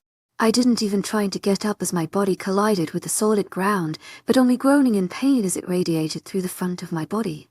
"You are an alpha now, get your butt into gear and go meet your me pack members." Jenny screamed yet again, stamping her feet on the ground so she seemed more childish. My tail, since my ears had picked up her location, did one long swipe behind me, making it so Jenny stumbled to the floor next to me. Her hitting the ground a lot louder than I did, a loud slap as her flesh hit the white tiles, a smack fighting its way to my features. "Come on, Jen, we've got to get going, don't we?" I said over happily and sarcastically, just to piss Jenny off. My plan worked, since as I jumped to floor, Jenny flipped me the bird from both hands, a deep growl rumbling in her throat as she did so. "It wasn't that painful to fall on the floor, was it?" I asked, slightly concerned as she hadn't bounced up like she usually does. "GUFCHGRUO. Her face was so smashed into the ground that when she tried to speak it sounded only like mumbles. "What was that?" I asked, quirking my ears to hear her better. Jenny pulled her face roughly from the tiles, all her features a bright red from hitting the ground so hard. "Screw," she mumbled, and I only chuckled softly. "Let's go, honey, I want to get to bed as soon as possible. I'm feeling like shit." Jenny mumbled more profanities as she dragged herself behind me. Only when she started snickering as we reached the exit of my hospital room did I turn around. "What?" I yelled back at her, starting to think of her as an annoying sister than my protector and protect at year end. Sorry, I come up with many different new and wonderful words. Sorry. XD feed us light breeze or something. Her words caught me off guard. It was only when she nudged her head to my body did I look down. My eyes widening a whole lot. At least get changed before the whole pack's easy without clothes. I screeched and ran away from her, quickly sprinting down the halls using my hair and tail to cover the more open parts on my body. But thankfully for my werewolf speed, I reached my room fast and changed in just a pair of shorts and single, keeping my underwear underneath, too lazy to change it. Knock knock, hurry up. Jenny screamed out to me from behind the door, and I could only chuckle at her laziness and impatience. At least I'm trying to make myself look decent. I yelled back to her and she stayed silent for a while before a loud gasp filled the air and her growls could be heard for miles. If you weren't my protector or leader, I would have personally disposed of you by now. I laughed at Jenny's statement. I was about to leave the bathroom as I had finished brushing my hair. That since I was in a bathroom I could easily see my gaze in the mirror, that I was too without talking to Jen and brushing my hair to care. But as I looked in it now, I could watch as the fiery rage in my left eye flickered and burned while my grey eye seemed to swirl with no emotions. To my agent extraordinaire, Madeleine Nilben, heartfelt thanks for your unfailing patience, enthusiasm. I heard my bedroom door open, but my gaze was locked onto that of the girl that I didn't even know that stared back at me through the mirror. Soon Jen did join us, her features scrunched up in confusion, but as she looked at my eyes and what I was looking at in the mirror, she caught on easily. We stood there silently for a couple of minutes, Jen seeming deep in thought about something while I drew my ears back, anxiety and fear creeping its way into my mind. Hey Ava. Jen gripped my arm, pulling on its awfully in a way of trying to get my attention. I slowly did look to her, preferring that I could look anywhere else other than that sick girl in the mirror. I have an idea, wait here for a moment. Jen was off in a flash, her usual human speed slightly mixed with her werewolf speed as she sprinted away. I looked back at myself as soon as I knew that she was gone, looking at my features once again. My body looked well refreshed, most likely from Jenny's blood and a great night's sleep that I had while I was unconscious. It was weird how I was only in a singleton low-hanging shorts that I seemed to look better than I had in years. It was only that when I looked into my eyes that I watched the emotions I was truly feeling taking effect. My right grey eye held all the emotion of sadness and the pain through. The memories seeming to pass through it, as if it was an old movie at a cinema, as it was forced to play over and over again. My left red eye held the emotion of my bottled-up rage and violence that I was yet to unleash upon everyone that had done me wrong. The seeming memories of my tortures and abuses passing by again as the pain I felt in those memories giving me the rage and power to seize the day. What, Jen? I asked, pretending that I wasn't having one of my deep thought moments so she wouldn't be worried. You're still clothed, right? Jenny asked me, obviously scared that I had somehow changed and was in my bathroom stark without clothes at the moment. Sadly, no. But, if you no. I'm glad you kept your clothes on. Jenny bounded into the room, something obviously behind her back as both her ends stayed glued to her rear, and in a way that meant she was holding something. What's in your hand? I asked, pointing to her back as she bobbed up and down excitedly. Close your eyes. She screamed in a very excited tone that had an effect on everyone around her, just seemed happier. I did end up happily closing my eyes softly as I felt Jenny bounce around, tugging and pulling me in all sorts of directions, my ears picking up on as she mumbled a curse word or failure to herself in hopes she would fix the problem. Can I open? No. Keep them shut. She yelled close to my ear and they twitched at the loud noise. But suddenly, after all the pushing and prodding, Jenny seemed to have completed whatever she wanted to do with me. It felt weird what she had done. It was as if there was this new pressure added to my head that seemed painful yet pleasurable at the same time. I ripped my eyes open, naturally looking into the mirror to see what Jen had done. I smiled the brightest smile I had in years, and tears welled up in my eyes.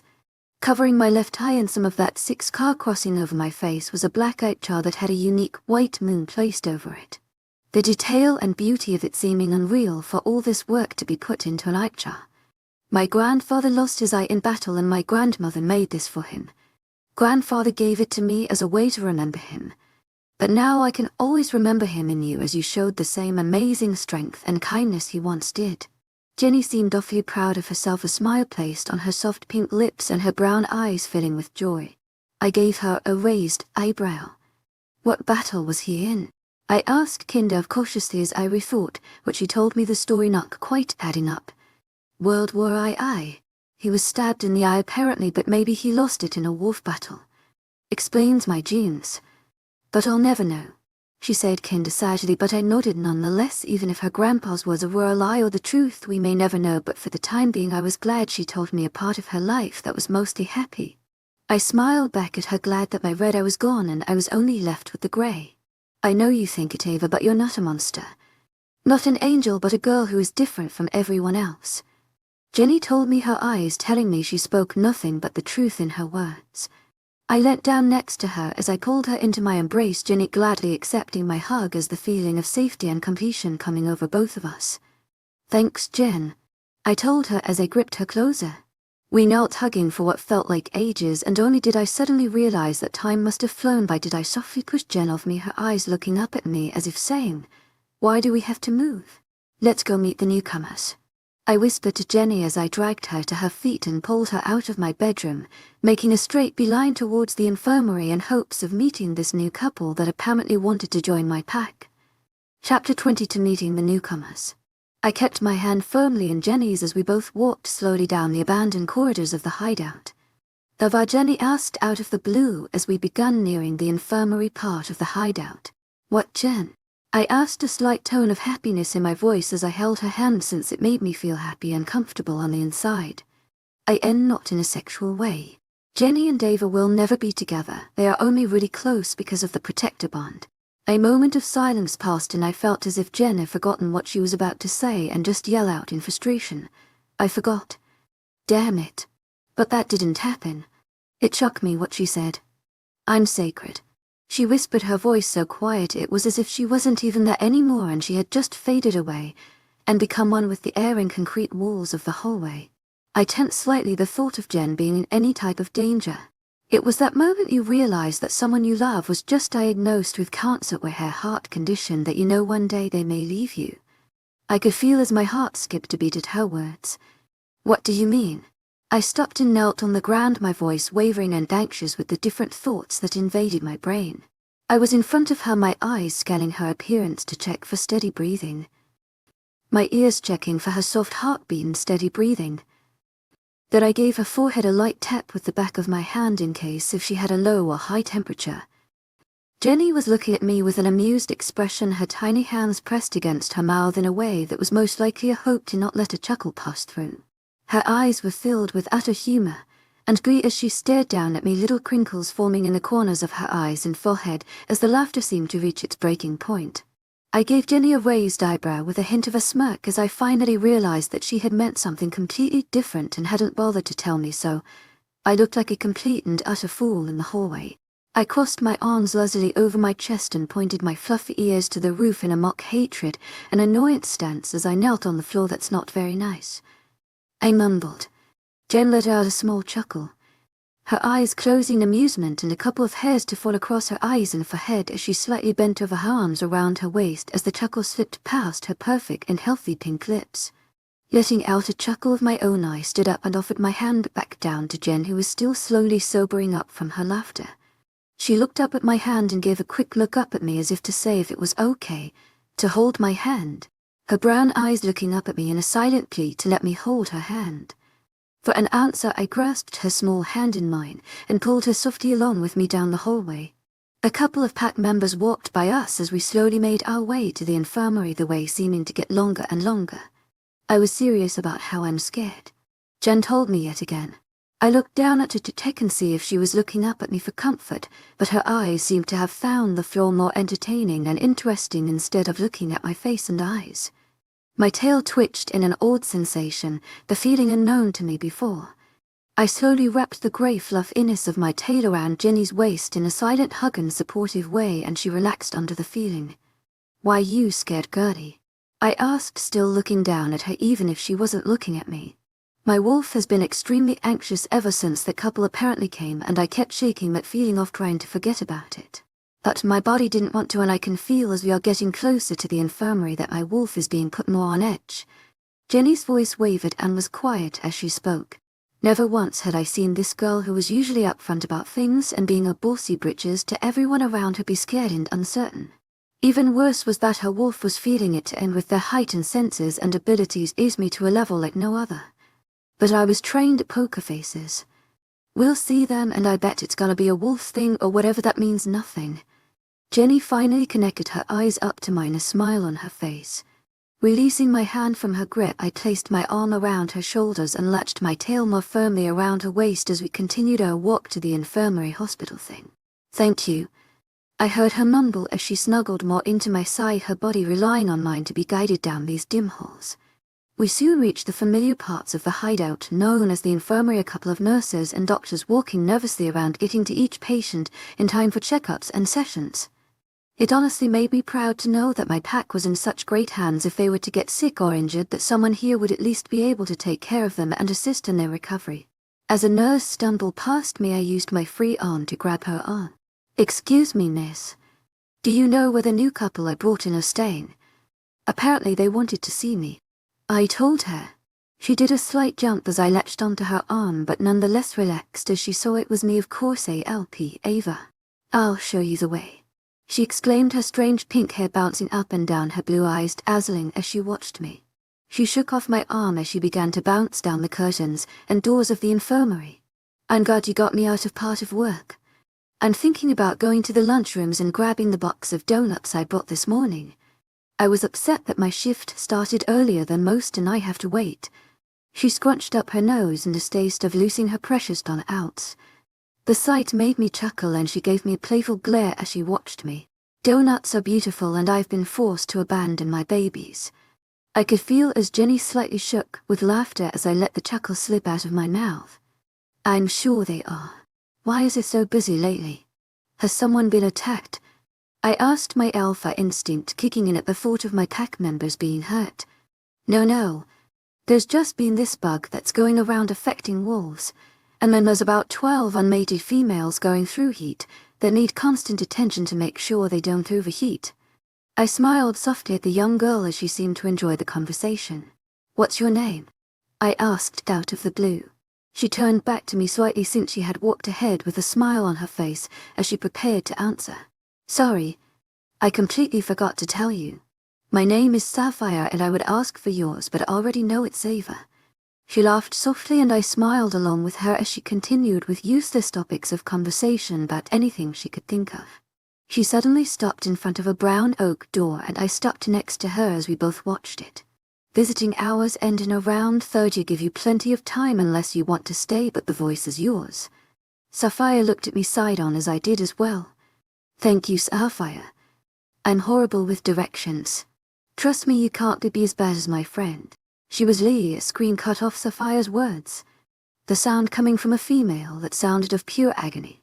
I immediately went into alert and Jenny stiffened beside me, in which I responded with a tightening of my tail around her. What was th? I spoke, sounding breathless as I brought Jenny closer to my side, her body naturally snuggling more into me. Sapphire cut me off suddenly. I need to go check on her. She probably hasn't had her eyes changed in a while. I'll see you around, she yelled as she took off down the halls as other nurses and doctors that weren't busy went to check the scene as well. The screaming continued as this young girl was put through absolute agony. When I went through heat it was usually a dull throb, the reason being that I'm part vampire, so the effects weren't as strong on me as they were proper she-wolves. It suddenly stopped altogether and I was glad for the break. The screams she let made my ears twitch and sting, and I brought them closer to my head in hopes that it would make them feel better. My tail stayed wrapped around Jenny's slightly shaking figure, the contact helping her to relax. Let's go and see these newcomers now finally, I told Jenny breathlessly and with a sigh on the end as I figured the screaming wasn't going to continue. Her only response was a nod into my hip, and the way she looked put me off. This girl was petrified of something that was in that room. You don't have to go in if you... No. I internally sighed as a thought occurred to me, what's with everyone and cutting me off today? To my agent extraordinaire, Madeleine Noble, heartfelt thanks for your unfailing patience, enthusiasm. But you can leave whenever you want. Jenny stayed glued to my side as I pushed open the door to the little hospital room, gazing inside at the familiar beds and tiles that were placed identically in the same places as the other rooms. A young girl lay in the bed, her blonde hair dazzling as it flowed past her shoulders and down her back. Her brown eyes watched the man that stood next to her, holding her hand, but as soon as we made our entry known, her head snapped to ours, a knowing look in her brown eyes. "Are you the alpha?" she asked me, her gaze flickering to Jenny's as she watched the young girl latched onto my legs. I nodded my head. "I am. But call me Ava. The alpha title is something that isn't very appealing to me." I told her, my ears pointing up and away as a friendly gesture, so I wasn't a threat to anyone in this room. "Okay, Ava. I'm Matilda and this weirdo next to me is Jack. But I'm guessing you've already met," she said, a slight acceptance and annoyance in her voice, as she most likely fought with her wolf since her mate was with another girl while she was unconscious. I glanced at Jack, seeing if he was listening to the conversation, yet his eyes stayed glued to little Jenny, who was latched around my waist. "This is Jen, and her protector," I told him as a raging fire burned in his eyes. "Get the fuck away from my little sister." Chapter 23 Monster. What Jack had said shivers down my spine. It had my ears and tail twitching in the utmost rage at what he had said and what Jenny had told me. He just didn't care. He watched as I was kicked out and never spoke up. I was so alone. Jack began trying to walk closer to Jenny. Pushing her behind me, I made my stance more threatening and growled in his direction as he kept trying to advance toward her. "What do? You're a bastard. You let a poor defenseless little girl get kicked out of her home with no one to rely on." I screamed at him. It stopped him for the moment, his steps wavering as he continued to try and get behind me at the girl whose shivering and soft sobs could be heard for sensitive ears. I could hear it. "You don't I know what it's like to be alone. I've been alone most of my life, and yet someone here could have still had her back through the rough times. You're worthless for abandoning her." I kept yelling at him, seeming to express all the emotions that Jenny wanted to show yet didn't have the courage to. Her brother was the one person in her family that didn't do anything, which meant that he must have known or hated what their family was doing to her. He could have helped her, saved her from being trained by an evil alpha to fight in wars that 14-year-old girls shouldn't even think about. "I'm sorry, but if you just let me explain, there's nothing that you can say that will make this right," I told him firmly and quietly, the point seeming to get across better as I talked lonely. "I will accept you being here since your mate is still harmed and unable to walk, but under no circumstances are you to even be in Jenny's presence. If you join this pack, you have to obey your leader's orders." I growled out, my sharp and deadly tone so skilled it could even cut stone. "You have no right to do that," Jack yelled, pointing an accusing figure at my rough stance that I was still finding hard to control. "I just did," I told him firmly for the final time. Jack grew raged quickly, his eyes shifting colors as his wolf began taking control of his rage, shaken from that looked as if everything around him will be destroyed. "Jack, stop before you hurt someone," Matilda screamed from the bed, her arms reaching out and her form leaning over to him. "I want you out of this room and to go and find that nice nurse."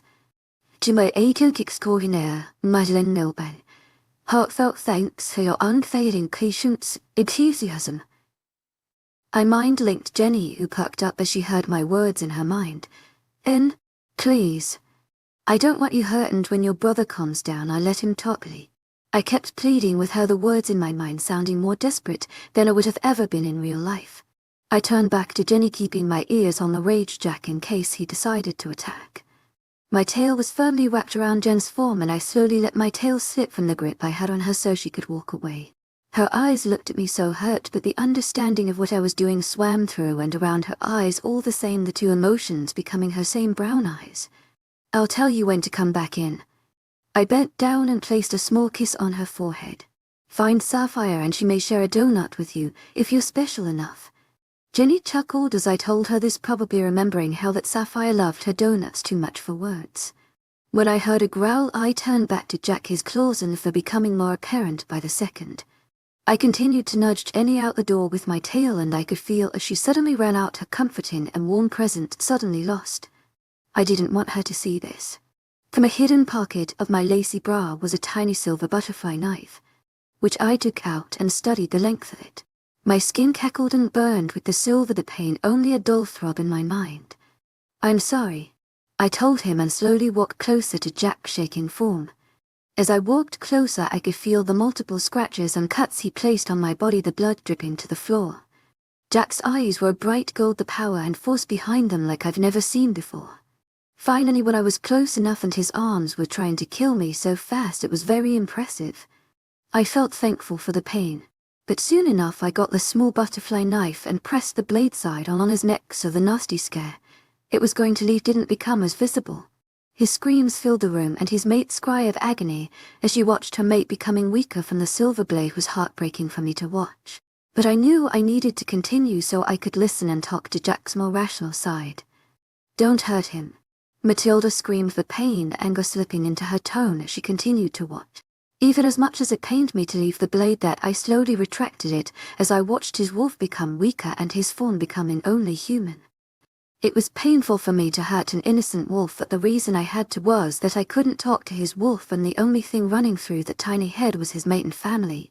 Nothing else mattered to a wolf. It was both annoying and magical. His body collapsed to the ground, his frantic and loud cough the only thing being heard in the room besides Matilda's soft sobs as she watched the scene unravel in front of her. A small chair sat in the corner of the room. It looked uncomfortable and scratchy, but it would have to do for now. I grabbed Jack under his arms, his body too weak to fight back as I dragged him over to the rundown chair, his form crashing into it as I threw him roughly into the chair. My rage not once faltering. "You could have killed him." Matilda screamed from the bed. My ears went down and my tail went lax behind me hearing her. I had no other choice. I told her, refusing to glance at her.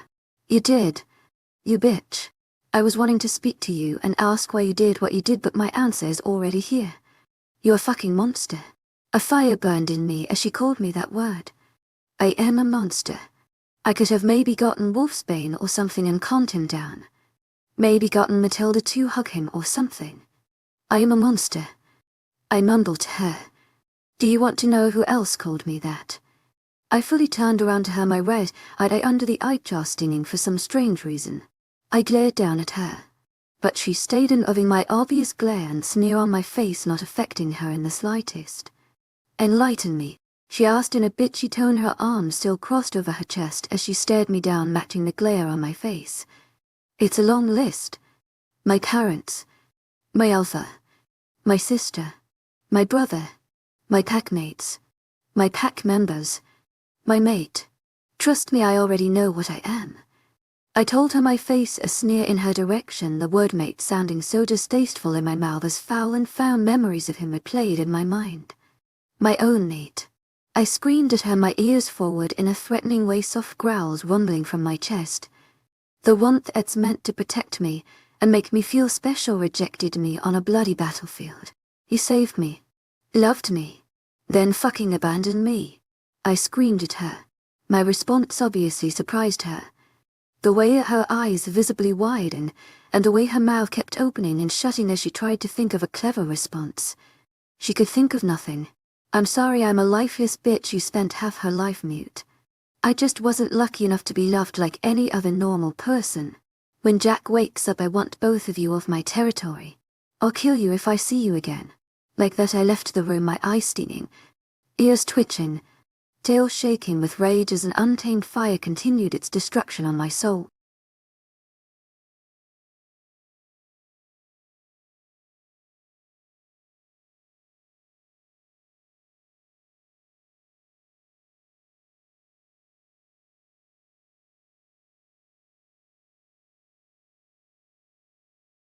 At the moment I was abandoned. I thought I would sink into despair forever. But in my hopelessness, I found strength and became a powerful alpha. Now I will lead my pack to retaliate against those who once looked down on me, proving I am not a worthless failure. Chapter 24. Fixing families. The heavily crowded room made me feel claustrophobic. The heavy scent of men's cologne, mud, water and overall sweat made the room feel even worse, making my head slightly spin and my breaths to slightly increase. There were other women in the room like Jenny and a couple of warriors, but the room was mainly dominated by the male wolf, the scents in the air proving that fact. We were all crowded in the meeting room, or whatever you want to call it. A huge table lay in the center of the room, a large map of our territory and the territory of Moonrise marked with marker scribblings and notes laying around the table as our plans were thought out thoroughly. Our TTC was to work with the wind, the plan being figured out on the day so as we walked in the wind it would hopefully blow away our scents and disguising our trail so they had no chance of finding us, giving my army the element of surprise. But what if there is no wind on the day this plan will fail? Ava, you can't seriously go through with this. Nathan screamed at me, slamming both his fists on the hardwood mahogany table. I glanced up to him, my alpha instinct not liking being attacked, were told I would fail even if it was from my beta. You should understand at best to not doubt your leader. I spent 18 years of my fucking life at the place staying with that bastard of an alpha day in and day out. So if you think there's someone much more capable of doing my fucking job, be my guest. The door's over there. I screamed out to Nathan, my hand gesturing all over the place just to prove my point. Ever since that day I talked to Jack and Matilda, my nerves and emotions had been going through the roof. They were still here, which is what pissed me off, and Jenny had been so different since she had seen her brother, since being kicked out of her home. I had both my hands on the table, breathing in and out very deeply, trying to calm my nerves the best I could. My ears were twitching all over the place, picking up snide comments and whispers amongst warriors and trackers as I attempted to calm myself down. I looked up as I heard my name. At the door stood Jack and Matilda, and I could feel Jenny pressing more into my side at the sight of that disgusting couple. You could see it on Jack's face how much it hurt him to lose his little sister from his actions. But I felt no sympathy for that bastard. What do you want? I growled out the corner of my mouth, picking up in a snarl as I watched the pair closely. Jack flinched back from my power and Matilda visibly cowered away. We wanted to ask you of a favor. Alone. I growled to the pair again, but nodded nonetheless. Can I come? Jenny asked, hopefully her eyes sparkling with innocence even if she lost that part of her mind years ago. I softly smiled down at her. Of course, sis. Let's go. I smirked as I called her sis, knowing that it would piss Jack off more. I was proven correct when his eyes turned a slight tint of gold, his mouth formed in a snarl, but thinking better of it, and turning his face neutral. The rest of you may continue planning or take a break. I told everyone, and most people breathed a sigh of relief leaving with their friends or mates. It brought a pang to my heart, but I didn't let it show. This way. I told Jack and Matilda while I held Jenny's hand firmly in mine, my tail wrapped around her waist and my ears checking to see if any danger was nearby. I walked out of the exit of the room, Jack and Matilda staying close behind while Jenny stuck to me. I immediately took them to my crappy office, even if it couldn't be defined that I still did whatever work or planned on things in here, and it turned into a kind of safe place for me. I jumped into the office chair, Jenny planting her butt straight on my lap, where Jack and Matilda stood on nervous feet as they watched us. So what needed to be discussed, but it caused you to disturb our planning and needed to be requested alone? I softly asked as I wrapped my arms around Jenny's waist, bringing her impossibly closer. The feeling she brought me absolutely amazing. We wanted to request if we could stay. Jack asked timidly, showing me his neck every few moments in a way that was submissive. May I ask for a reason? I asked them smugly as Jenny began to feel the thick tension that was building in the air that caused her to squirm. In all honesty, I didn't really care, and my ears were only focusing on Jen's soft breathing as she snuggled in closer to me. Jack sighed softly and Matilda rubbed his back while he did in a sort of comforting gesture. My heart pang yet again seeing this transaction between two mates. It's just that. I never got to explain myself before you knocked me out, and I've been trying to build the courage to tell you what happened. My ear twitched in his direction as I suddenly became interested in what he was saying. Tell me then. What? Jack asked, probably thinking I would have another fit about this whole situation. I was honestly ready to claw his eyeballs out and shut them up his ass as he watched me claw out his insides, so they became his outsides. But Jenny was here calming me, and I knew it would deeply disturb her if she watched me kill her brother, even if he was a douche. What's your sad story that caused you to ruin the prime years of Jenny's life? That honestly hurt me to say, and Jenny shook with her knees and I instantly felt guilty. But I was glad I did it as I watched Jack cower back, his eyes filled with regret and sadness. I was lucky that on my birthday our parents, being idiots, completely forgot it, because Bethany, our older sister, was apparently more special at one of her private netball matches that they thought I would be fine to spend my birthday alone. Jenny was also at a friend's house, so I was alone, meaning I shifted alone. Knowing that my parents would hate me and never love me again, I kept it to myself and taught myself about werewolves and shit. There was a very long pause that made the uneasiness and tension in the air times by 1,000,000,000. So when it was Jenny's birthday and she shifted, I couldn't believe my eyes. I wasn't the only one. But knowing if I began showering her in kisses and hugging her and telling her everything would be alright, my parents would know that I had something to do with this or was also a werewolf, so I ignored it. I ignored everything they did to her. It broke my heart when they ended up kicking her out of our home, and I was so mad that about an hour later, after she left, I began to search for her with no avail. But I found Matilda. As he spoke her name, she smiled softly up at him and he smiled back. The love the two shared clearly visible. She taught me about mates, packs and rogues in general. So we began to search together for Jenny. That we stumbled on a pack's territory, and in my rage of them, petting my angel, I told her to run and killed the group. I was shocked to say the least. A werewolf all by himself defeated most likely a large group of pack warriors attacking him. He wasn't trained and didn't know anything, yet he did it. I nodded my head to continue. Then after I defeated them all, I went looking for Tilly. That's where I found her almost dead in front of you. You know the rest of the story. I brought my ears back as I remembered that moment. It's embarrassing to say the least and frightening that I lost control like that. Jenny suddenly looked at me with a small glare that rose a blush to my face. When was it the last time you fed? She asked me, her small brown eyes staring accusingly at me. 3 days. I told her, scratching the back of my head awkwardly as she glared at me. My plan was really to wait until my hunger took control of my body and then feed off any animals nearby and make sure I didn't hurt any of my pack members while drinking as little blood as possible. But by the way Jen was glaring at me, I knew I was in trouble. What? Go out there and find something now before you have another craving or panic attack.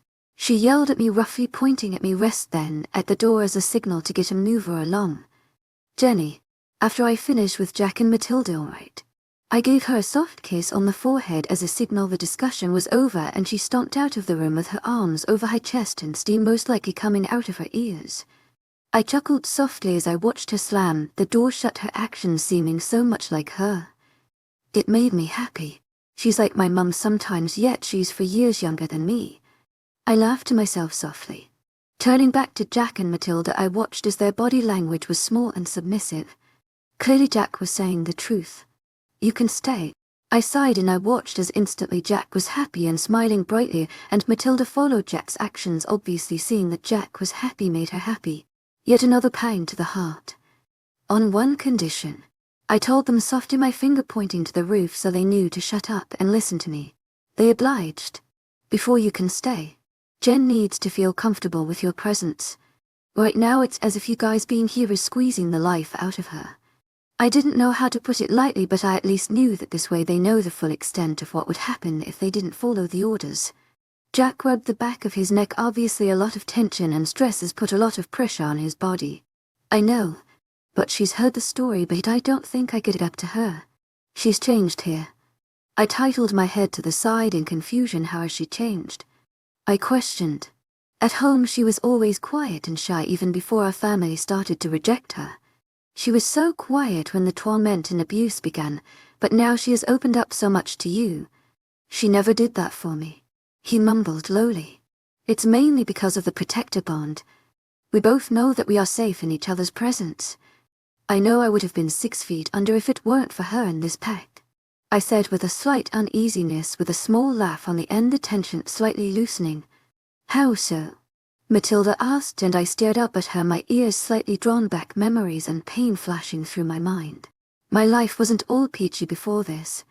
I don't want to talk about it. I told her slowly, and she got the message as she shut her mouth and downcast her eyes. So what has Jenny been through before you found her? I know you've only known her for around a month, so but about the other 2 years? Jack asked me suddenly, his eyes slightly pleading. She doesn't like to talk about it. No one does.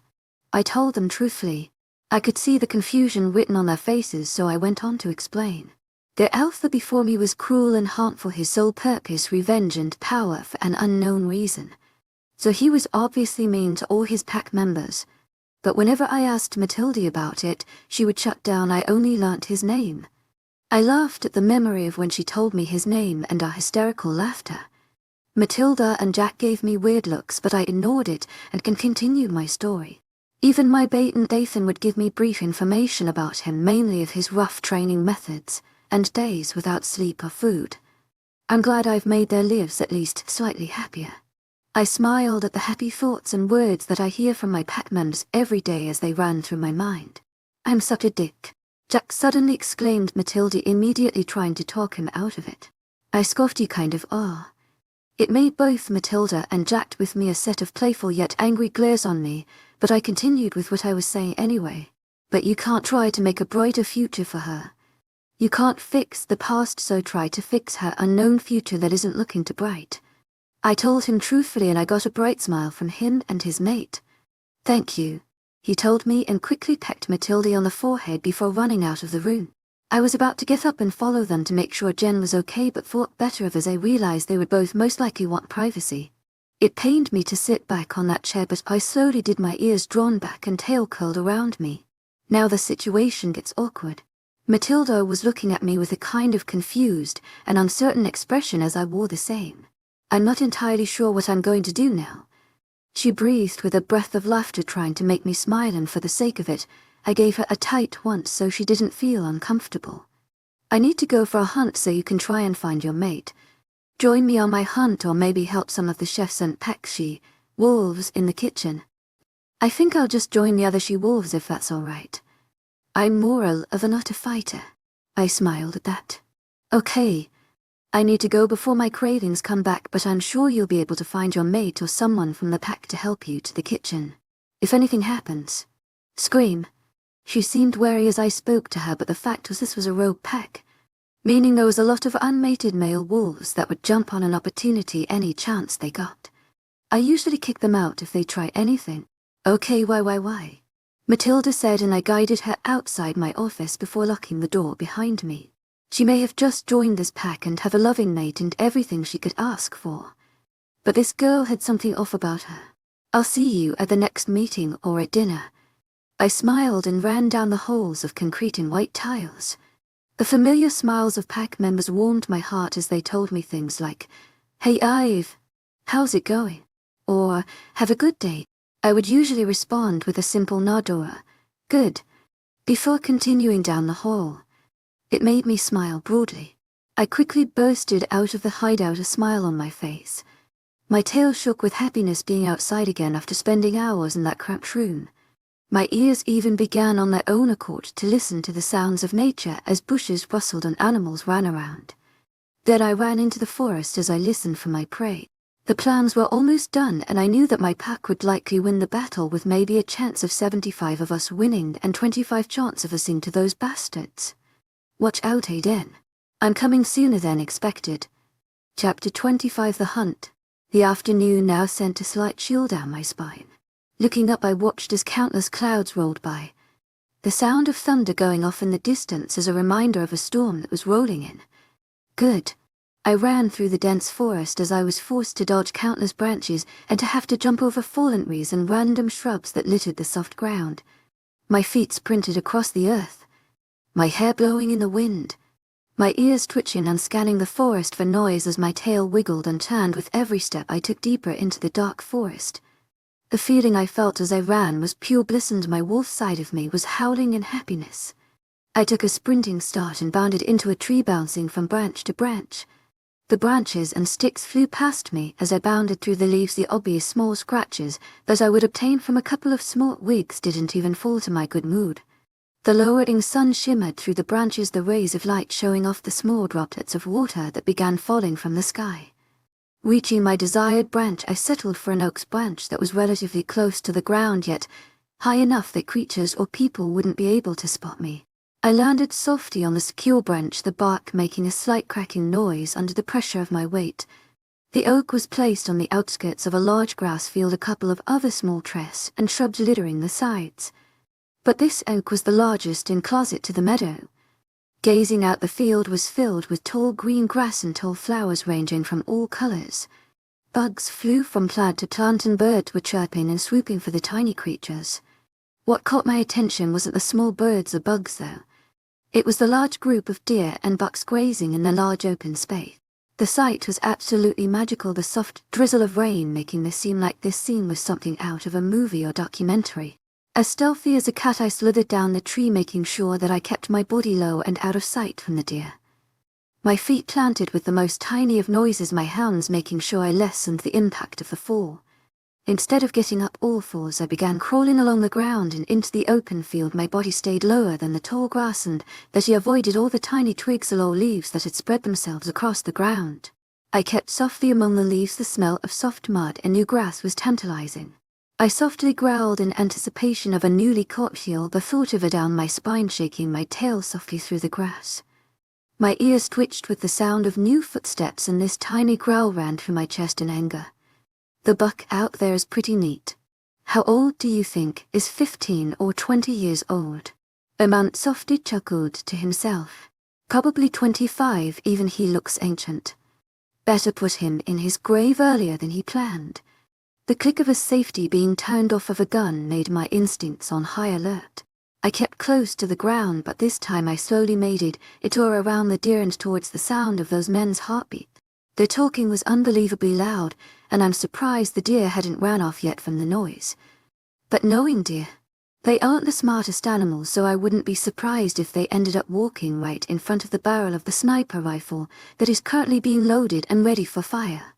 Soon enough, I was about 3 meters away from those men's placements. They were chuckling and mumbling things about their wives and this hunting trip they were taking. It honestly brought a sour taste to my mouth at how much they seemed to loathe their wives and families. I quietly sniffed the air, checking to see if they were as supernatural or not. Their scents turned out to be that of a human's, and I froze. This is truly my first encounter with a human. They seemed disgusting. The way they talk about their soul's mates with utter disgust, and how they talk about their kids as if they were dirt, makes me wonder why they would feel such ways. To a werewolf family is life, and the parents would literally trade their own life for that of their pups' lives. A male werewolf would jump in front of a bullet to save his mate.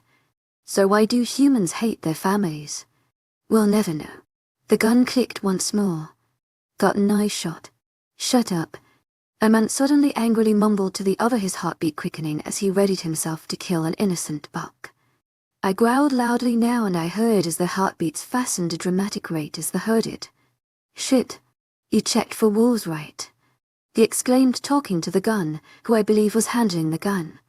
Don't worry, I'm an excellent shot. They come even close to us, it's a death sentence. I rolled my eyes at the human's cockiness. Just stay quiet till I kill this buck. It will make us rich, he told the other man quietly but with a slight chuckle on the end. I pounced.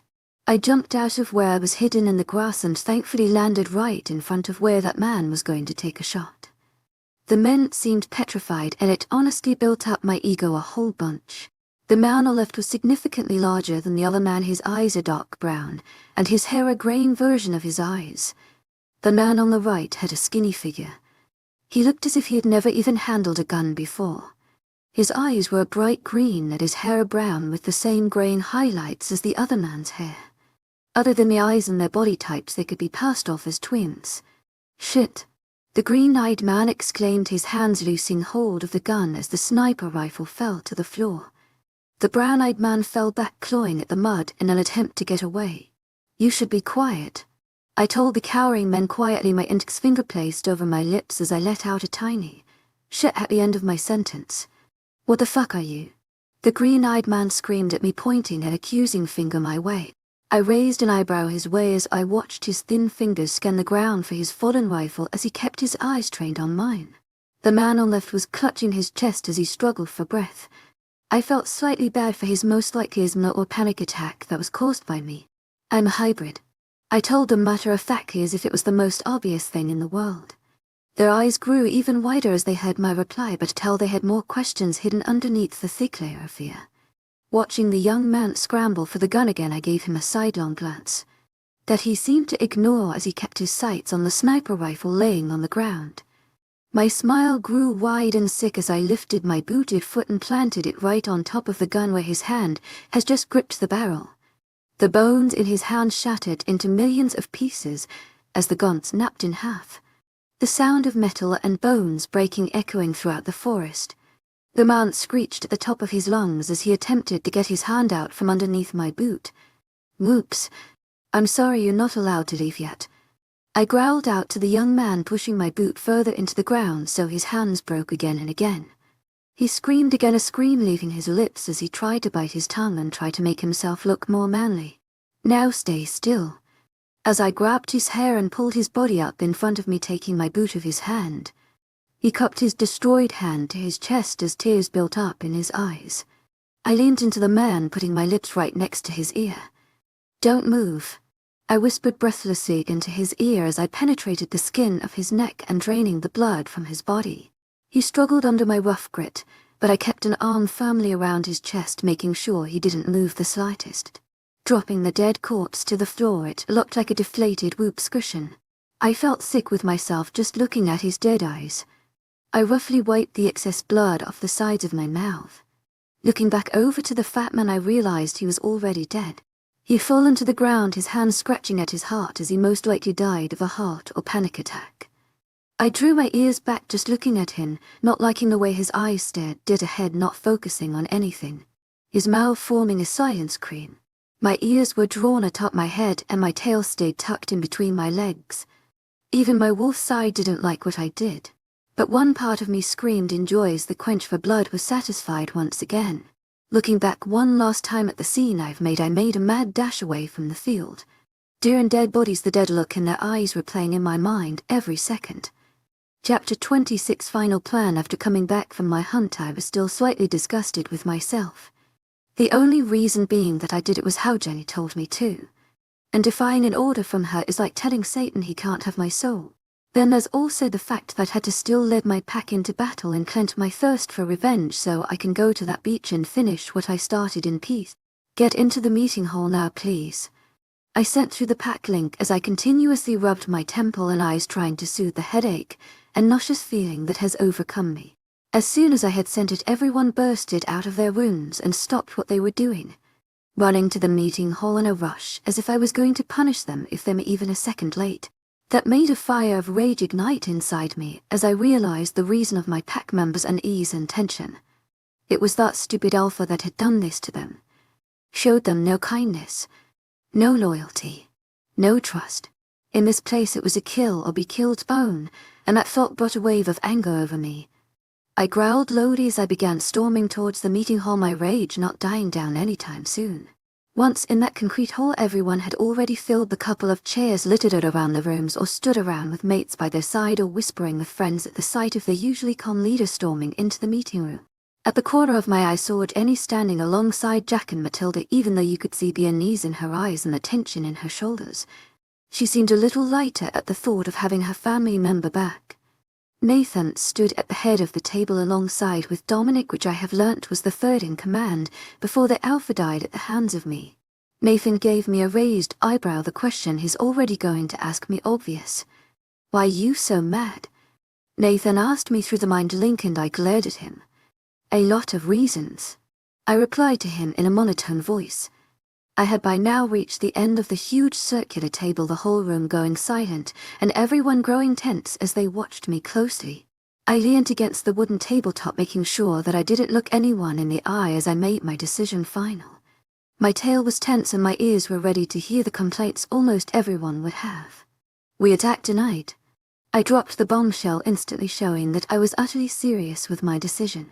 A series of gasps and protests erupted around the room, everyone having at least a billion reasons why we shouldn't attack tonight and wait. This went on for a while, with Methua and Dominic both trying to get me out of my decision. Their protests and whinny voices making me annoyed quickly as they made wild hand gestures around me. I stood up straight and my hands clenched at my sides, my ears and tail twitching in annoyance as I watched everyone bicker and argue around me. Using the anger inside me to fuel my decision, I slammed both my fists on the table, quickly silencing the room in an instant. "I know what you are all saying, but my decision is final. I have much faith in my pack and I know we will defeat the enemy. I'm sorry to everyone that this affect. Ava, you can't let my girl go." Turning to where I heard the voice, I saw a man in his late 20s, his hair disheveled and eyes fixated in horror as they stared into mine. "To my agent extraordinaire, Madeline Nilben, heartfelt thanks for your unfailing patience, enthusiasm. I swear to God, if you, please Ava, Fiona bears my child." The gasps erupted around the room, with Fiona turning a deep shade of red. her arms wounding around her lower stomach, her eyes downcast. "Is this true, Fiona?" I asked her calmly. Most of the pack seemed tense as I addressed her, and Fiona seemed petrified at what I was about to say. "Yes, Eva," she replied monotone, half her face stuffed inside Kyle's chest as she gave me sidelong glances. My wolf side of me growled loudly as she showed us so much disrespect my wolf was ready to rip her throat out. But I simply replied with a soft smile. "Of course you can stay. But Kyle, I request you make a decision to either stay with your mate or come with us onto the battlefield. The choice is yours." I smiled warmly at the couple, my heart breaking as I watched the exchange, their eyes glazed over mine, linking their decisions. In the middle of their conversation, Fiona gave Kyle a glare as he returned her glare with a comforting look. "I'll join you in battle." I smiled at Kyle's bravery as Fiona seemed to dislike his choice. But it was not hers to make, and I was glad. He will be joining us in battle. Anything else of importance that needs to be addressed, you can complain in my office. For now, I want people to begin to say their goodbyes and make sure that top health. That is all. Problems will be brought to either Dominic, Nathan, or I. Thank you for your time, and I'm sorry that this happened so early. I want this fight over. The sooner the better. Then this pack can enjoy its newfound land. A boy older than Jenny but younger than me amongst the crowd raised a weary arm, his weary limbs shaking in what seemed like fear. "Yes," I replied, placing my butt on the table so I didn't have to stand anymore. "You make it sound as if you're not going to be with us." People nodded their heads around the room, and it brought a pain to my heart. "I won't be with you, that is true." Gasps filled the room, and it brought an even bigger pang to my heart. "We need an alpha." Someone yelled in the crowd, and I drew my ears back in shame. "Nathan will fill the position with Dominic taking the beta, with a new gamma in place." "You guys don't need me," I replied monotone up from the table. "What's gonna happen to you?" I glanced back up at the group, my ears still drawn back with my tail slack behind me. "Tell them, Ava." I turned around as I saw Jenny, her brown eyes boring into mine with hatred and sadness clear as day represented in those dark orbs. Her arms crossed over her chest, her hair falling down her small frame in a wavy way. "Tell them why the alpha has to leave," she screamed to me, her finger pointing accusingly at me. The crowd grew weary, knowing something big was going to happen and a big secret would be spilled. The small talk and whispers raced around the room, and I glanced at Nathan for help. "It's only fair," he replied sadly to me, and that's when I knew I had to come out with it. Jumping off the table and standing next to Nathan, I used his body heat and familiar smell to calm me down.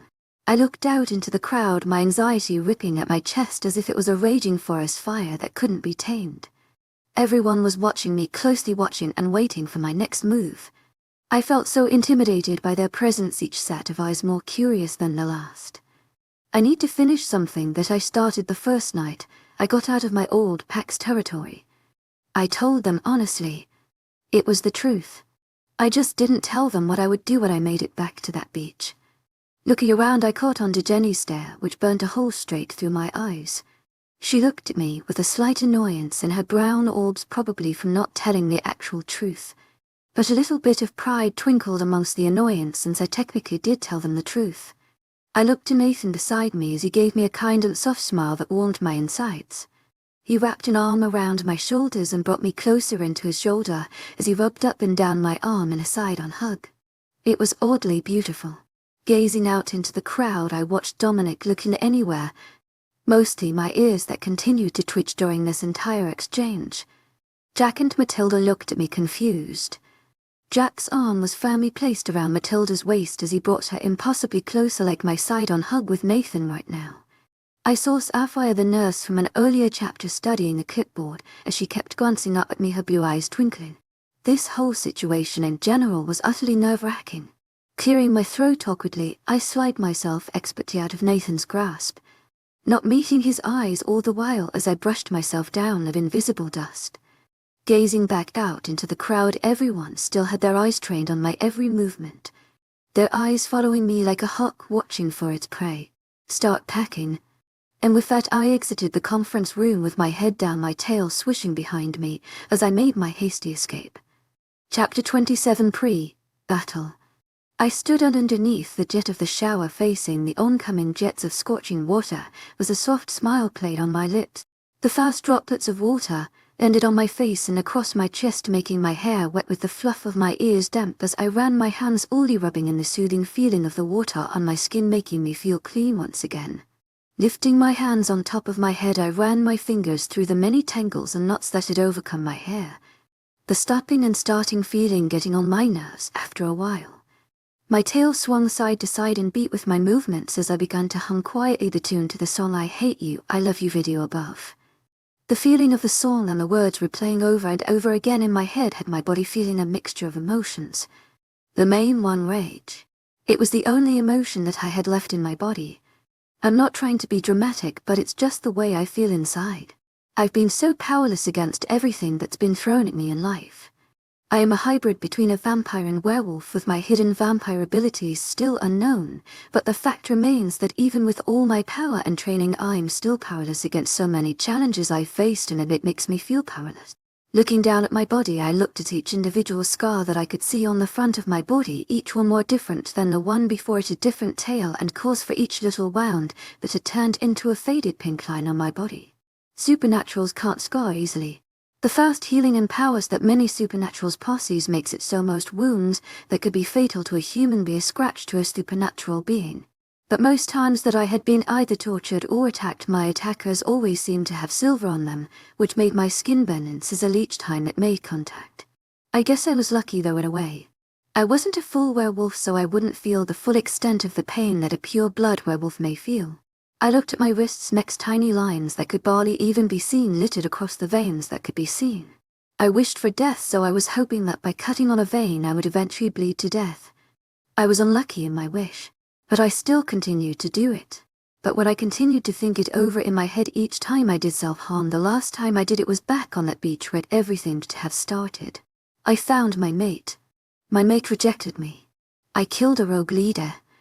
I'm in charge of a rogue pack. And soon I was meant to attack Moonrise and get revenge on Alphaden. What a fucked up couple of weeks it's truly been for me, but I was glad it happened. I've seen more of this outside world than I ever had the chance to in Moonrise, and even if many shit things happened while I was out, I'm still holding on to what the Moon Goddess said to me. Things will only get worse before they get better, so I'm praying with all my might that when I attack Alphaden's pack and take him down, giving my wonderful packland to thrive on and ending what I started on that beach. Yes, I did still plan to go through with it. I sighed and continued to scrub my body with the crystal clear water being sprayed down on me. I sighed in delight quietly with a soft smile on my lips. I wrapped my arms around my chest area, making my boobs turn to cleavage and a shiver to run down my spine in delight of the warmth.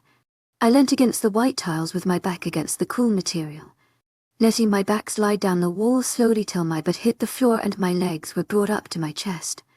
The jet still blew down on my tiny figure crouched in the corner of the shower. I brought my hand back up to my left thigh and ran my fingers along the scar that my mate left behind when he found another girl. That was the final straw for me that day. He may have come and found me when I had first left, but I guess his affection didn't stretch as far to try and find me again.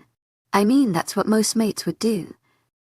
I let out a whimper and wrapped my tail on top of my feet and around till it curled back around my backside so it kept me warm. Showers were a great place to think and show emotion. It was a place that I knew no one would find me because no one was as rude enough to barge in on someone while they're bathing, and since the jets of water are so loud it drowns out your tears or whimpers with the sound of parading water. I slowly climbed back to my feet in all my without clothes glory until my little NOB thing, so the shower turned off from the millions of droplets soon turned into a couple of water droplets that fell from the head of the shower to the tiled floor. I stepped out quietly, making sure my feet were as quiet as possible. It was a habit I had grown accustomed to, since I would prefer the men to not know I just got out of the shower and be stark without clothes in my room. Wrapping the old red towel around my body, I tucked the end of the towel in between my breasts so I didn't have to continue to hold the towel and it won't fall down. As I was walking out of the bathroom, I gave sidelong glance at the mirror that had been covered in fog and mist from the hot shower. My figure in the mirror was fuzzy, my features barely even being able to be made out. I shook my tail and I watched the grey in the mirror move. Twitching my ears, I watched the grey that sat on top of the black move quickly in fast motions. Next I gazed into my eyes. It was clear as day that I could see that one of my eyes were grey, the other a captivating red. A feeling of fire began racing over my body as I continued to stare at the red in the fuzzy mirror, the feeling a mild tingle as it began to shift into a burning blaze. Since I was bathing, I didn't want to have a chance of destroying that eye-jar that Jenny had given me. Looking at the sink, I saw the little eye-jar sitting on the edge of the sink, the moon pattern still there, clear as day and as beautiful as ever. I grabbed it fast and threw it over my messed up eye. I didn't enjoy the look of it one bit, and having it made me feel better. When I could be seen, I felt this burning sensation in my chest and my body felt overcome with power and energy that I didn't feel I could control even if I tried. I gasped as the sensation went away instantly as the eye-jar made contact with my eye, making sure the world couldn't see its ugliness. I grilled the sink, with my hands facing the tile floor. As the sensation fell away, the feeling of power and energy gone, leaving me feeling slightly drained and dizzy. I shook my head once and held it, with my hand gripping my hair and the fur of my ear in the process of trying to get the wave of dizziness out of my head. The feeling went away as soon as it came and I pushed myself off the sink and out of the bathroom. I shoved the oak door open, walking quietly into my room and grabbing my newly washed clothes and placing them on along with my daggers placed around my waist. It was the black outfit that the moon goddess had given me. It was still as clean and gorgeous as the day she gave it to me. The attack team would begin moving out in a few minutes, and I knew I had to join them if they wanted a chance of getting in the territory alive. The storm was closing in and it gave me the perfect chance to attack that bastardade and get rid of my disgusting family forever, with minimal deaths on our side. This pack had been trained for war 16 hours a day with 6 hours sleep and only 2 hours of downtime for eating and maybe entertainment. Even though I'm glad the old alpha of this pack had trained a group so well, it makes me sad that he even trained children as young as Jenny for war when they had barely even successfully shifted first. Shaking the thoughts away from my head, I pushed the door open quickly, walking briskly down the familiar concrete halls. Then out the front where my army waited for me, in the field many different people already shifted or waiting to shift. "I'm coming. Get your ass ready, Aiden," I whispered to myself. I left the hideout with a confident stride, my eyes twinkling in desire. My army followed close behind me as we closed in on the pack grounds of Moonrise. Chapter 28, Final Battle. All of my wolves walked alongside me, their positions never once faltering. All wolves walked ahead of me while I stayed behind everyone so I could make a quick and hasty way to Alpha Aiden's office. I walked behind everyone in my black combat boots, black skinny jeans and my black singlet, my daggers tucked safely in its holders. My black hair whipped around me in the furious storm breeze. My tail was flowing behind me and my ears were pointed straight up, searching through the winter breeze, trying to find any danger. The stars and moon were placed above us, every once in a while poking through the black clouds to show their support for our attack. Pack house in sight. Nathan stood at the front of the group, him pretending to be the alpha. I went and found Dent so I could finish this. Perfect. If I don't make it, the alpha position is yours, go. I quickly shut the link before Nathan could protest and give me words of encouragement, telling me I wouldn't die. How I will live on to be a great alpha and blah. Blah, blah. All my wolves in front of me ran out onto the field next to the pack house. Familiar growls and barks filling the air, showing the plan was in motion. I internally smirked as I watched the blood splatter against the grass and the sounds of the enemy wolves falling in their final breaths being taken as a crack resounded, signaling that my pack was winning. The smell of these packed grounds sent my mind into a frenzy of memories, filling my brain before I could stop it. The pain that filled my sight, remembered this place was torturous, and it made me physically hold my head as visions were set on replay for infinity. What dulled the pain was imagining each of the people I hated the most die, in so much detail that it would give adults nightmares and children heart attacks. Ripping my step-siblings' bodies apart, each one agonizing slow. Their constant pleas as they claimed they had nothing to do with anything my parents did to me, but I would merely pretend I didn't speak and watch as the light flashed through their eyes. Then the music would start and I would begin listening to my so-called parents' wails as their perfect children were killed in front of them. Their blood would begin to splatter against my black outfit as their final breaths would be taken. Their gurgles and gasps as a pathetic attempt to use those final words they had the chance to say to tell my parents something cliché like, "I love you" or "thank you for saving us." their now limp bodies laying on the floor, a forever growing pool of blood as their skin turned pale. Eyes shut and the blood stopped pumping in their veins. After that I picture my father running straight for me, his familiar blue eyes and blonde hair whipping behind him as he trained his eyes only on me, his mindset on killing me. But before the deed would be done, I would pull my daggers from behind my back, stabbing him straight in the heart. As he gasped and cried out in pain, that I would slowly lean into his ear and whisper softly so that only me and him could hear, "You thought I was too pathetic to be beta. Look at what I've done now." He would look at me with dead, cold eyes that I had grown accustomed to and try to come back at me with something better, would have already slowed down to no beats at all, and his limp corpse would fall to the ground. A pool of blood surrounding his corpse. My mother would be in agonizing pain as she kneeled on the ground holding her body together from breaking. Then I would walk slowly towards her, watching as she pleaded for me to stop and think of how I shouldn't do this to my family. In the end I would still beat her, so she knew how it felt to be abused. Then I would grasp her hair and pull her so she would face me so I could say the couple of words I've always wanted to tell her: "My mother died when I was born." Then slicing her throat so for the rest of eternity she would have to recite those words in her mind as she hung from chains and bars in hell for her crimes against the world. But finally my favorite bit would be when I would walk across the battlefield, my thoughts strained on my old Alpha, as I made my way to kill him in his very office that he so often trained, raped and beat me. I would storm into his room, finding his ugly fat body attempting to climb through the hidden room behind the bookshelf, attempting to spare himself instead of helping his pack members that were dying out on the battlefield. Ripping him from the hole, I would watch his eyes fill with fear as he attempted to consult with me, bargaining for his life. After his attempts would fail, he would try to kill me, but I would only laugh in his face, telling him how he trained me to kill Alphas. His body broken and bruised as he accepted fate. Then with a large smile playing on my face, I would grab Aiden by his shirt, doing further beatings to attempt and match what he did to me. Finally, after he almost entered death, I would bring his face close to mine and rip his fat and ugly head off his pathetic excuse for a body, and smiling as I realized the people that ruin my life are finally gone. Visions over. It was a perfect. The visions in my mind made me smile a crazed smile, and my tail wag at the thought of bathing in our enemy's blood. A familiar smell wafted through my nostrils and I sprung into action, running through the fields of blood and wolves. The sounds and smells comforting every living fiber in my body and making me even less sane than I was before. I knew I was becoming mentally unstable. My mind was so set on revenge and watching their blood spill, or I forgot my sanity a while ago, and now I'm an empty shell of the girl I was when I was with Ash. I shook my head from those thoughts. He was a bastard that finished the job in making me this way. I was already destroyed and mentally unstable, but he just had to push the limits, and look where it got me now. Running through a field of fighting wolves with daggers in my hand, ready to stab the man that assisted with my creation. I immediately recognized his wolf, the way his blonde coat shimmered in the breeze, making his dazzling blue eyes pop with an intensity like no other. But I didn't stay focused on how he looked for long as I watched his wolf prepare for a death bite to no other than Jenny, her wolf body, fighting anymore. I told her to stay behind. I growled in annoyance but sprinted forward anyway, refusing to let the girl I was meant to protect die in front of my eyes.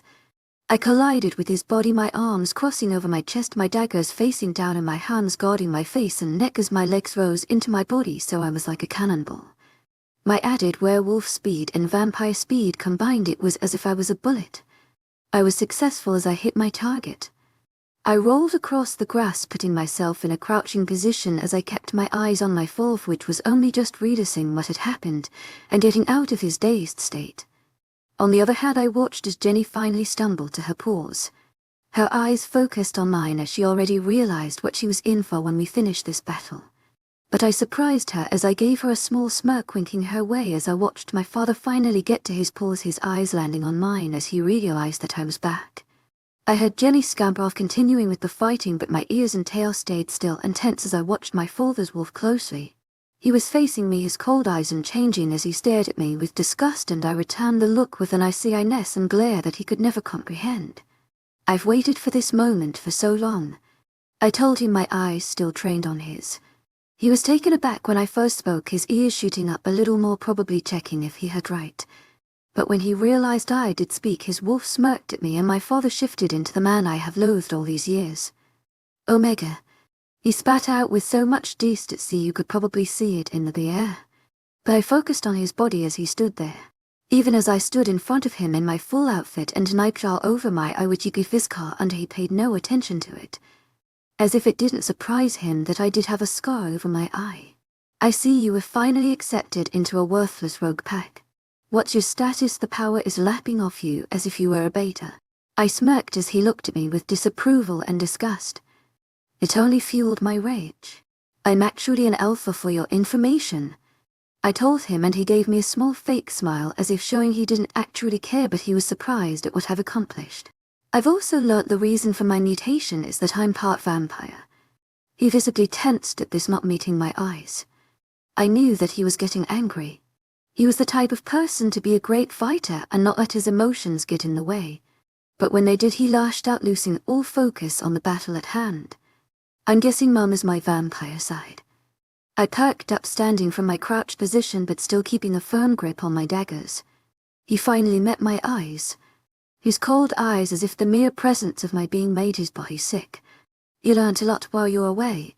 Let me guess, you also found your mate. The mere mention of Ash made my heart race, and memories of when he rejected me flashed through my mind. But I shook it off, keeping a good poker face, hoping he didn't see through my act. My father suddenly bright and his eyes going wider, and a broad smirk appearing on his face. He did it, didn't he? He spoke, but I made sure not to falter as he held my gaze. That just proves the fact that you're a worthless piece of shit. You must have seen through your acts and realized you're a weak and doubly mutated bitch that never was meant to walk this earth. Me and Kate should have just killed you at birth. I collapsed to the ground on my knees, but I still weakly held onto my daggers, using whatever fight that was left in me to not let my guard down. I was hyperventilating before I could stop it, and the familiar black surrounding my eyes told me I was about to black out. You're the same pathetic girl that you were when you lived here. I'm ashamed to say I'm actually related to you. My father screamed so loudly, even over my heavy breathing, I could hear him. He raised his hand, his claws out, as he slashed his hand across my face, successfully taking off the eyejaw that I wore. It made my eyes blaze with pain, and my body wouldn't comprehend anything I tried to do. Gripping my daggers tighter, I stood up in a flash, my body rigged, as I could barely control the laughter that began rocking my body over and over. I faced the grass, wanting to build the tension before I unleashed my power, hoping that my father will today fear me instead of me fearing him. My body absorbed the words he spoke, and the pain of having the eyejaw did to me as my red eye faced my father, blazing with fury. I had just literally broken. My sanity was lost. I looked at him, my eyes wide, my smile broad, showing off my teeth. One of my ears had flopped down, the other tense and straight. My tail was behind me all the while still, and like a damp cloth forced to be dragged along with me. That's why I'm here today. I yelled out, my laughter making it harder to speak. I'm here to prove myself. I screamed at him. His body was now tense as he watched me, only now realizing that he had pushed the limits. I was watching as his eyes grew wider as I looked at him. I finally raised my left dagger to him, pointing it straight at him as I made my eyes seem as if I was taking aim. To do that, I'm going to have to kill the people that ever doubted me. I screamed a warrior cry as I ran towards the man that was meant to be my father. He looked petrified as I did, his eyes widening so far I thought they would pop out of his skull. That would be a beautiful sight. He quickly recollected himself when I had reached about a meter in front of him.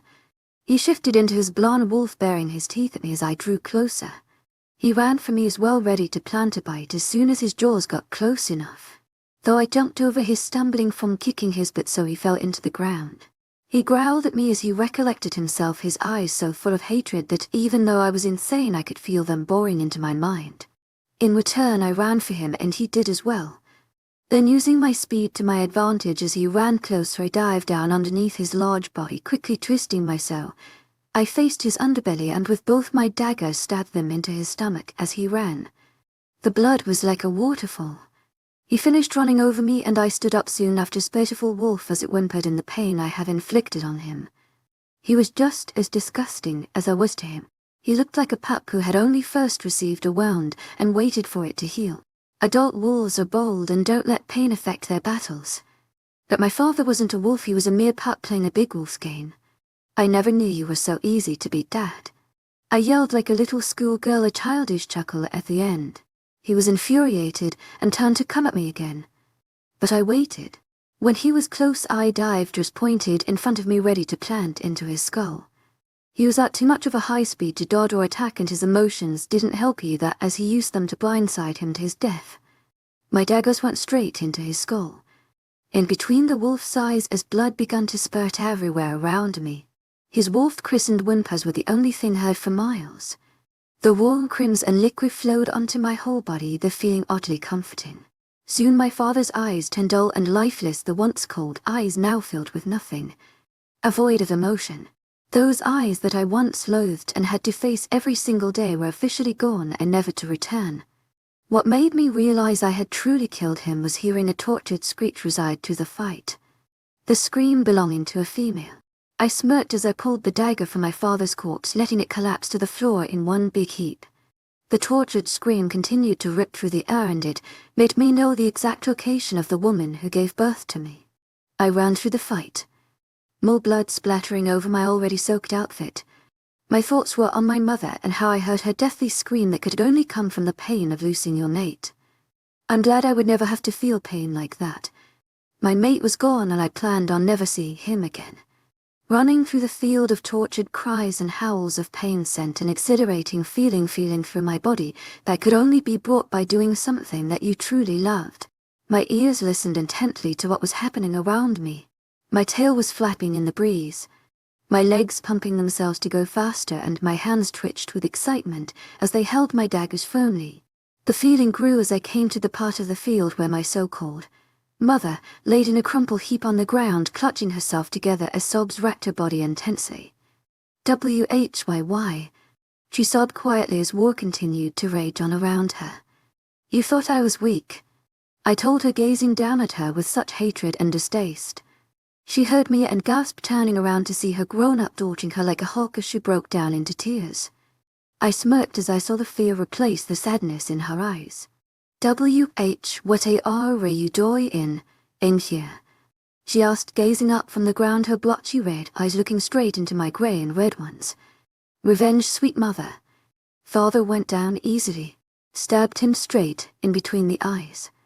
I told her, a little chuckle on the end of my sentence as my eyes grew wider and my smile grew broader. My tail shook behind me in delight of the battle, and my ears continued to twitch and listen to every little harsh breath my mother took. "Why, ooh." Why, she screamed in my face, her tears continuing to run down her cheeks like a waterfall. "Why?" I asked, lightly turning away and watching the battlefield with a smile on my face. "Because every day I was breaking. But now, I'm broken and insane." I turned around quickly to my mother, using my wolf speed to go straight up to her crippled figure in the ground, placing the blade of my dagger under her chin so she was forced to look into my eyes. "So killing everyone that assisted in destroying me can die alongside my soul," I told her, quickly, a chuckle leaving my lips. She continued to sob as she looked at me, her gaze quickly looking behind me, then back into my eyes with a newfound courage in them.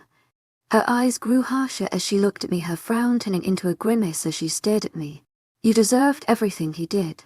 You're a worthless bitch that has no purpose." Leaning in closer to my mother's ear, I whispered softly, "Thanks for the vampire side. Your kids will meet you in hell." Her eyes were wide and fearful as she gazed at the kids behind me. She knew I knew that they were there and going to attack. So with her final breath she spoke. "You're a worthless mistake." Then I used my dagger to slit her throat, blood splattering onto my face, my mouth filling with the delicious sweetness of my mother's blood, which I immediately drank, the warm liquid gliding down my throat.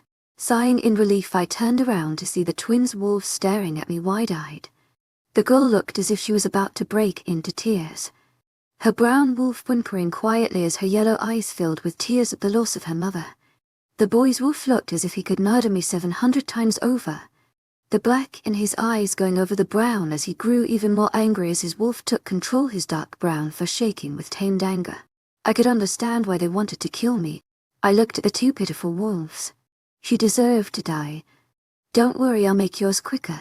And with that I ran ahead, running in between the wolves and plunging my dagger into each of their heads. My right dagger going straight through the boy's skull and the left going straight through the girl's skull. Thrusting the blades out fast, their corpses tumbled to the floor in a big heap, blood pooling fast as the blood mixed under my black boot.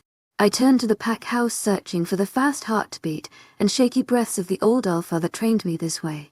Thump, thump. I smirked to myself, knowing he had already gone to his secret bunker in his office, his wimpy self too afraid to fight the fight that he knew was done by me. Here I come, Aiden. I lost everything in the battle, my heart filled with despair.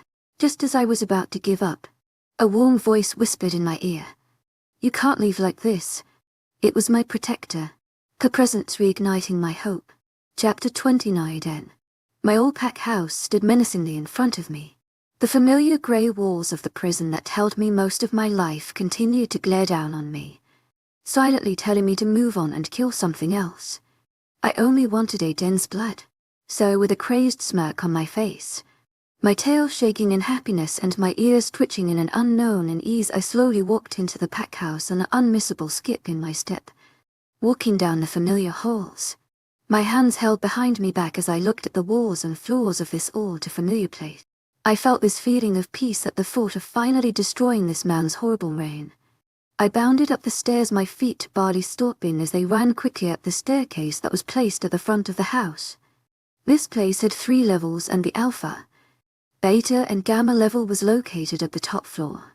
I could hear Aiden's fast heart even before I took the next set of stairs leading to the 3rd floor, and my smile grew broader. His breaths came out scratchy and quick as he body controlled the impending heart attack that he would most likely have. The fat bastard. The 3rd level was a long and narrow hall filled with 3 different doors, each one containing one of the ranked family's rooms. 2 doors were placed on the left, the gamma and beta dorms inside. They looked almost identical, and I didn't need to look inside to know that, since I was the main cleaner for this level. Then the singular door placed in the center of the left side of the hall held the alpha's dorm, which I knew all too well. That's where I heard the heart beat the most. I ran to the door, threw open the door in haste. Honey, I'm home, I screeched in a high-pitched voice. I could hear the heartbeat take a leap, from most likely Aiden having not heard my voice in years. I didn't pay attention to the tales of his home and immediately threw open his office, everything the same as I pictured it. The chair was turned around to face the window, and then my sensors locked onto my target. Not even gonna turn around for me, babe?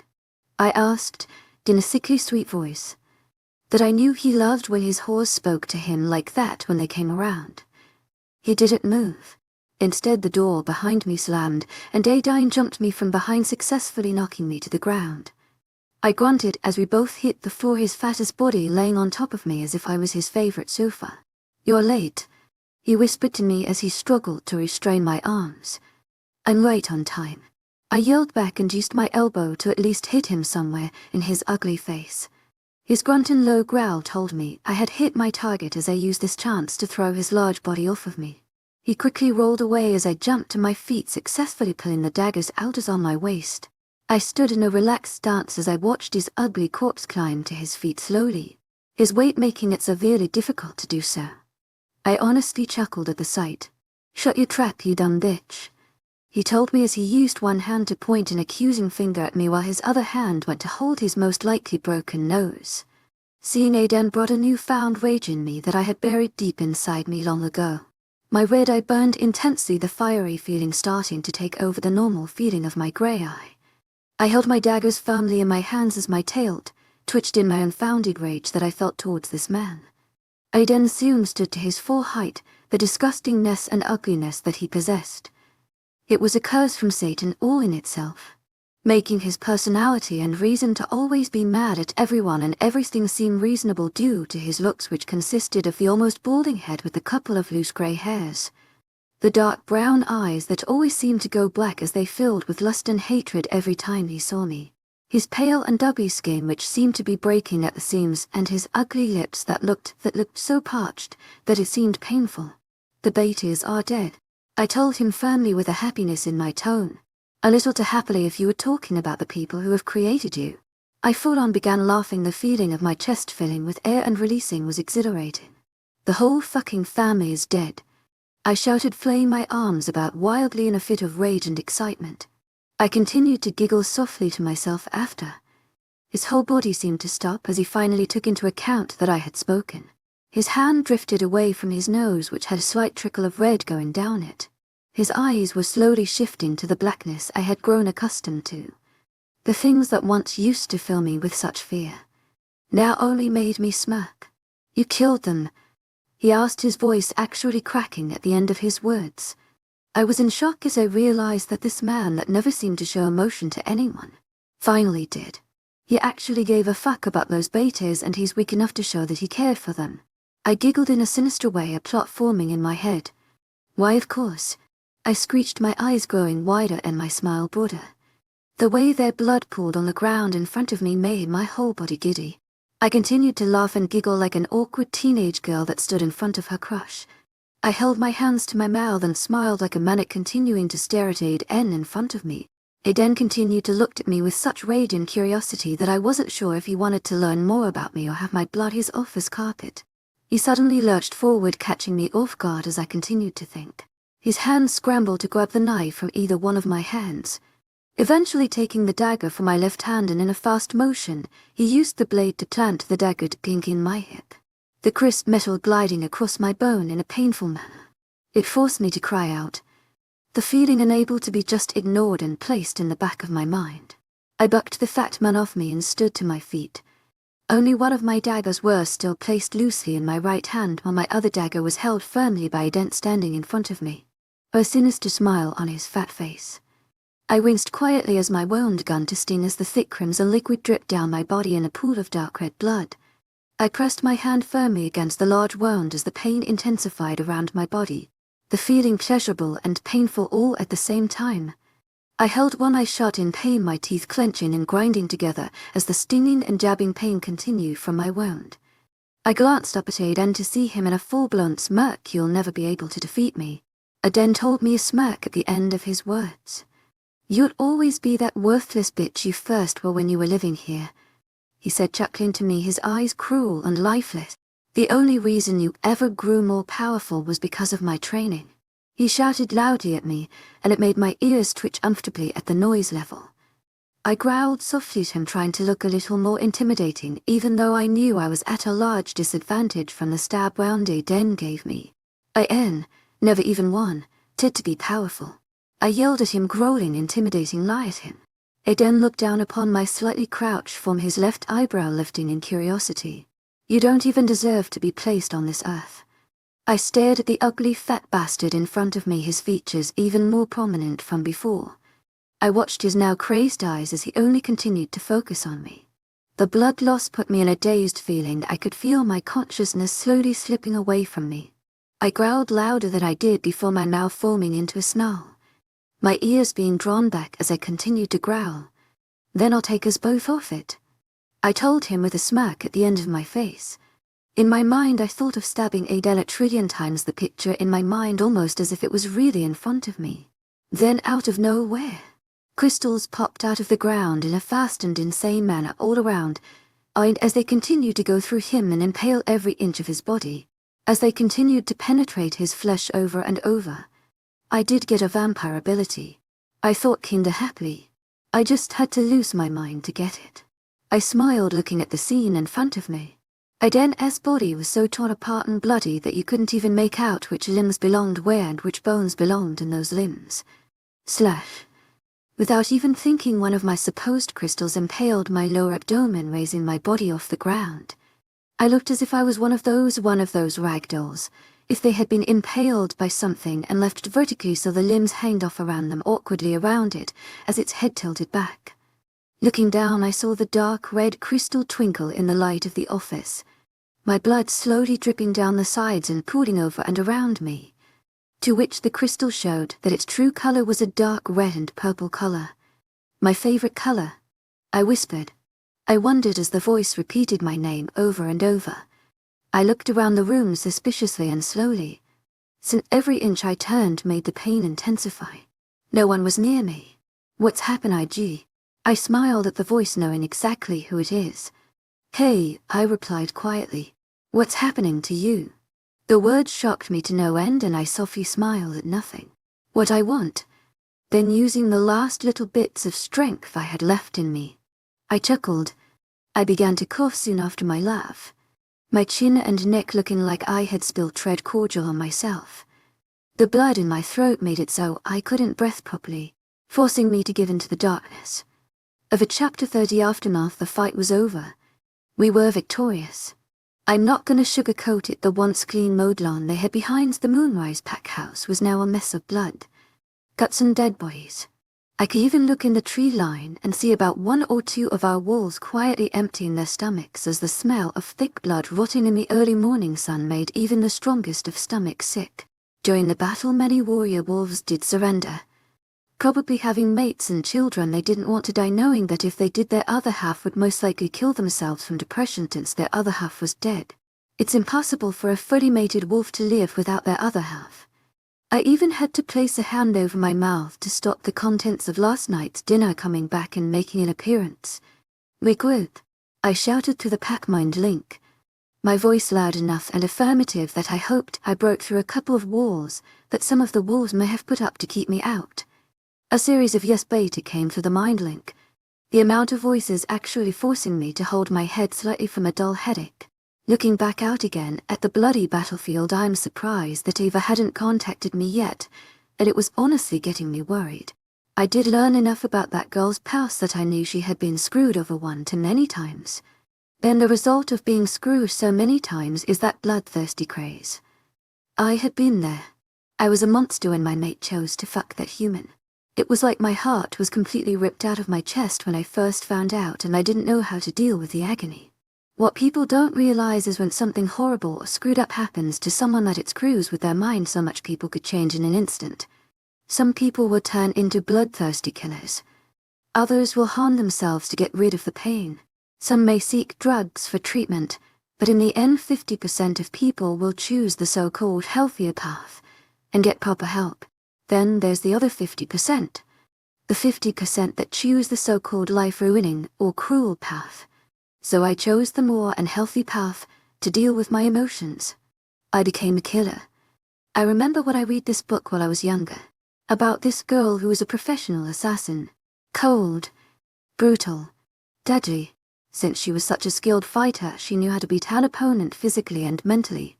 There was about a whole chapter dedicated to the description of emotions while fighting. She had done a whole study on the matter. It talked about how some people with their raging emotions can become the perfect fighters even if they haven't had the training. If they already knew how to fight, became unstoppable. Then the others were the people with their raging emotions that they couldn't even win a fight if they tried, even if they had professional training beforehand. Then there were the people with no emotions. These people put mercy and humanity behind them as they fought. When no emotions were in play, they didn't fear death and didn't feel pain. The perfect killing machine. That's why I'm worried about Ava. She's been pushing her emotions to the side so much while she's been fighting. Then with her past and recent events, her emotions are either extreme or she doesn't pay attention to them, making her a cold-hearted killer. She's been through so much and has such great power and abilities, it's scary to think what she might do if she lost all her emotions and became a true monster. I would like to help her and assist with what she needs help with. But she's so distant yet upfront at the same time, it's impossible to see if you're making an effect on her or if she's just waiting for you to walk away so she can further shove her emotions away. I'm scared for her. Beta, a distant voice asked me, and I turned around to see Carl looking at me worriedly. Glancing behind him, I saw a good percentage of the pack who I believe must have been the only ones who survived the battle disheveled. Bleeding, bruised and beat up, but ultimately alive still. I smiled softly. "Is this everyone?" I asked Kyle quietly. He looked up at me, his left eye bruised and lip busted as he nodded his head quietly. I was surprised to see such a large amount alive, and I was glad to see that. Glancing along the long line of people, which I estimated to be about 100 to 200 people, I caught sight of little Jenny, looking worse than most but alive nonetheless. Her hair was all over the place with spots of blood matting it together. Her eyes were droopy, one bloodshot, which means someone must have punched it. Finally she was covered in cuts and bruises, her whole look a lot different to what she looked like before we came. Altogether it looks like Jenny had ultimately been thrown off a cliff and attacked by lions. She noticed me staring at her and slowly wobbled to stand in front of me, and Kaya, her eyes slightly watering. "Have you seen Ava? I can't find her and I can barely sense her." That got me even more worried than before. I felt her pain and it was extreme. She has to be in trouble. Okay. Scratch what I said before, I'm extremely super worried now. Jenny was Ava's protector as Ava was hers. If Jenny could barely sense Ava, that must mean something was either seriously wrong or Ava was very, very far away. Both reasons very bad. I glanced back at the very long line. At least 25% of the pack was still in working order, and the other 75% looked like they couldn't walk 3 steps without collapsing into the dirt and getting a face full of mud. Looking down at Jenny, I could see the small tears begins to cascade down her cheeks. Something has to be extremely wrong if Jenny is in tears. To my agent extraordinaire, Madeleine Noble, heartfelt thanks for your unfailing patience, enthusiasm. Whoever can still walk around, we are doing a search for your alpha. Ava is missing. Leave no stone unturned. I screamed out. Nearly everyone went rigid, their wolves probably taking control since their alpha is missing. It's in a pack wolf's nature to protect their alpha or anyone in their pack. Immediately people's wolves will take control when they know either a packmate. To my agent extraordinaire, Madeleine Noble, heartfelt thanks for your unfailing patience, enthusiasm. Berta, Delta or anyone else in the pack is in danger and will try to protect them to the best of their abilities. Soon everyone who was still in working condition, or even some people who were wounded but could walk without collapsing, went on the search. Jenny immediately tried to sprint off, but I held her back, holding her shoulders and pulling her small frame to my chest. Let me go. She screeched, her tone slightly higher, and a snarl at the end of her words telling me her wolf was probably taking over. Looking over at Kyle, he looked okay but still not good enough to help search. He was even rocking side to side as he stood still. Watch her, I told him, and he quietly nodded as he took Jenny's hand.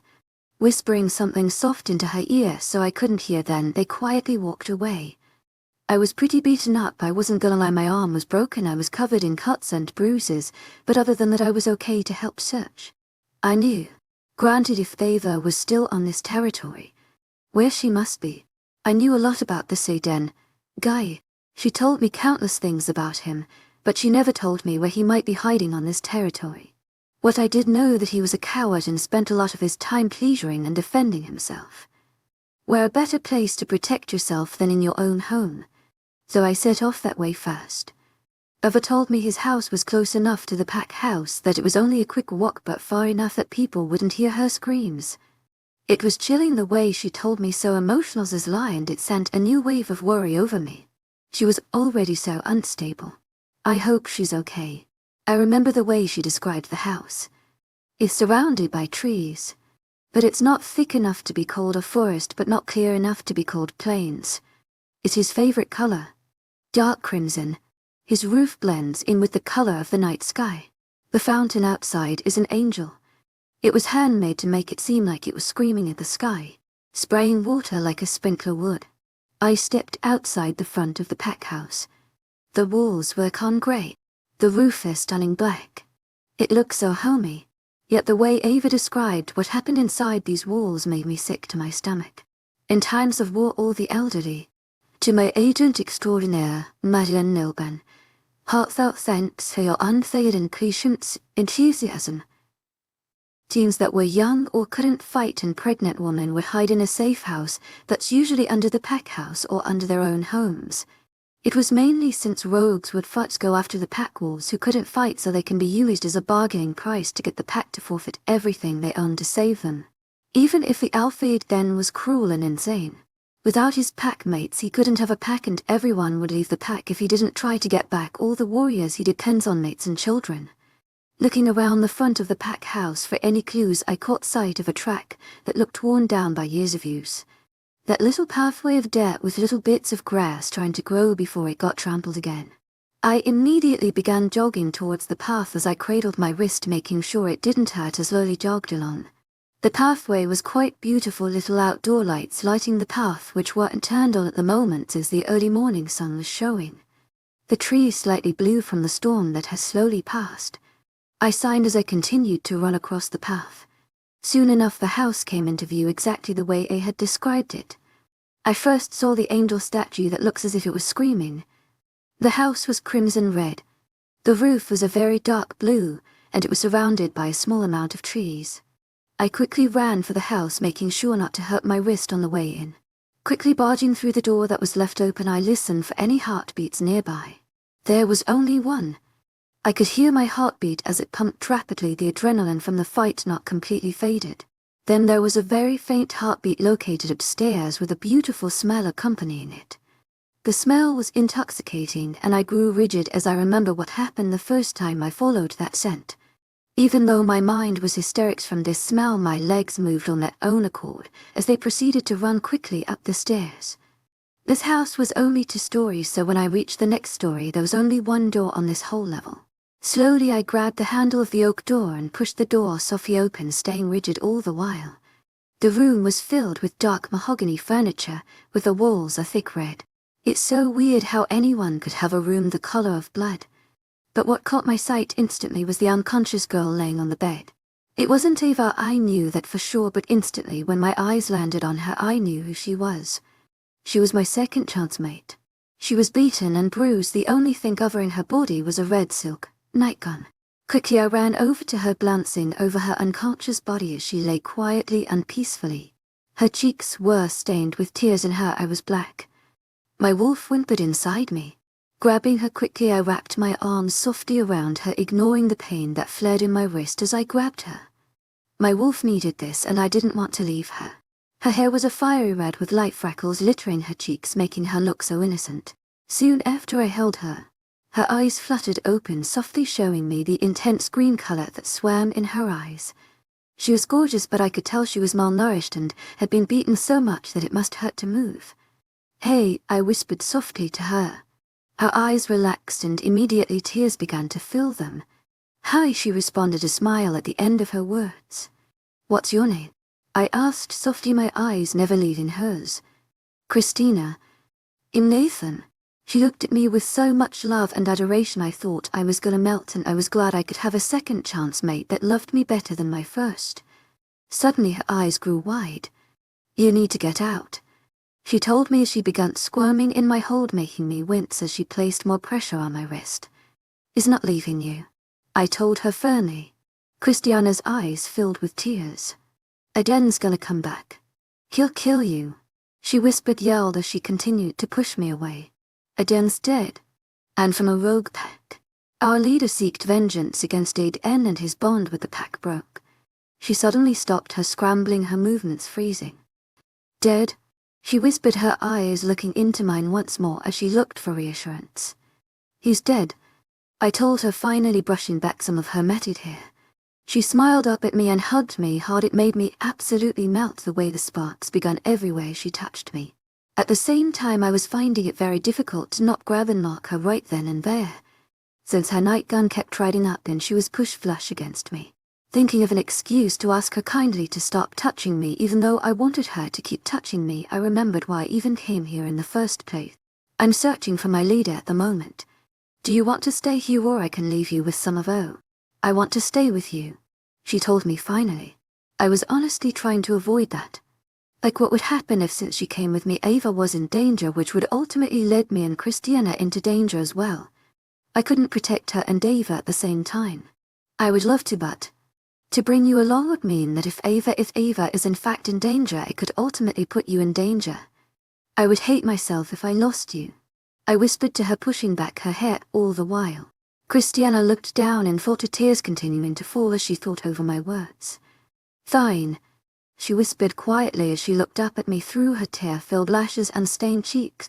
"I'll stay with someone," she whispered, and I already knew the right person. "Let's go," I told her. "You can walk, right?" I asked quietly through the mind link barley. "What do you need?" They responded quietly back. "I found my second chance mate. I'm gonna continue searching for Ava, but you can keep an eye on her." I could see through the mind link the scowl on my face. "I'll meet you in front of the Moonrise Pack house," I responded back, all but to Shirpily, and they shut the mind link off. Returning the attention back to my mate, I began running out of the house with my mate safely cradled in my arms. She bounced and wobbled, but all the while continued to push herself closer to me as she savored the sparks and feeling I warmth I must have been giving off. It was natural for a werewolf to produce high amounts of body heat, but Christina was colder than most werewolves. It was like she was human. Soon enough I reached the front of the pack house once again, and there stood my second favorite girl after my mate. Sapphire. I yelled loudly as she continued to ignore me, something obviously catching her interest. Soon enough she realized my presence, and I noticed in her hands was a little dandelion of the petals picked off. Sapphire was one of the first people I met in that place, and I'm so glad that she was there. In her old pack she was made fun of her unnatural hair and usual happy outlook on life. She was lucky to still have all that childlike wonder, even if she had already been tainted by the world's cruelness. Nathan, she exclaimed, a bright smile on her face as she began spitting flower petals from her mouth and drubbing her tongue. After she stood up straight, as if nothing had happened, I gave her an ode, and Christiana was quietly laughing to herself. To my agent extraordinaire, Madeleine Nilben, heartfelt thanks for your unfailing patience, enthusiasm. This is Sapphire. Sapphire. This is Christiana. I looked down at the gorgeous beauty in my arms afterwards as Christiana continued to stare forward at the curious Sapphire that stared at her like a piece of meat. Why is she staring at me like that? Christiana asked low enough that only I would hear. She's a very observant perbater. A warrior told me through the link. What scared me was the shakiness of his voice. Yet I asked back, quote suspiciously, "Ava is in the pack house." "On the top floor," he replied shakily, his voice breaking in the middle of his words as he spoke. "They found Ava." I told Sapphire, and immediately this carefree meeting had turned serious, and I could see the question in Christiana's eyes, but before she asked I had already placed her gently on the ground before I began sprinting full pace into the house.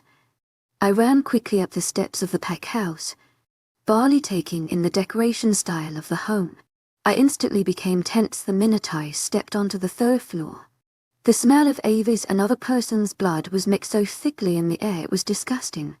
Soon enough my feet walked on their own according to the alpha's quarters of the top floor. When I pushed open the door softly, the smell grew more intense, and I could see the stain of the blood on the floor before it into another room. I gulped. With cautious steps I walked to this room, and the first thing I saw was the warrior laying on the ground. The sound of his hurling and gurgling noise as he threw up the contents of his stomach in one pile on the floor. Walking into the room I could see what he was hurling about.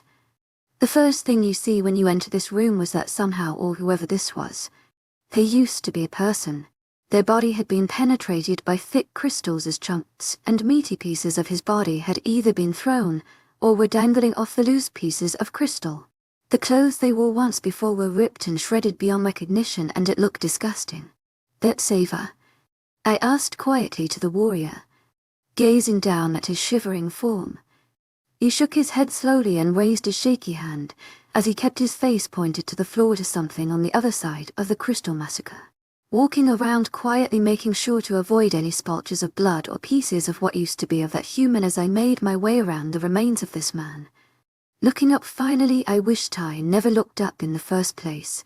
Tears filled my eyes as I looked at the body of my leader. Ava thump, thump, thump. Chapter 31. Wake Up Unknown POV. I could feel the pain she felt even if we had been apart so long. It was dumb of me to find another person to love, and I couldn't imagine what pain I had put Ava through at the time. It was a drunken mistake that I wish I could take back. I felt guilty and horrible. Whatever made her feel that amount of pain must mean she's extremely close to death or is being tortured. But with her vampire and werewolf abilities combined, I hoped she would be fine before I find her. I feel the pain she felt, and it felt as if a fire had been set off in the middle of my stomach. I eventually collapsed and fainted from the pain, as unprofessional as it was. I was further to did that nothing was wrong, and it most likely had something to do with the bond I share with Ava. Soon after, I had left the pack under the watchful eye of my beta and left the pack house to go in search for my girl. Her heartbeat was faintly replaying in my mind as if she hanged by a thread. I could even hear the sounds around her and feel the feeling of a comfortable space. But I could never see. But Ava better watch out, because I'm coming. Full speed ahead. Jenny POV. I continued to hold on to other Ava's hand as I sobbed into the shitty hospital bed. Oh whoops, I used a bad word, didn't I? Let me rephrase that. I continued to hold on to Ava's hand as I sobbed into the crappy hospital bed. Yeah, it sucks being 14. Soon after the war, since we had taken over the pack, lots of the warriors and pack members remembered Ava and practically worshipped her since she killed the brutal Alpha. Their pack were amazing fighters since Aid and their Alpha had trained them mercilessly and barely without break. That's why they lost, because they barely had any time to even sleep and eat, since nearly all their money was spent on training and lab equipment. It was insane what their laboratory was filled with. It was unbelievable. They told everything they were working on since Nathan asked, and he was their new beta. Our Gamma and the Gamma are meant to fight for the position soon, but at the moment it's kinda cool how we have to Gamma S. But the new entire combined pack is now called Moon's Blood. It's meant, though, that it represents their old pack and the blood that was shed while becoming one whole pack, which is quite nice. Still, this pack is finding it hard to adjust since Ava hasn't woken up yet and hasn't even showed any signs of waking up at all. Once again, the nurse walked in. Sapphire, her name was. She knew why I didn't want to talk in the first couple of days. She tried to make me speak, but unless Ava was here with me, I felt no point in moving. Although I had that special bond.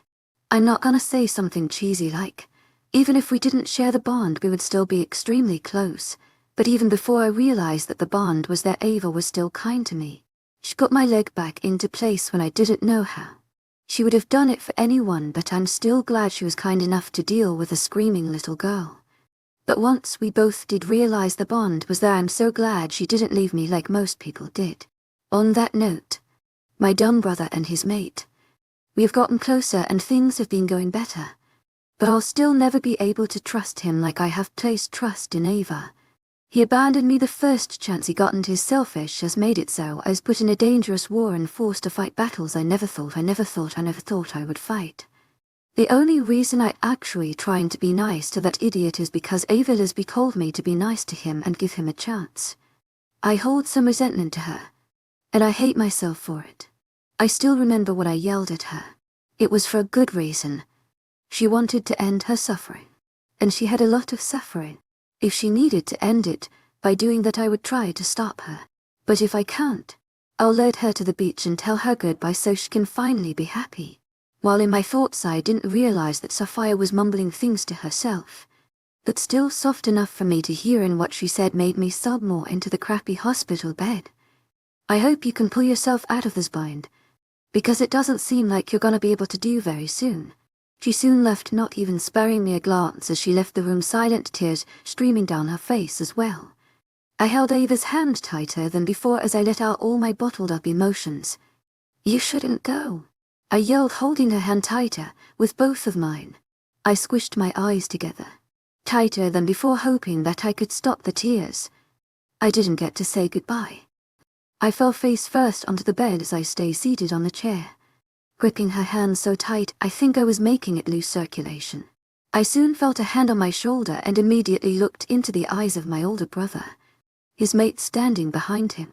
It's not fair, he told me softly as he patted my shoulder awkwardly, not into pretending to like him or his mate, who I loathed the sight of standing behind me.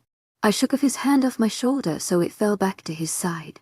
Go away, I told him softly, not even looking at him as I ran my thumb along Ava's hand in a soothing manner, successfully rubbing all my tears from her perfect skin. That's no way to speak to your brother, Jake told me firmly, Matilda behind him doing a slight gasp. I don't have a brother.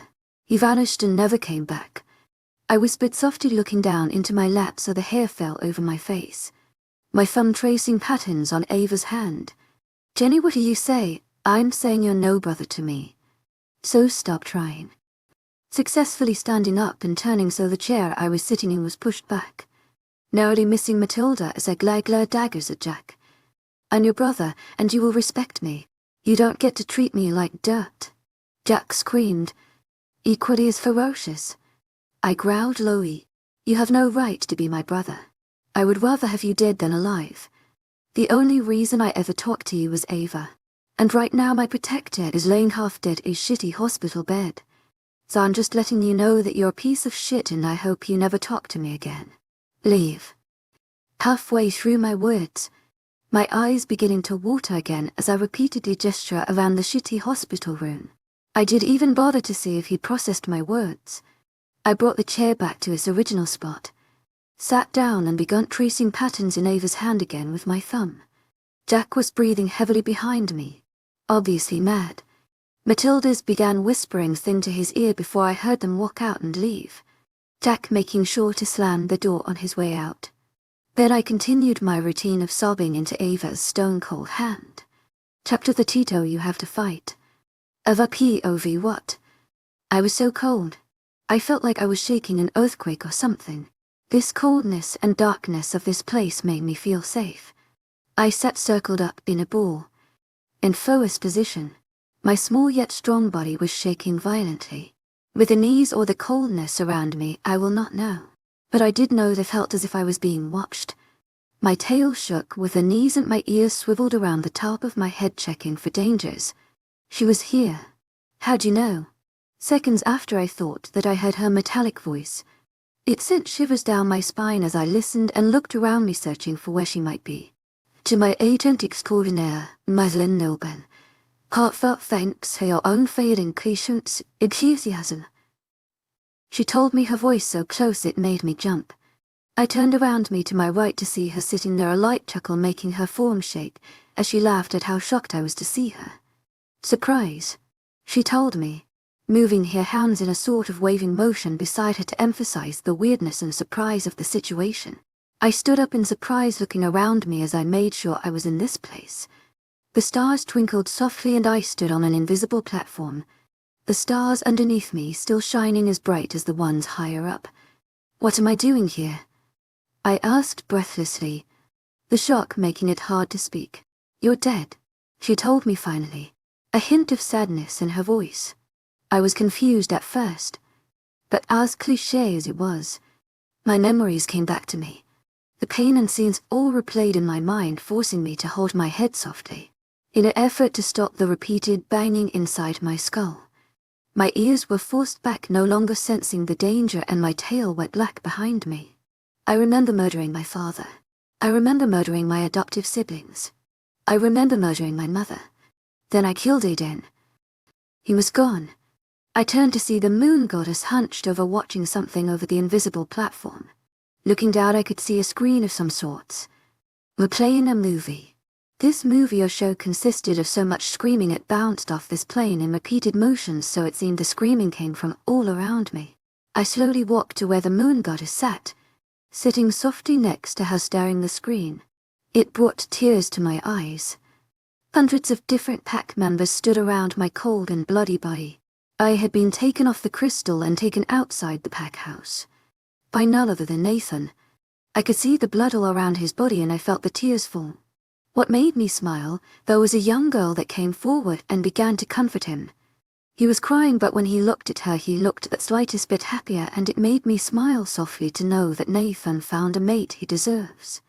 Looking to the other side of my body, it made me have to hold my mouth to stop the soft sob that was about to escape. Jenny was crouched over my body, her face on my chest. She didn't care that she was getting all my blood over her. She was sobbing loudly, her hands wrapping around my arm as she practically lay on top of my body. I leaned down trying to reach her, but I couldn't reach her. The moon goddess had reached her long and pale arm around my waist and held me back. Let me go. She needs me. I screeched, trying desperately to rip the moon goddess's arm off from around my waist. I tried my hardest to wiggle my way from her grasp, but I was too weak. The only thing you'll find if I let you go is a pit of nothingness, where you shall fall for eternity, she told me calmly. I cried harder and threw myself at the moon goddess, gripping her dress into my fists as she slowly ran her hand down the length of my back. Let me see, Jenny. I yelled again, hugging her tighter to me than before. Your body isn't healing. Your heart wasn't affected, but your body isn't healing like it should. I believe those crystals of yours knew that you wanted to be gone, counseling out your healing. She gazed down at my body. The scene of Jenny and Nath, crying next to my body, leaving a scar in mind. Right now, the part of you that is here talking to me is the part that yet hasn't snapped. I gazed at her curiously, my hair still dripping with tears. You're the part of Ava's mind that still wants to live. But since so much of your body has given up on living, you are right now around 10 of your mind that does want to live. The rest is given up, but you can gain them back, make them think differently. I looked back up the moon goddess's face, her hair covering it as usual. I'll do anything. I told her softly, my fist loosening in her dress. Good. A happiness in her tone was unmistakable, and it made me smile softly up at her. Even though I couldn't see her eyes, I hoped they twinkled and shone with pride. What you need to do? She stopped her words, her voice drifting softly off as if she was trying to remember something. Fight. You have done it all your life. Now it is time to be the hero that saves the day and returns back to her family. I beamed a smile, but one thought stuck with my mind. Moon goddess. Yes, Ava. Aemon talked to me as I was dying. Who was he? As soon as I finished the sentence, her body began to disappear into the darkness, the parts of her body turning into stardust as it drifted away from me in a large mass. He's coming. She told me, all emotion lost from her voice. Chapter 33. He came back. Nathan POV week later. It's been getting harder without Ava around. She just had this calming aura that I can't seem to mimic. It had been difficult for this whole entire pack. I can say that for free. Since this pack has only recently been a pack joined from a rogue pack and an evil pack. Civil fights and wars break out constantly. Since the making of this pack, we've had around 5 civil fights and 2 civil wars. And counting. I roll my eyes as I slam my head onto the desk that has papers piled to the brim on top. I have to send so many letters and emails and sign so many things, I just want to punch myself. After taking over the Moonrise pack and its people, we also accidentally took over its many business that littered the state.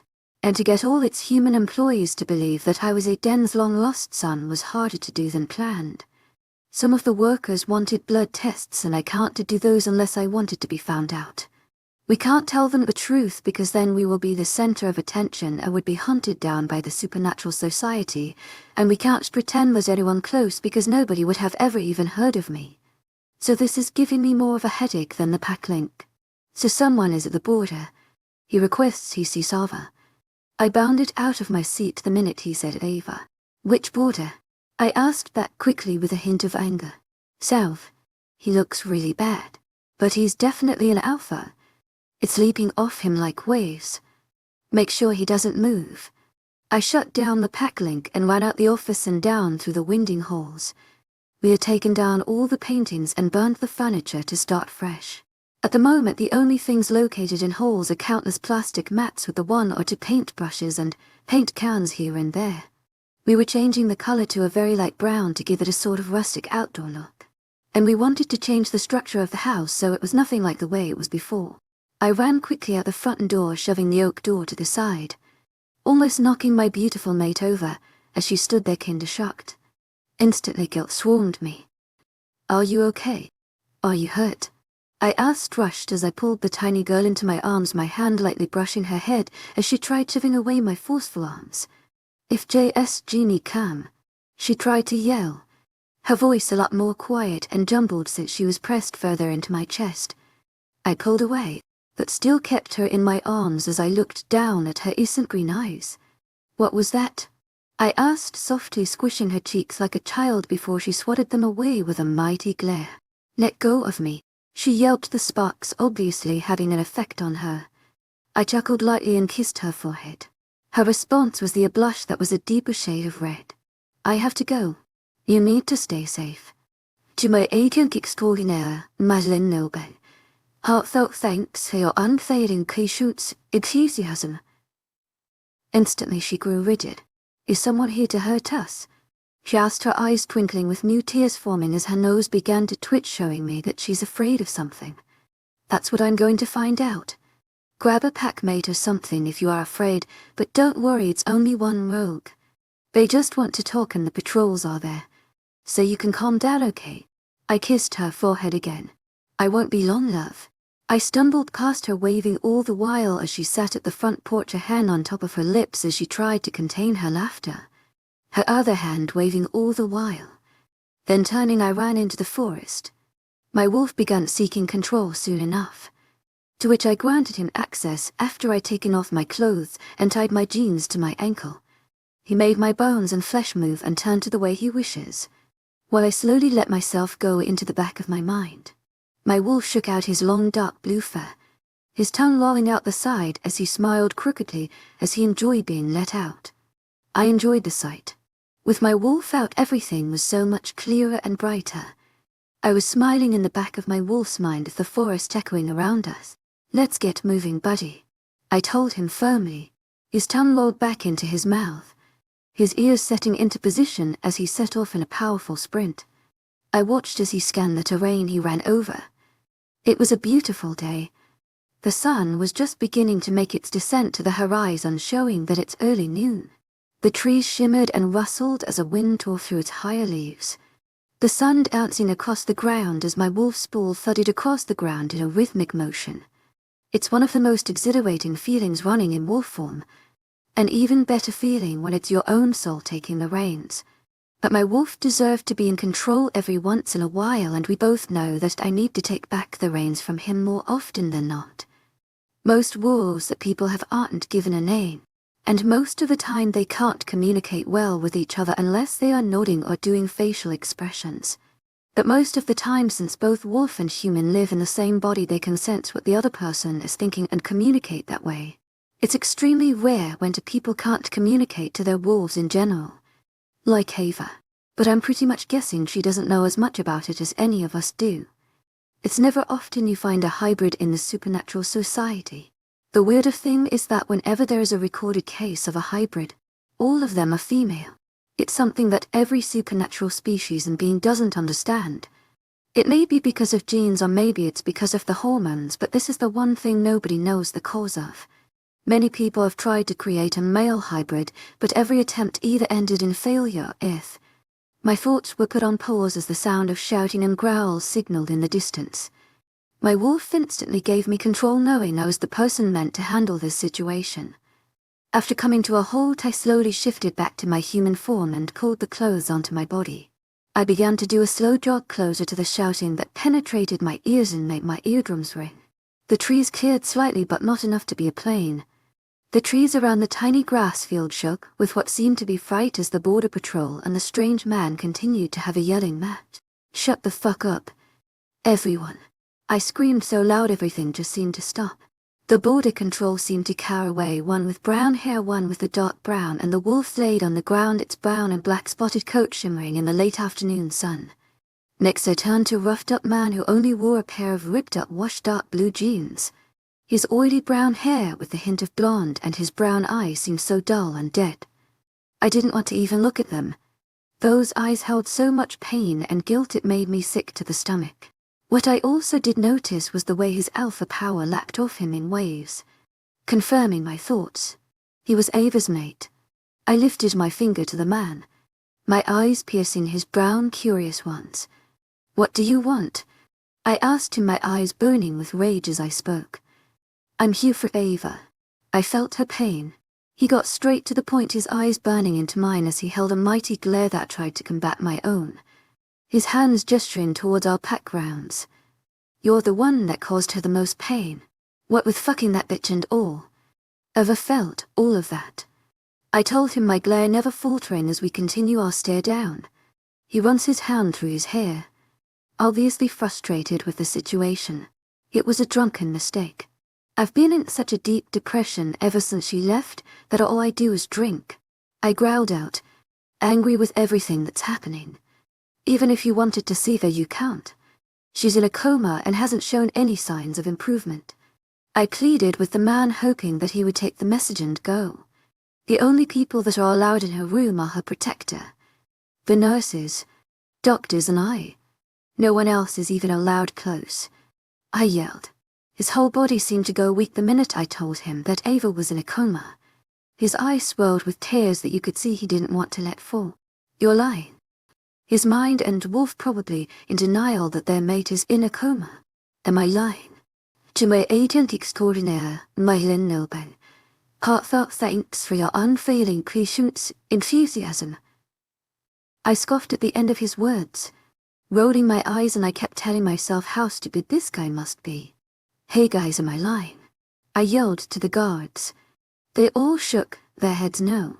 He broke down into tears, which honestly shocked me, as did all the other guards. Everyone didn't know what to do. A full-grown alpha has had a complete and utter breakdown in front of a beta of a close by peck and countless guards. Alphas are meant to be pride-filled and arrogant leaders, focusing most of the time on power more than kindness. It's funny watching this scene unravel. If the rejection had worked, I wouldn't have felt her pain. Right? The alpha asked from the ground. His stance opened, unshaking. That was a fair point.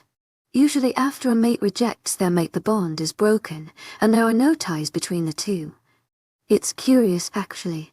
Ava told me that she told Dash to shove the rejection up his ass or something along those lines, which meant she accepted it. So it must mean the bond is still intact. I growled softly to myself. Knowing full and well a mate's presence can help the healing process. You're allowed into the territory and you have access to Ava. Instantly as the words left my mouth, Ash was on his feet, his body ready to sprint. But her protector is in there as well. Under any circumstances that you annoy that little girl in any way, I will have you kicked off this territory immediately. Understood. He nodded his head up and down so fast it was actually impressive. Then he went into a full sprint, leaving the guards and I all baffled at what had just happened. Then Dave spoke up. Mates, what are you gonna do? Chapter 30 for Strange Man, any POV 1 week. 7 days. 168 hours. 10,080 minutes. 604,800 seconds. And others still hasn't woken up. Constantly people walk in and out of this building requesting that I eat or drink something. But all I feel is numb. I can't deny i.e. that my body must be hungry, since nearly every second I can hear some sort of rumble and gurgle from my stomach. Today was meant to mark a week since the war. Some people are throwing small parties and things, but no one is really in a happy mood. I sighed once more, gazing down at Eva's still body. She doesn't look any better and seems to be getting paler every day. I held her hand tightly in between mine, praying that the protection bond might do something. Anything. But it only leads to my hands getting tired and Eva's hand going more pale from lack of blood flow. We hadn't forgotten that Eva was half vampire. We had a blood drip that put 1 bag of blood into her body every day.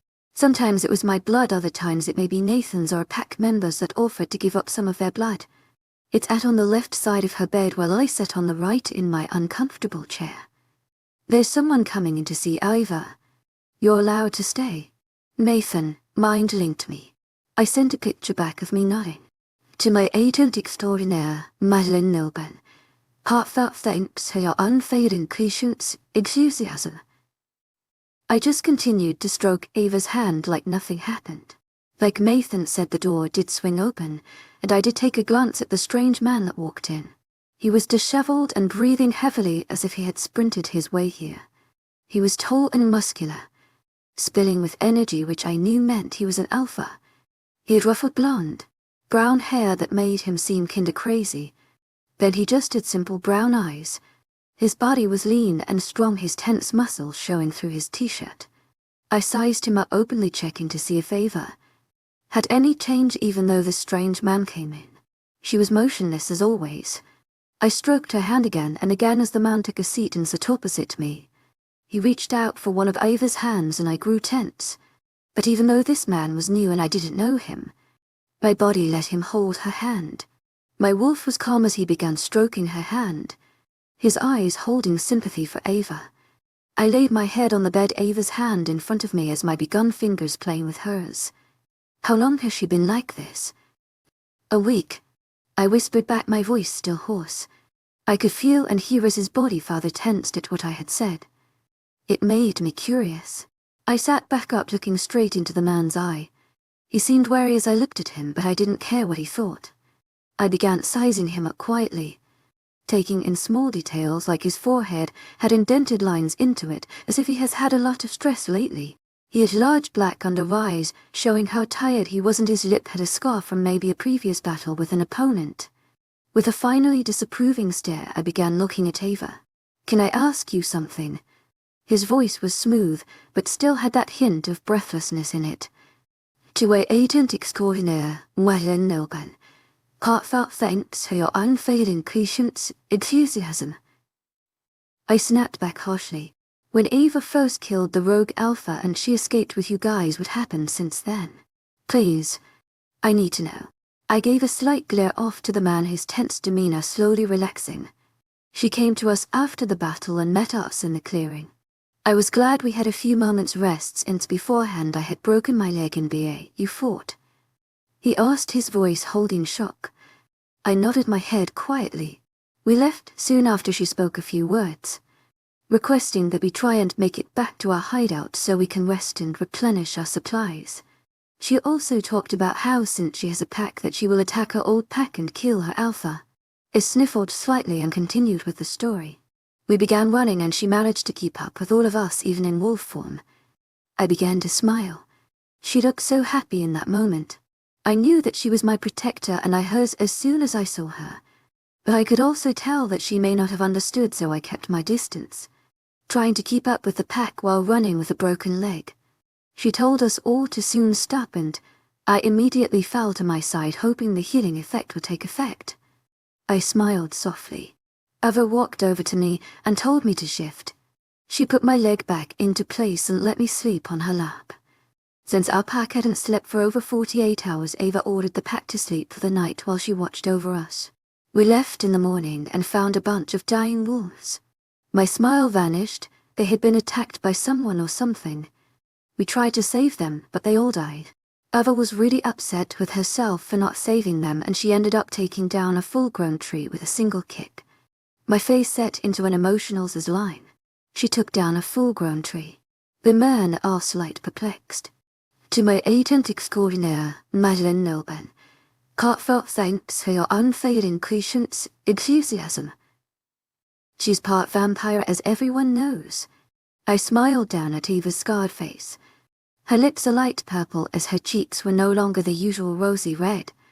What else happened? The man asked again after a moment of silence, his eyes boring into mine as they searched for answers.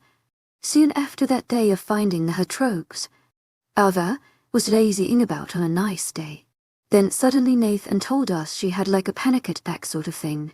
She kept screaming in agony as if she was being torn to bits from the inside out. The tears pooled in my eyes as rage filled my body. The man went rigid, his whole body and frame going tense, his muscles showing through his shirt as he seemed to look everywhere but me. Ignoring him, I continued. After that she just seemed to change. It was like a piece of her was lost and her sole purpose was to gain revenge and watch over me. I smiled at that.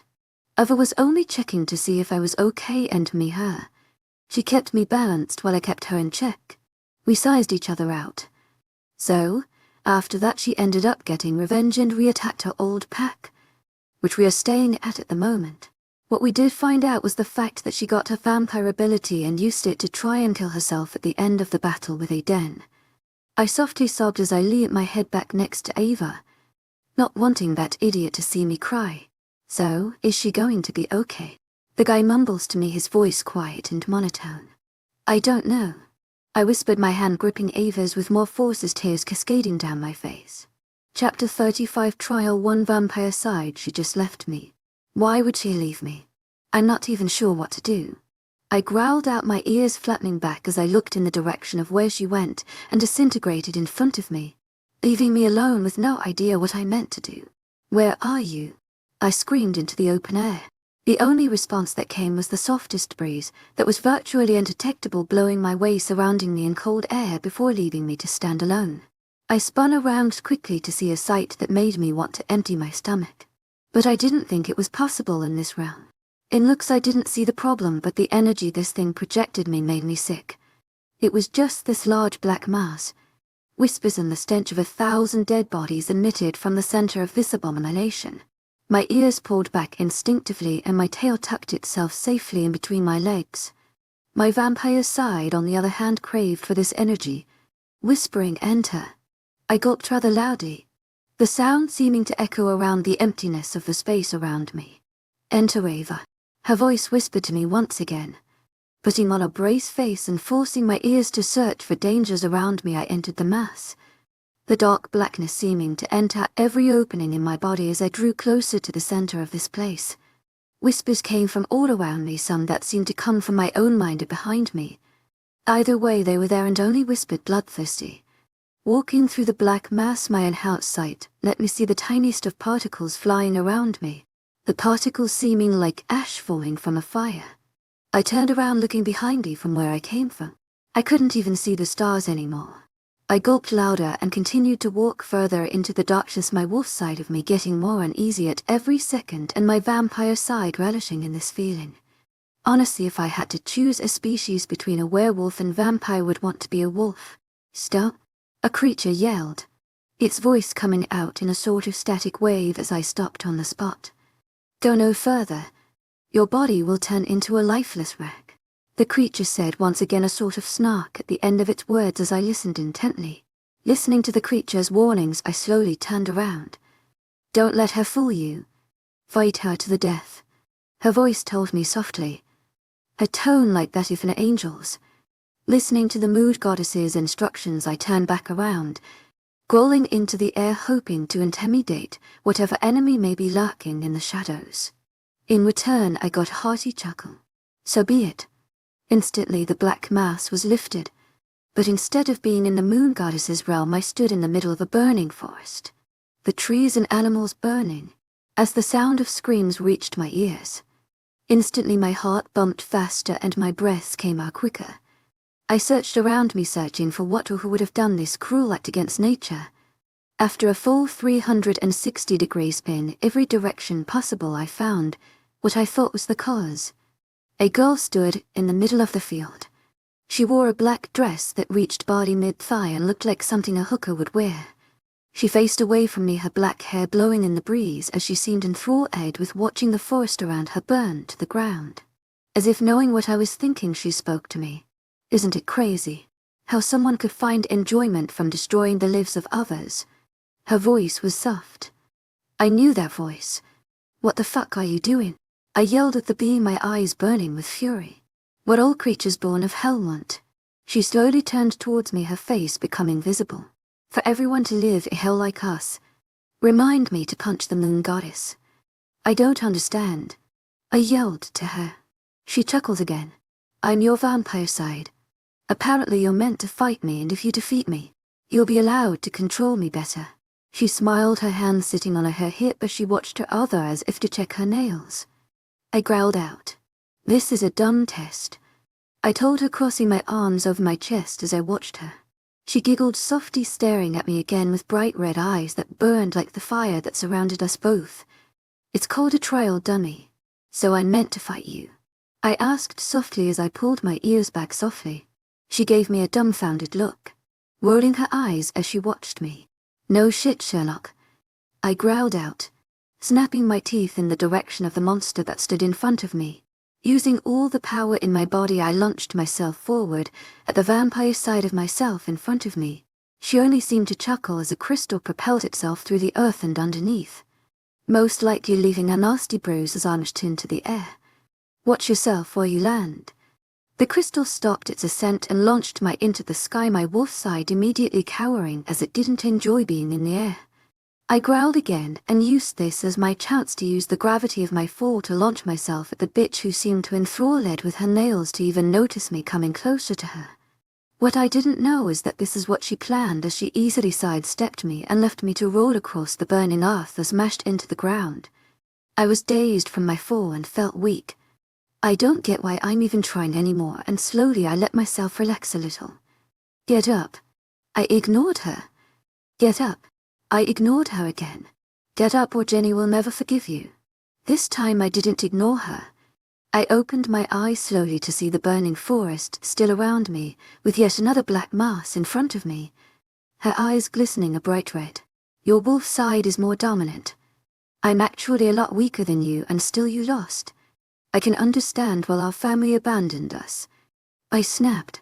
I screamed out and launched my leg in what I assumed were hers, forcing her to trip over and fall on the ground. I gripped her ankles in a tight force, throwing her into a nearby tree. The loud snap, crackle and pop of her bones filling me with glee.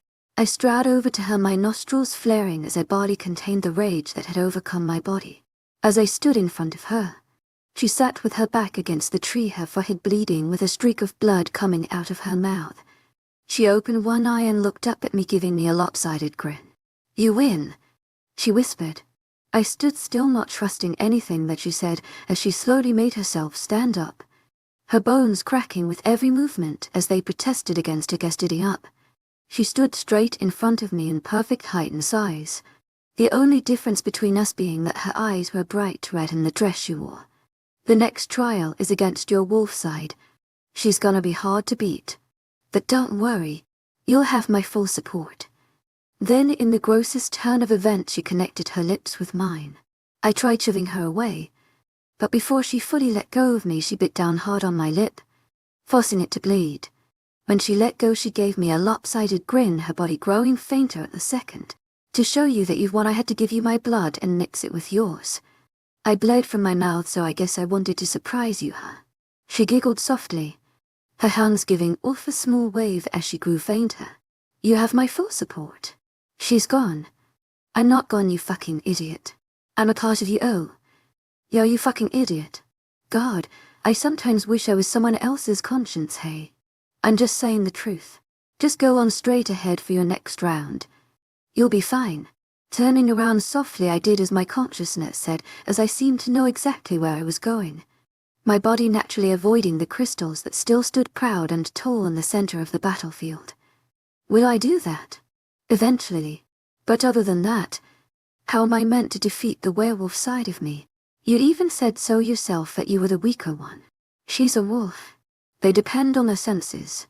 She's also annoying and I hope you beat her good. I rolled my eyes as I continued forward, the voice in my head, not wanting to go away anytime soon. So what about you actually take care of me this time around? I did take care of you. That's why I literally had to take over our body and get blood for us to live. Fucking retard, that was you. Well done. I don't think you're the type to crave blood that often. True. She's just up ahead. Open those doors. What do? Oh, you should listen to me more often. Just as the vampire side of me had said, there was a door hidden amongst the trees and brush of the burning forest. It seemed like every other door. A plain wooden brown oak door. I'll try to keep contact, but I would be annoying to listen to during battle. Thanks. No problem. Just fight. I want to see Jenny again. I didn't ask any more questions as I turned the knob and gave the door a high shove.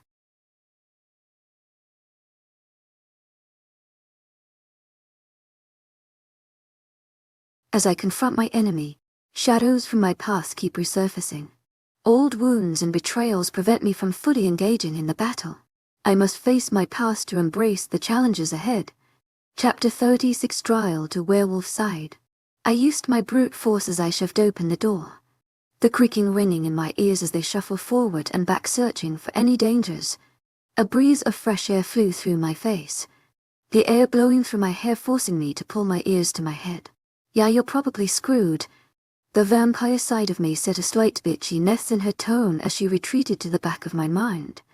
You're an asshole. I rolled my eyes, glad that she had finally left my mind. Use my abilities. It might help, she told me, unsure of herself as she spoke softly to me, as if she was nervous of my answer. That's actually nice. Thanks for telling me. I smiled through my mind, a sense of ease enveloping me. She smiled back. At least I can watch you die slower that way. A smirk at the end of her words. I lightly chuckled. Enjoy the show, I mumbled to myself. She smirked through my mind, her presence becoming less and less noticeable. I finally took a look at the new world that I had entered. It was similar to the last one. The trees seemed the same. The pathway felt the same, and the moon and stars looked as if it hadn't even moved. The difference between this dream world and the last is that this forest wasn't set ablaze. It was gorgeous. I sighed and drew my ears back, walking slowly forward as I sensed for any dangers nearby. I heard the far-off calls of different birds, the sound of leaves flowing through the breeze as they crinkled to the ground. I heard the mesmerizing sound of an ear-piercing howl. My vampire side flinched, while I kept a brave face. She was petrified. I had never felt something like this ever. I was scared for her.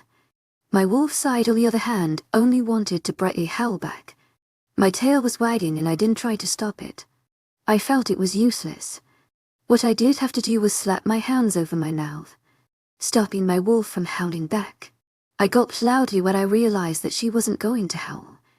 As I began to walk forward again, it wasn't long till I saw the source of the howl. A dark grey wolf stood atop the edge of a cliff, her back facing towards me. There was not a doubt in my mind that told me this was the thing I had to fight. She was tall and muscular, the size of a delta, her fur blowing calmly through the soft breeze that flowed around these mountains. She slowly began to turn around, showing me her light grey eyes, a hint of blue swirling inside of them. Isn't it crazy how someone could find enjoyment from destroying the lives of others? I was shocked, to say the least. The wolf spoke. It's a plane of dreams, a border of reality and death. Anything can happen here, she told me softly, wiseness in her voice. Do I fight you? I asked, unsure, my ears drawing back and my tail going limp. The wolf dropped her gaze to the ground, slightly showing me her neck as she looked to the side. Yes, I do. It's what the moon goddess needs to happen, she responded softly, showing me a sort of wolfish smile. Can't you just, I don't know, submit? I asked quietly, my hands gesturing to myself. The wolf in front of me turned towards me, a smirk playing on her lips. Where's the fun in that? Then she howled loudly. I followed in suite, having no control over my body as my head turned to the moon and exerting a howl.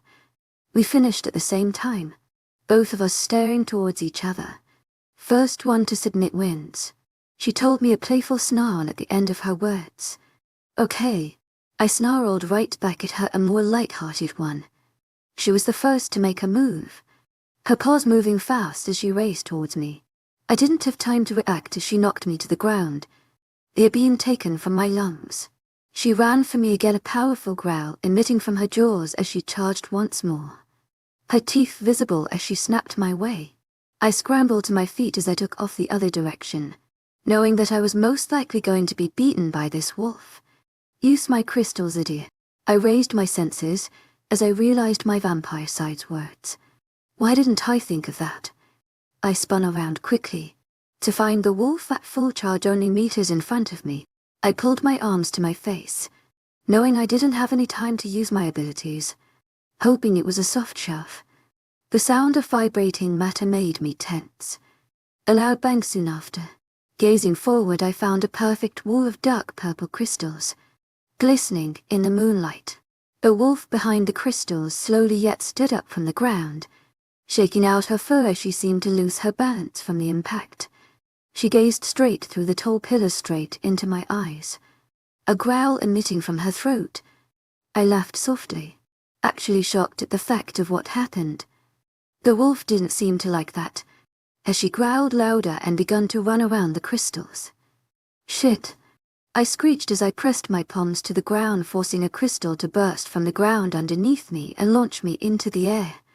I was hoping that it would stop near height so the wolf couldn't attack me, but not realizing when the crystal stopped, I was thrown from the pillar and began to freefall. I screeched loudly as the trees became closer and closer towards my face, the beauty of the forest mesmerizing. But I didn't pay attention to the trees as the ones underneath me grew closer. Not thinking of using my crystals to save me from falling and hitting the ground, I fell through the thicket of trees and hit the ground with a loud thump, the ground and trees seeming to vibrate around me. I groaned loudly, holding my head that seemed to continue spinning even minutes after the impact. A growl brought back my adrenaline. The feeling of paws hitting the dirt trembled through the earth till I could sense it. I stood to my feet fast, running from the scene with minimal effort. This fight needed to end soon if I wanted to make it out alive. The wolf would win if I didn't do something soon. Hating myself for the decision I have come to, I stopped mid-sprint, dirt and grass flying around me as my feet skidded to a halt. I stood straight, turning to the direction the wolf was most likely going to come from. The wolf soon did appear through the trees, its glowing grey and blue eyes connecting with mine. The crazed smile the wolf wore made me visibly tense as I whispered my apologies.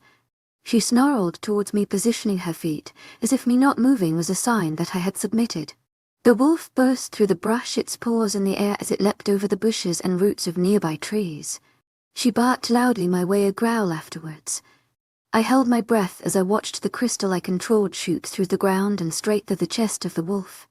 She whimpered and yelped as she hung mid-air, suspended by the crystal that tore through her chest. She looked at me softly, her mouth curving to a frown as she experienced pain unimaginable. Her eyes, though, held happiness, tears flowing down her fluffy cheeks as she stared at me. "I submit," she whispered, the crystal disappearing into the ground instantly. She looked at me with a lopsided smile. "Do you know what to do?" she asked softly. "Yes," I whispered, tears springing to my eyes as I watched the destruction I caused. "To my agent extraordinaire, Madeleine Noble. Heartfelt thanks for your unfailing patience, enthusiasm." Then with a slight limp and on that sturdy paw she waddled over to me. Her sheer size was the height of mine as she rubbed her furry body over my face. She moved away from my face, a small smile on her furry face as she gave me a small smile. Her body growing fainter and fainter, just like my vampire side. "You have my full support." Then she disappeared from my view. The only thing she left behind was the blood on the dark green grass. "Defeat her yet?" the vampire side asked. "You tell me." My wolf side laughed back, while my vampire side groaned loudly, the sound echoing through my head. "This is really weird," I told both of them as I followed my gut, which led me back to the cliff I first saw the mesmerizing wolf. "Why couldn't you just die? I have to deal with fluffy ass now." Ugh, my vampire side told me. "Hey, shut up, you blood-sucking freak," my wolf yelled back. I rolled my eyes as I got annoyed at addressing the voices in my head as vampire side and wolf side. I thought I came up with an idea. "Let's give you guys names," I yelled excitedly to them. "Sure, I don't mind," both of them said softly, both wearing a joyful smile. "Okay, I like the name Georgina and Rebecca. Anyone object?" I begged Rebecca. She shouted rather loudly. "I guess I'm Georgina." "Perfect," I told them both out loud.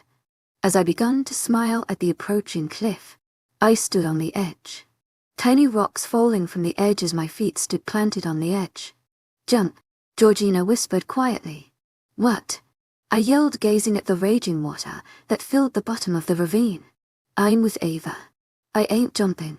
Do you both want to be stuck in this place for the rest of your lives?" She shouted at us both, my ears tucking themselves underneath my hair and my tail being brought in between my legs. "No, no. Next trial is after the water. You have my full support." She told me, her presence leaving my mind. "I'll see you in the afterlife then, Ava." Rebecca told me, her presence leaving my mind as well. The next trial is even worse than Rebecca and I combined. "You have our full support, right, Rebecca?" Yeah. Sure. Whatever."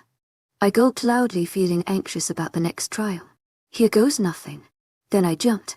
Chapter 37. Thank you, Ashtoni POV. The new guy was actually good company. He didn't speak to me often, but he always managed to con me into eating or bathing. I hated it, but every time he told me to do things like that, he would pull the card more often than, not always adding to the end of his orders, "What would Ava want?" And every time I would respond with, "She would want me to take care of myself." As I trudged off mad that he won another fight, I learnt that his name was Ash and he was the alpha to the Blood Moon Pack. One thing that always annoyed me is whenever I asked him how he knew he wouldn't respond. Just a look that said, "Drop it. It's only been 48 hours since Ash came, and I'm already feeling better." But it always felt like he never told me things. But everyone has their secret, right? So as usual, I sat in my same uncomfortable chair, but with a companion this time on the other side of Ava's still cold body. There was a heartbeat though. That heartbeat was the only hopeful thing people held on to. If people lost their hope, I wouldn't think Ava would want to pull through. So I hoped with all my heart along with Nathan, the pack and Dash. My hands still gripped hers firmly, small tears cascading down my cheeks as I watched the Ipcha I gave her unmoving on her face, the scar healing over so it was a soft purple. I swallowed loudly. My throat felt dry. "Go get some water," Ash whispered to me, his voice sounding just as deprived and scratchy from lack of water as I felt. "I won't get any unless you do," I replied, monotone, my head flopping onto Ava's bed, the whole mattress and base shaking with the newfound weight and pressure of my face. "How about you go? Then I'll go after you, so just in case Ava wakes up, one of us can get whoever is drinking so they can rush back." He asked, his plan sounding foolproof. I sighed loudly. "Fine," then pushed myself off the chair roughly. lifting my weight as I stumbled out the door to where the drink taps were. The corridor was quiet. Not even a nurse or doctor was nearby. The reason being that most people are either hung over or too depressed to try and do anything. So no one gets hurt anymore. That might be something positive at the moment. Without Ava, no one has any spirit to fight anymore. I gazed down at the tiles as I shoved my fists into the pockets of my dirty black jumpsuit. It wasn't anything fancy, just a plain old black jumpsuit that I wore everywhere I went because it was comfortable and let me move freely in it. My hair fell into my face as I watched my feet walk on the tiles with a quiet slat, sound heard afterwards as I progressed my way to the silver drinking fountain. Soon enough, I turned a sharp left with the fountain right on the turn. Pressing the button softly, water began to flow out the little pipe in a sort of pretty motion. I pushed my face closer to the rush of the water, my dry lips instantly sucking on the water in an attempt to drink the water. The feeling felt amazing as the cool liquid slid down my throat and through my esophagus as the feeling disappeared when it reached my stomach. I sighed happily and pushed myself away from the fountain, walking back to Ava's hospital room. The jumpsuit flowed as I gained my pace to reach Ava faster, not wanting to miss even a second of her next to me. She was my best friend, and if it meant that I would have to be deprived of the necessary needs for a growing she-wolf, then I would be happy to do so. I shoved open the light oakwood door, the same sight that I left with. At emotionals as Ash and still Ava. As with new people, I was wary of Ash, but I felt like I had known him all my life. Plus, I trusted my wolf with my life, and she doesn't even feel scared when he's in the room. It's like having the big brother that I never got to have. He noticed my presence, lifting his head up to look at me as I stood in the entryway. A frown etched on my face at the sight of a deathly-looking Ava and a tired Ash. "Your turn," I told him monotone, as I made my way back to my chair and sitting down. "I'll be back in a little bit. If she wakes up, yell for me." The chair slightly scraping across the ground as he left the room quietly, the door being shut so softly it was as if fairies had closed it. I made myself comfortable on the uncomfortable chair, fixing myself and pulling the chair closer to the bed so I could once again take my place to hold Ava's hand, laying my heavy and aching head on the bed as my thumb rubbed up and down her hand. The same coldness as time and time again. The chair felt the same. Alva's hand felt the same and the room looked the same. But I was felt with such an anxious feeling, it was as if I was put in a completely new situation, where I knew nothing and didn't understand anything. At that moment the door opened again. I turned, hoping it was Ash who I could feel safe around, but instead it was the man that I was forced to call my brother. "Hey Jen," he said so casually as he stared at me, his posture happy and a smile on his face, but his eyes blazed with fury. I gulped loudly, praying that Ash would come through the door at any second. "Go away," I said boldly, making sure to keep the shakiness out of my voice. Even if at the moment I feared my brother more than anything, I would never want to build a sibling relationship with Jake ever again. His smile began to go crooked, his eyes still burning with rage. "Come on. You don't mean that." His voice trying to be happy but sounded like he was on the border of snapping. "I do. I don't want to talk to you ever again," I screamed, pointing his way. Jake's hands curled into fist at his sides, his smile turning more crooked at the second as his eyes continued to burn hatred into mine. "I know you're upset," he rehearsed, his words sounding like a 5-year-old who didn't want to do the talent show. "I would be too if my protector is DYI. Shut the fuck up and get out." My hand gesturing insanely to the door, hoping he left me the fuck alone. At this he seemed to snap, his smile turning into a snarl, his eyes burning more furiously, his fist turning white. His posture turned into a shaking one. I became petrified of him. I had overstepped my boundaries. "You little fucking bitch. You will treat me with respect and love me, damn it," he yelled, his hand gesturing towards me as he slowly stepped forward, as I slowly got out of my chair, fearing for my safety as I slowly stepped back. "Fucking leave me alone," I screamed once again, grabbing the nearest thing to me and throwing it at him, which turned out to be a glass. The glass shattered against Jake's head, his arm failing to deflect the oncoming weapon. He growled lowly at me as he rushed forward at me, his eyes insane as he reached out for me. I tried to run away, but with Ava's bed in the way and the only other exit around Jake, I had no escape. So it ended up with me pressing myself up against the wall. He yelled as he ran for me, drawing his fist back as he prepared to punch me. But as his fist got closer, I ducked quickly, his hand lodging itself deep into the wall.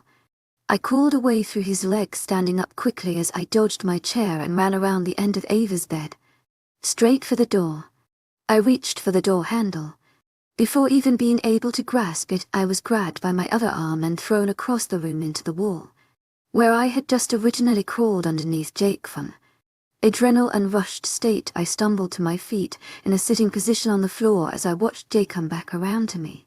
He seemed crazed and insane, his eyes insanely round as he stormed over to me. "You're going to fucking pay for what you caused." He screamed at me as I screamed in terror. "Leave me alone." His hands reaching out to grab me. I pressed myself more into the wall, hoping it would swallow me whole as I watched my brother charge for me. I screeched louder as his hands progressively came closer. My screams would change to choking sounds as his hands wrapped around my throat, all his force being put into choking me. "You're the reason she left," he yelled, shaking me backwards and forwards as he continued to strangle me. Who?" I asked softly, knowing he would hear it. "You little shit. Why couldn't you just die like I wanted? You are aced straight." I whispered, my hands clawing at his in hopes he would release me from his death hold. The world began creeping black as I continued to be cut off from the sweet oxygen as his hands tightened around my windpipe and vocal cords, no doubt damaging them. "Fucking CUN." His words were cut short as his hands entangled themselves from my throat, letting me fall to the tiles on the ground with a small slapping sound. I immediately wrapped my fingers around my throat, pressing them closer in hopes to get rid of the stinging sensation. I looked up softly as tears gathered in my eyes. Ash had finally come back and was brutally punching the fuck out of Jake. A smile appeared on my face at the sight. Ash threw my brother's close to dead corpse to the ground, a loud bang echoing throughout the room. "Get out and don't ever hurt her again." As Ash pointed to the door, Jake scrambled to get away, dragging himself across the tiles, his sneakers making a squeak as he ran out of the room. I watched the door slam shut, flinching as it did so. I stared up at Ash's eyes on mine as he watched me with a worried look. "You okay?" he asked softly. I didn't respond as I scrambled to my feet and launched myself into an embrace with him, sobs rocking my body as I held on to Ash, feeling safe as he quietly wrapped his arms around me and drew me closer, allowing me to shed my tears into his shirt. Chapter 38, Sisters and a Brotherly Feeling. Ash POV. I held Jen closer to me as she continued to sob through my shirt, her wet tears staining the fabric, but I didn't mind. Her sobs were scratchy as her vocal cords were most likely damaged, luckily not severely. If I came any later, I wouldn't be surprised if she was dead on the tiles. I sighed and pulled her closer again, her sobs loud and uneven, soft whimpers coming from her throat. I rubbed her back soothingly as she continued to keep a strong hold on me. "Are you okay?" I asked quietly again as her sobs began getting slightly quieter. The only response I got was a nod of her head, and I smiled softly. "At least she's okay. We should get you to a doctor or something. Can you say something for me?" I asked quietly, pushing her away softly while keeping my hands on her shoulders and bending down to her level. She looked me in the eye softly, her face still stained with tears as a couple of fresh ones ran down her cheeks like a small waterfall. "Hello. It was bound to be bad after being chalked, but I wouldn't think it would be this bad." I sighed and began doing the necessary procedure, checking for damage on her throat. As soon as my hand even made contact with her throat and applied slight pressure, she winced. "Shit," I whispered softly. She looked up at me with tears still in her eyes as she began to hiccup. "I'm going to go get the doctor. I want you to stay with Ava and not say anything." She nodded quietly, her movement shaky. I watched as she stumbled into her chair. She brought her knees under her chin, pulling herself into a tiny ball. I sighed and rubbed my face, looking out the door that guy had run out of. And I still didn't even know who or why he was trying to kill Jenny. I would ask her, but if I did, she would ruin her throat more, and at the moment, that's probably the worst thing I could do. "Stay here," I'll get the doctor, I told her as I progressed to the door. I opened the door and was about to walk out when there was a tugging feeling on my black t-shirt. Turning around, I looked down at a still crying Jenny as she looked almost petrified as she stared at me. She whispered, her hands tugging in the bottom of my shirt like a toddler. Your throat may get worse if I don't get the do. Jennifer began shaking her head violently, new tears forming softly in her big brown eyes. Her hair flaying about round her as she shook. Hey, may I see only BAC, K? She whispered, her voice so soft and scratchy that I winced at the pain she must be enduring to talk to me. I gazed at the door. How easy it would be for me to just walk out and get the doctor. But my more brotherly side comes out and tells me what I think to do. Fine. Just stop talking and I won't leave. To my agent extraordinaire, Madeleine Noble. Heartfelt thanks for your unfailing patience, enthusiasm. Sapphire will come into cheek on Ava's status soon so she can check your throat then. I told myself more than Jenny as I finally glanced at her. She was smiling brightly, her eyes shining softly with new tears. She was about to open her mouth to say something, but I raised my eyebrow in a playful manner. Her mouth did close, a playful frown on her face. Instead, she wrapped her arms around my waist, a smile on her lips as she hugged me tightly. I sighed softly and hugged her back, my arms bringing her closer as I enjoyed the hug. It reminded me of Melody, my sister. When I was about to leave to go searching for Ava, she had stopped me at the front door. Or I stopped her. Either way, we were probably both caught for doing something bad. Me being I rejected Ava, and her being she had just come back after she fucked her best friend's boyfriend. Flashback. I had just finished pulling my shirt over my head as I sprinted down the steps, taking two at a time. These steps that I've walked up and down all my life, now with a newfound determination. I had just reached the bottom of the steps and pulled my shirt over my head as the front door quietly opened and closed, its soft click echoing through the rather quiet house. There my sister stood, her back facing to me, but no denying it was her. She stood straight until her body slightly leaned against the door as she let out a breath she had seemed to be holding. Her hair was a frizzled mess and the dress she wore was put on messily as she held onto her bright red heels in one hand and her tone and purse in the other. Her black dress looking nothing like it did when she had first left for this party. I know you're there, she mumbled quietly in defeat. Probably knowing that since I was that dick of a brother I would tell my parents about her coming home after curfew. For 153 and shit, she was home late. And I'm defiantly leaving very early in the morning. I would press you for more information, but I have more urgent things to tend to rather than deal with you coming home extremely late and extremely uneasy. I said kinda fast as I walked forward quickly and towards the handle in the door, but knowing I couldn't open it till Melody moved her stupid self. You know how I have feelings for Aldrich, right? Melody told me as she leaned her head against the door. Only now do I see what a state her makeup, especially her lipstick, is in. It looks horrible, like it used to be perfect but was smudged by something or someone. Yes, I said back monotone, getting more annoyed the second as she made me lose precious minutes that could be spent finding Ava. He had the same feelings for me. And we done did why did the dirty. She sighed, trying to brighten the mood by saying what that guy of The Simpsons say. His name was something like Sanders. I don't know. I internally slapped her for this. Her best friend June was at the moment dating him and had been dating since like a year ago. Why would you do this? I asked, scrubbing my temples with my free hand as my other was squeezed firmly on the doorknob. To my agent extraordinaire, Madeleine Noble. Heartfelt thanks for your unfailing patience, enthusiasm.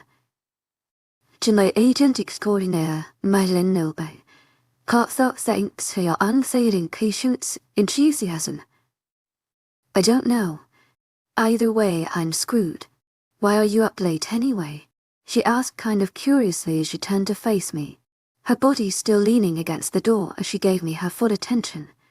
I cursed under my breath and glared at Melody quietly asking. She dropped it and left it alone.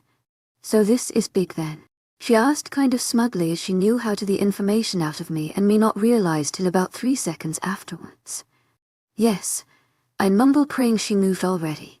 Are we under attack? No. Is someone dying? No. Are the businesses failing? No. Did Mum and Dad die? No. Does it have something to do with Ava? You know. I slapped my forehead as she figured out how to get information out of me again, groaning as my hand slid off my face so I could see her shocked one. I thought you rejected her, she asked, kinda perplexed as she pulled a cigarette from her purse, playing it between her lips. I cringed at the thing. I did, I said, turning away from Melody as she pulled a lighter from the same place she got the cigarettes and lit the dumb thing, taking in a big breath, breathing out a larger one. So why are you trying to find her? She asked as she breathed normal air for a moment, taking the cigarette away from her lips and dropping her hand to her side as her fingers clutched the cigarette, keeping it from dropping to the floor. I felt her pain. It was intense. I tell her, slightly more urgent now as she gives me a raised eyebrow, smirking softly. I knew she was going to find trouble. She whispered, chuckling lightly. What do you mean? I asked, interested now as my grip on the handle seemed to loosen a lot. Melody took another long breath of the feral thing between her fingers and blew out a large puff of smoke. A look on her face as if she was saying, seriously, you didn't notice? She had that fire burning in her eyes. She told me, smirking an evil smirk as she looked into my eyes. She was out to kill something and drink the blood of her victim. I guess she got killed in the process. She smiled softly now, her face turning to a frown. She said, flicking away that feral thing so it hit the wooden floor. Be a good brother and put it out for me, she asked, softly gesturing to the dying bud as she made her way upstairs. I did as she said and put my booted foot on top of the bud, successfully destroying whatever heat was in it. Don't tell Mum or Dad, I yelled quietly up at her. Don't tell Mum or Dad, she replied back as we both were in a dilemma. I won't if you won't, I told her, smiling as I watched my sister at the top of the stairs. She turned around to me quietly, a smile on her face. Don't worry, I won't, she said, quietly walking down the corridor, most likely to her room. I laughed quietly and finally ran out the front door, shutting it quietly as I shifted into my wolf and ran. Flashback over. I hadn't even noticed, as I had most likely been too lost in my thoughts to notice, that Jennifer had fallen asleep leaning against me as her arms still clung to me around my waist as she quietly snored. I rolled my eyes as I picked up the little girl and placed her softly in her chair, grabbing the blanket that sat on the end of Ava's bed that no one ever used and draping it over her as she snuggled more into the chair and blanket, Jenny falling into an even deeper sleep.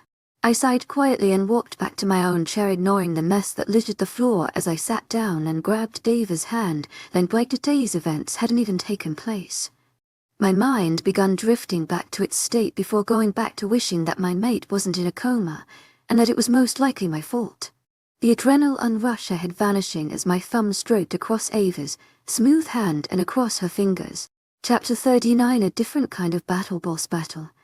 I dived straight into the water, the wind rushing around me as gravity pulled me closer to its core.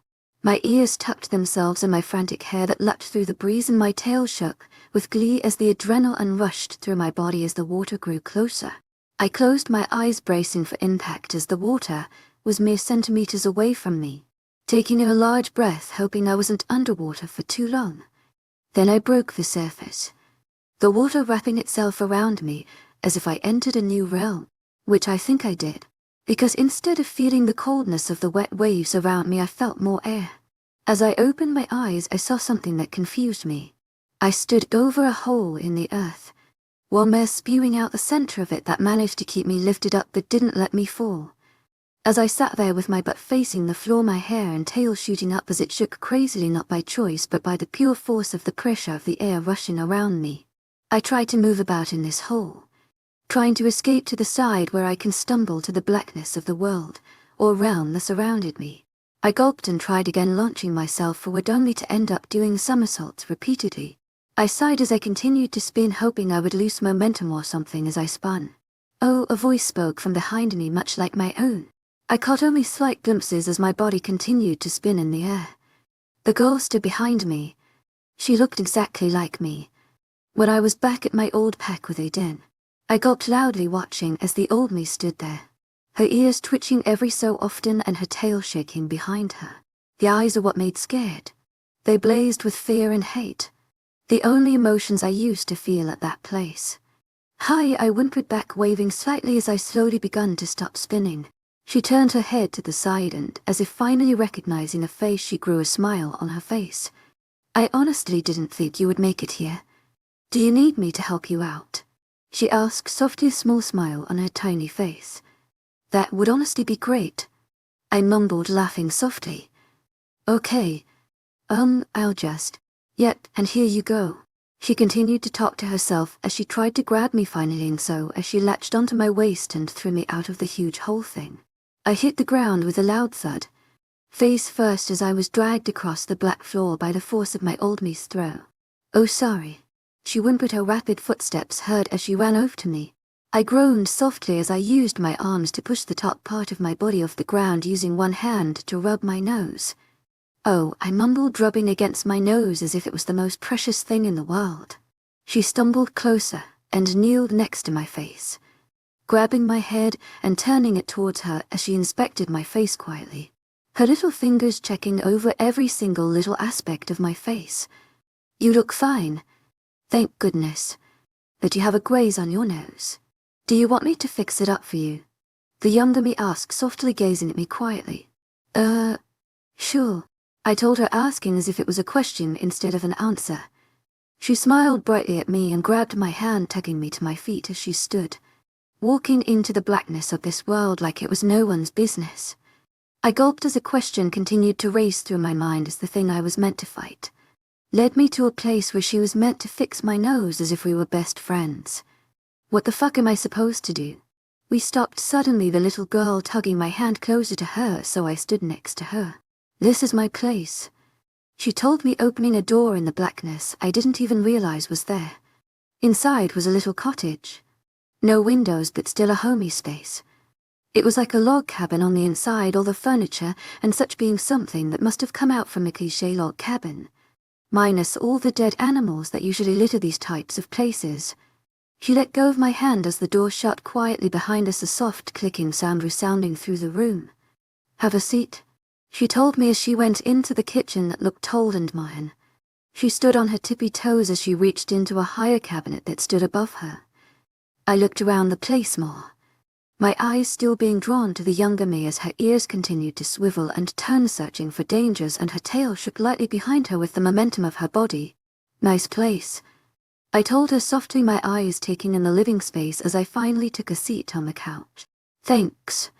I prefer to stay here than be out there, she told me as she finally took out a Tupperware container filled with bandages, medicine and different kinds of medical product. Found it, she said, kind of proudly of herself as she closed the wood cabinet and walked over to me as I sat on her couch. She kneeled in front of me, placing the box beside her and taking out a cotton ball as she dabbed away the little blood that was there. Can I ask something? Shoot, she breathed out. What side of me are you? Like I had a vampire side and werewolf side. What are you? I'm you and you are me. If someone did a DNA test, it would tell us that we are one and the same, not one gene the same or mildly different. She spoke as if she had rehearsed it 100 times over, almost seeming bored by her own explanation. I nodded, understanding what she meant as I continued to gaze at her ears softly that seemed as tense and worried about danger as I usually am. I don't understand, I whispered to her. She continued to dab away at my nose. What do you mean? She asked back, kind of confused, her hand and cotton ball traveling all over my nose as she dabbed away every inch of blood. I mean, aren't I meant to fight you? I asked quietly. At this the young version of me grew rigid. She whimpered quietly as she drew her ears back, gulping loudly. You are. You just have a choice in what aspect you will fight me, she said, her eyes gazing into mine as she threw the cotton ball to the side and grabbed an alcohol swab. What does that mean? Oh. I flinched back as the swab made a connection to my nose.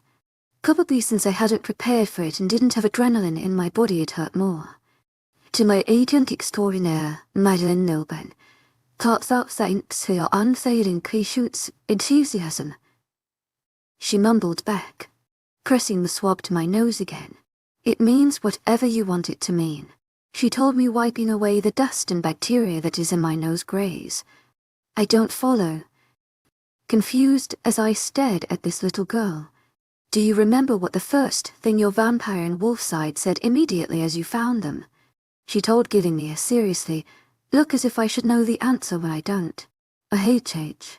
The little girl laughed and stared at me again as she dropped the alcohol swab on top of the cotton ball and got out a Band-Aid. They said, isn't it crazy? How someone could find enjoyment from destroying the lives of others. Do you know what they meant? She asked me, her eyes dazzling with humor. I shook my head no. She rolled her eyes and placed the Band-Aid softly on my nose, pressing it down as it made contact with my skin. Can you tell me? I mumbled as she began to pack away the medical box and throw away the cotton ball and alcohol swab. Not in the rules, sweetheart. She told me as if I was the younger one in this situation. Why? Because I said so, and if you didn't figure it out, you're gonna be here for a lot longer than you thought. I growled and stood to my feet as I watched the little girl wash her hands at the sink calmly, as if I hadn't just growled threateningly at her. What do you mean I have to stay here? I asked quietly, trying to keep my voice in control. It means what it's meant to mean. You're gonna have to stay here for a lot longer, she told me calmly, turning off the tap and drying her hands with a nearby washcloth. Bullshit, I yelled, flipping the couch over in a fit of rage. Turning to the girl, she stood in front of me, her eyes annoyed as they stared at me. What are 2 things that you've ever done in your life? She asked, staring up at me, almost bored. You either took what was dealt with you, the abuse and torture, or you fought back and killed everyone in your path, killing your family and old Alpha. You've never tried another way, have you? She told me as if I was a fucking idiot. But her words did sink in with me as my ears drew closer to my head and pressed themselves on top of my head. No. The young girl smiled brightly. We're getting somewhere. This is good, she told me, patting my shoulder as if she was praising a puppy for not peeing in the house. So what the fuck am I supposed to do? I told her, firmly folding my arms in front of my chest and raising an eyebrow at the little. Fight me, but a different way. Chapter 40. What? Boss battle what? I asked yet again. Fight you a different way? The younger version of me yet again shook her head from the opposite couch I was sitting on, a steaming cup of tea in her hands. I'm not even meant to be talking to you about this. I've done like 50% of the work of figuring it out. You can do the rest, she exclaimed, slight annoyance at her voice as she continued to drink from her cup. So, how am I meant to fight you? That's for you to figure out. And what the hell does that quote shit mean? Isn't it crazy? How someone could find enjoyment from destroying the lives of others. I honestly just need to get out of here and see Jenny, I said firmly, speaking the quote mockingly as I waved my hands around my face. But my voice turned quiet as I talked about Jen. Well, it all depends on that quote. It's kind of weird, but I've done most of the dissecting. What do you mean? I asked yet again. I watched as the cup of tea she held grew tighter in her grasp, her fingers turning a faint white. You should figure this out. If I have, then you should have as well. I groaned once again, holding my hands to my head and rubbing my ears as I continued to drive on about that quote. Isn't it crazy? How someone could find enjoyment from destroying the lives of others. Isn't it crazy? How someone could find enjoyment from destroying the lives of others. Isn't it crazy? How someone could find enjoyment from destroying the lives of others. It was seriously beginning to mock me in my mind. The quote being repeated over and over again as those 14 words decided my fate. I do know how that quote can fit into some aspects. The way Aiden would torture and abuse me was destroying the lives of others, more specifically mine. He would destroy lives of other own gazer as well, brutally killing and torturing them in front of their loved ones as they were forced to watch. So I'm not allowed to just accept I can be here for the rest of my life.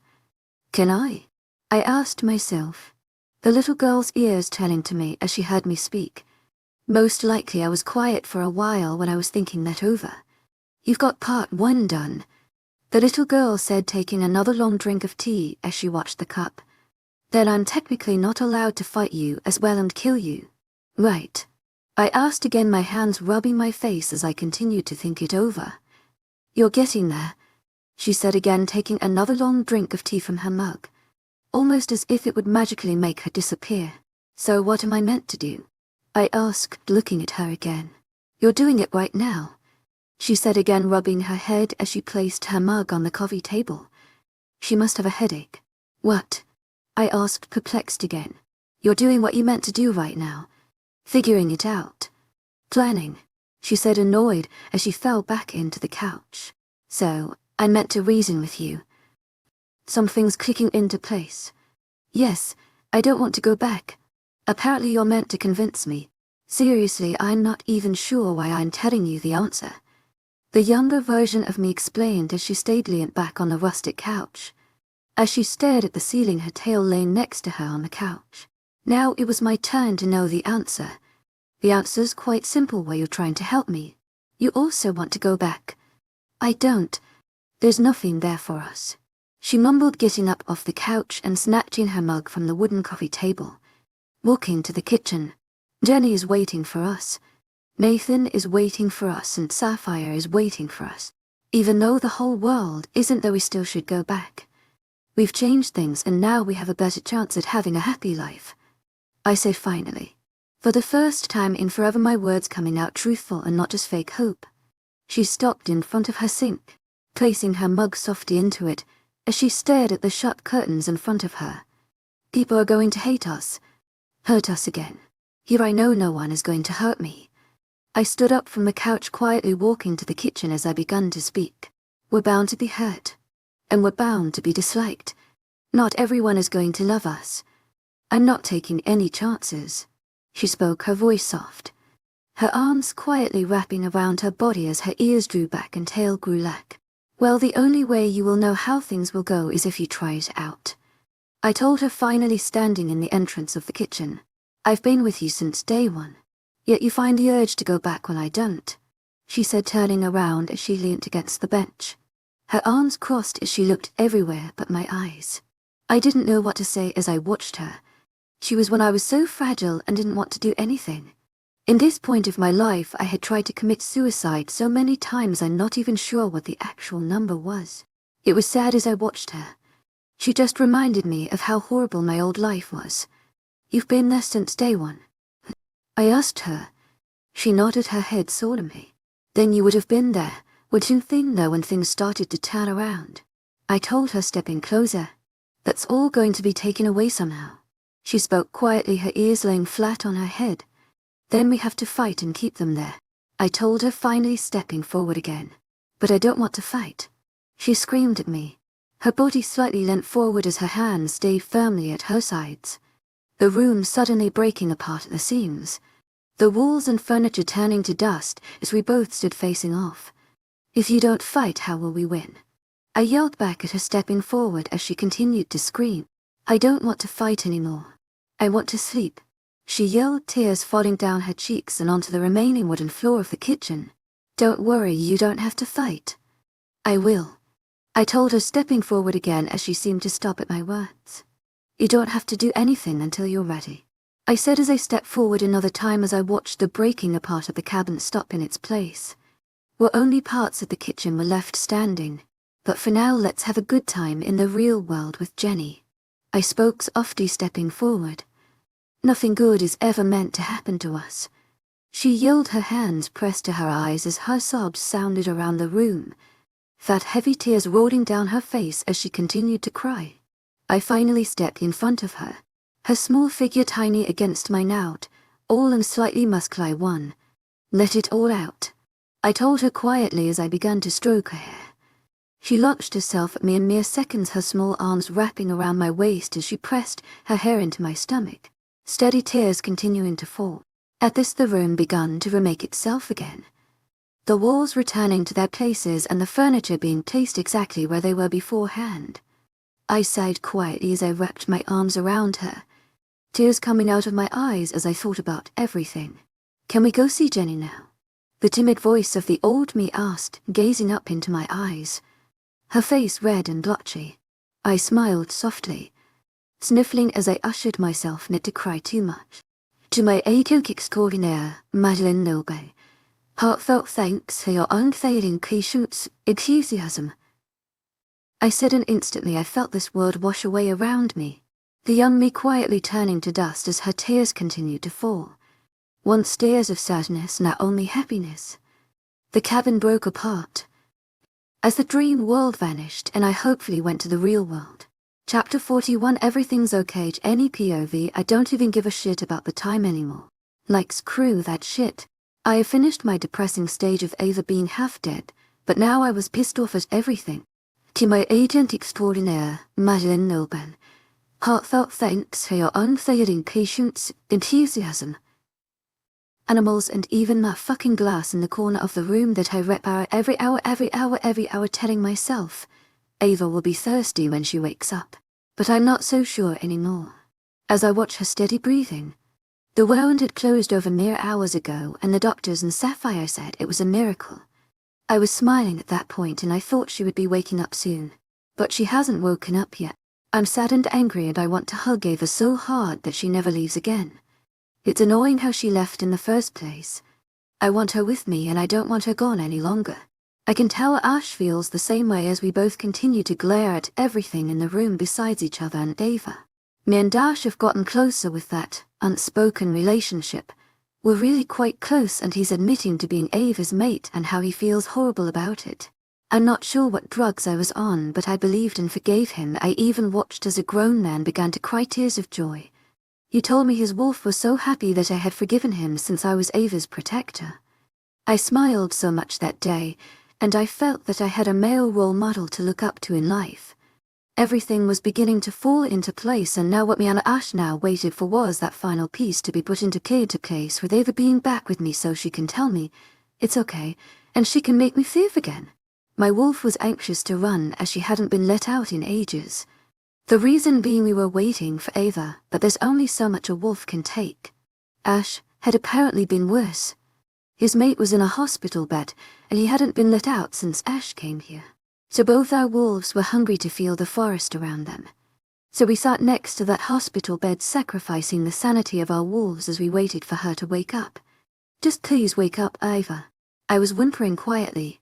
It was getting harder to restrain my wolf and I could feel her pushing for a shift. Ash noticed this and was watching my form shake, my face contour in pain as I tried to steady my breathing. You need to go for a run. Your wolf is pushing through and at this rate you're gonna seriously hurt yourself. Ash spoke to me while his face scrunched in worry for me. I whimpered again and forced myself to look at him. But she might wake up. I have to be here. I mumbled as I used my arms to wrap around my frame as a pain shot through my chest. I'll come with you.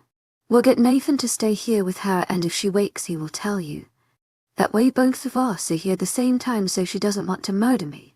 Ash mumbled quietly as he looked away in shame. I felt bad for him but I didn't feel me bad. The way he treated Ava got me pissed off every time I thought about it. I don't want to oh. I said shakily as I felt my claws extend through my hands and draw blood. It hurt a lot more than it should since I was resisting the shift and hadn't done it in a while. Ash looked over at me and saw the blood dripping from my palms and he shot out of his seat and carried me like a baby out of the room. My vision was getting hazy at that point, and I remember Ash talking to a nurse about Nathan. A viscous pain tore through my chest and I scream out once again. Jen, just hold it back for a little longer. I heard Ash yell at me but I didn't hear anything as I continued to fight my wolf in my mind to not shift. The cold breeze graced me with its presence as I felt my wolf break through my last restraints as she shifted completely into her tiny brown wolf. I smiled as the pain stopped but I whimpered but I couldn't see Ava nearby. Hey, I heard a voice say and turned around to see Ash bent over his hands on his knees as he gave me a small smile. Nathan is watching Ava, so go ballistic. I'll join you after I shift. Ash said and my wolf barked happily as she pushed me to the back of her mind. She sprinted towards the tear as I heard Dash sigh behind me saying something along the lines of Eric Pop. I laughed in the back of my wolf's mind as he said this and I relaxed in the dark space. My wolf was happy to take control even though I wanted to be with Ava. I knew I needed to let my wolf play so she can relax again. She was being nervous these past couple of weeks and she needed this more than I did. My wolf turned at the sound of paws and my eyes widened in surprise as did my wolf's as we took in the huge wolf before us. He was tall and dark black. His bright blue eyes bored into mine and I instantly knew it was Ash. I smiled at his wolf and my wolf barked happily. Ash's wolf quirked an eyebrow before dropping to the ground, his butt in the air as his tail wagged happily. I smiled at the sign that he wanted to play and my wolf barked happily before she sprinted off into the fading sunlight. I heard Ash's wolf behind us and turned to find him deliberately jogging slowly as to let me win.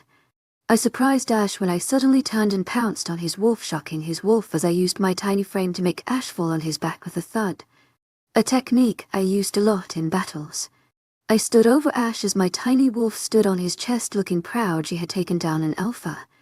My wolf playfully bit his ear before taking off. Ash was too sidetracked to realize I had run away, and I could hear his wolf growling playfully at me.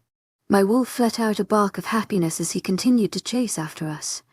I was laughing so hard in my mind, and I forgot completely about Teddy in a coma for the time being, and I honestly was in a coma and I didn't even realize it. This went on for a while with me and Ash playfully playing in wolf forms before he did the most thing ever as the sun went down. I was running away from Ash quickly as I heard him gaining on me. I had not so accidentally pushed Ash in a pond, and he was annoyed at me as I heard his wolf bark playfully behind me in a sort of, "I'm gonna get you back," I smiled and continued to run until my dumb wolf tripped and did a flip before landing on her stomach. Ash came up behind us, and before I could get up I felt Ash's teeth lightly behind my neck as he lifted me up like a pup. I barked annoyedly as I growled a punch as Ash proudly carried me by my scruff back to the infirmary. To say I was annoyed was an understatement, and for the whole time I struggled uncontrollably. When we did get back I remembered how my wolf had forcefully shifted and ripped my jumpsuit. I was annoyed and both embarrassed as Ash shifted behind a tree and pulled some clothes on before he walked over to me confused with hands behind his back. "Why didn't you shift?" Ash asked, already knowing the answer to his question as he asked it smugly. I growled at him as he broke into a wide grin and slight chuckles, before pulling his hands out from behind him and showing me another jumpsuit.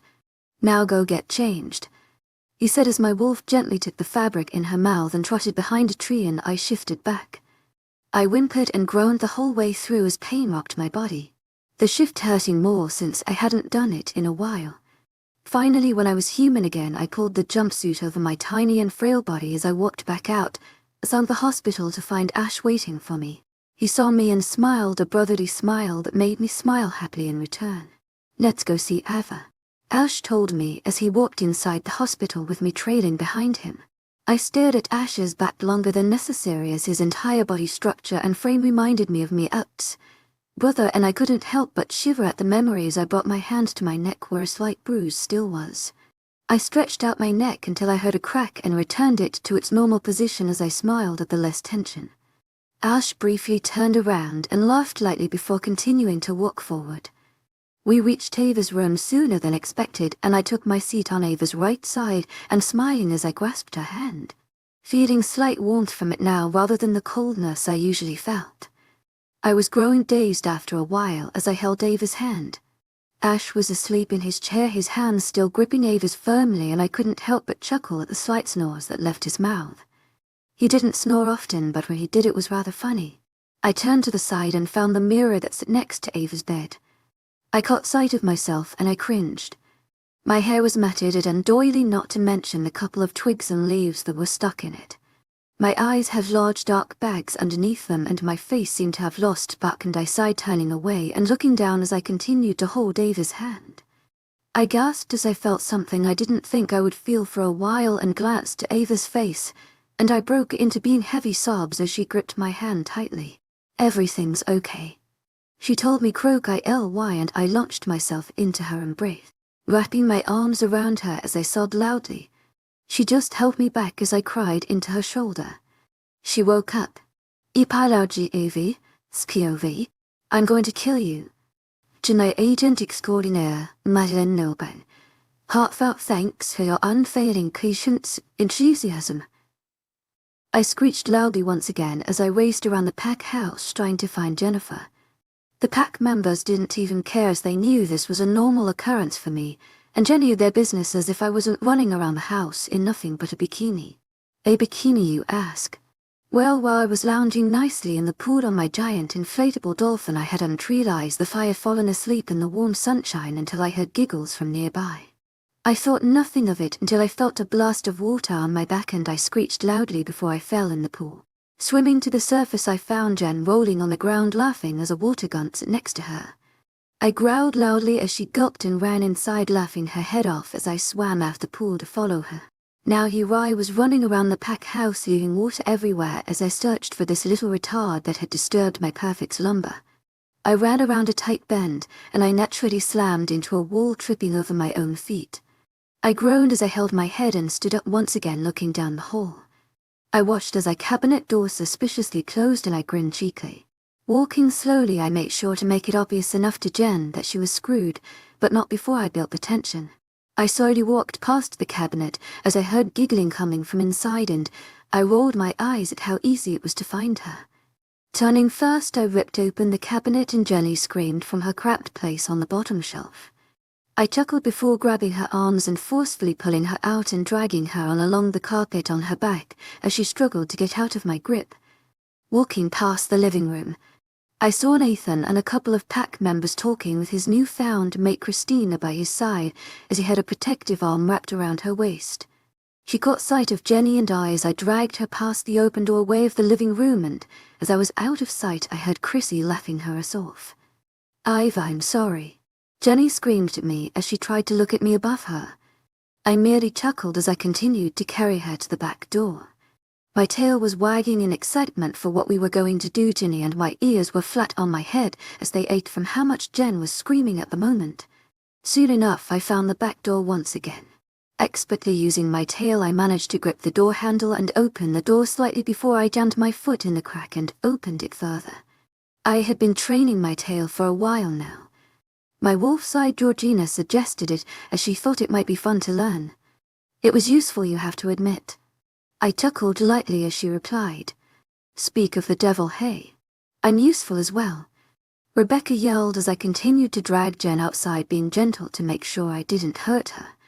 "No, you're not," Georgina stated matter-of-factly. "You're a co. I built up my wall after that so that you could argue without giving me a headache." I finally hit upon the side of the pool as Jen continued to kick and scream in my grasp, and I could but laugh. She was hysterical, knowing that I was about to throw her inside the pool. "I'm sorry, Ava, please," she screeched once again as I reached down and grabbed her, holding her like a baby in my arms. She hooked her arms around me and was continuing to kick and scream. "Sorry doesn't cut my loss of sleep." I then leant back and launched Jenny into the pool, throwing her meters into the air as she came crashing down into the water, her screams finally stopping. Jenny resurfaced soon, and the face she made was like an angry 2-year-old, and I fell on my arse laughing at her. "Yeah, keep laughing," she mumbled. Crossing her arms over her chest, she looked away, only making me laugh harder at her. "Why, you'll look hilarious." I bursted out again as I heard Jenny's threatening growl from the water. I glanced at her and burst again at her angry face and soaked clothes, and I couldn't help it at all. "I'm gonna get you, Ava," she screamed, and I turned to her as she fumed in my direction. Before she knew what hit her, I had raced to my feet and launched myself into the pool, successfully cannonballing right next to her as I heard another shrill scream leave her lips from annoyance. Bursting from the water, I stood on the bottom of the pool as she continued to kick and swim in the pool, obliviously not able to reach the bottom. I laughed lightly and opened my arms to her, successfully pulling her into a tight embrace as she held onto me like a koala bear. To think that mere months ago I was in a hospital bed dying from a wound that should have killed me instantly is mind-blowing. I had come so far, and I couldn't help but sigh as I held onto Jenny and pull her closer to me, the feeling of protection and safety filling my senses. What did get me upset, though, was the fact that Ash had decided to leave me and return to his pack. It was inevitable because I had to take care of this pack, but I already told him that if did want me I would eventually give this pack to Nathan and move in with him and become his Luna.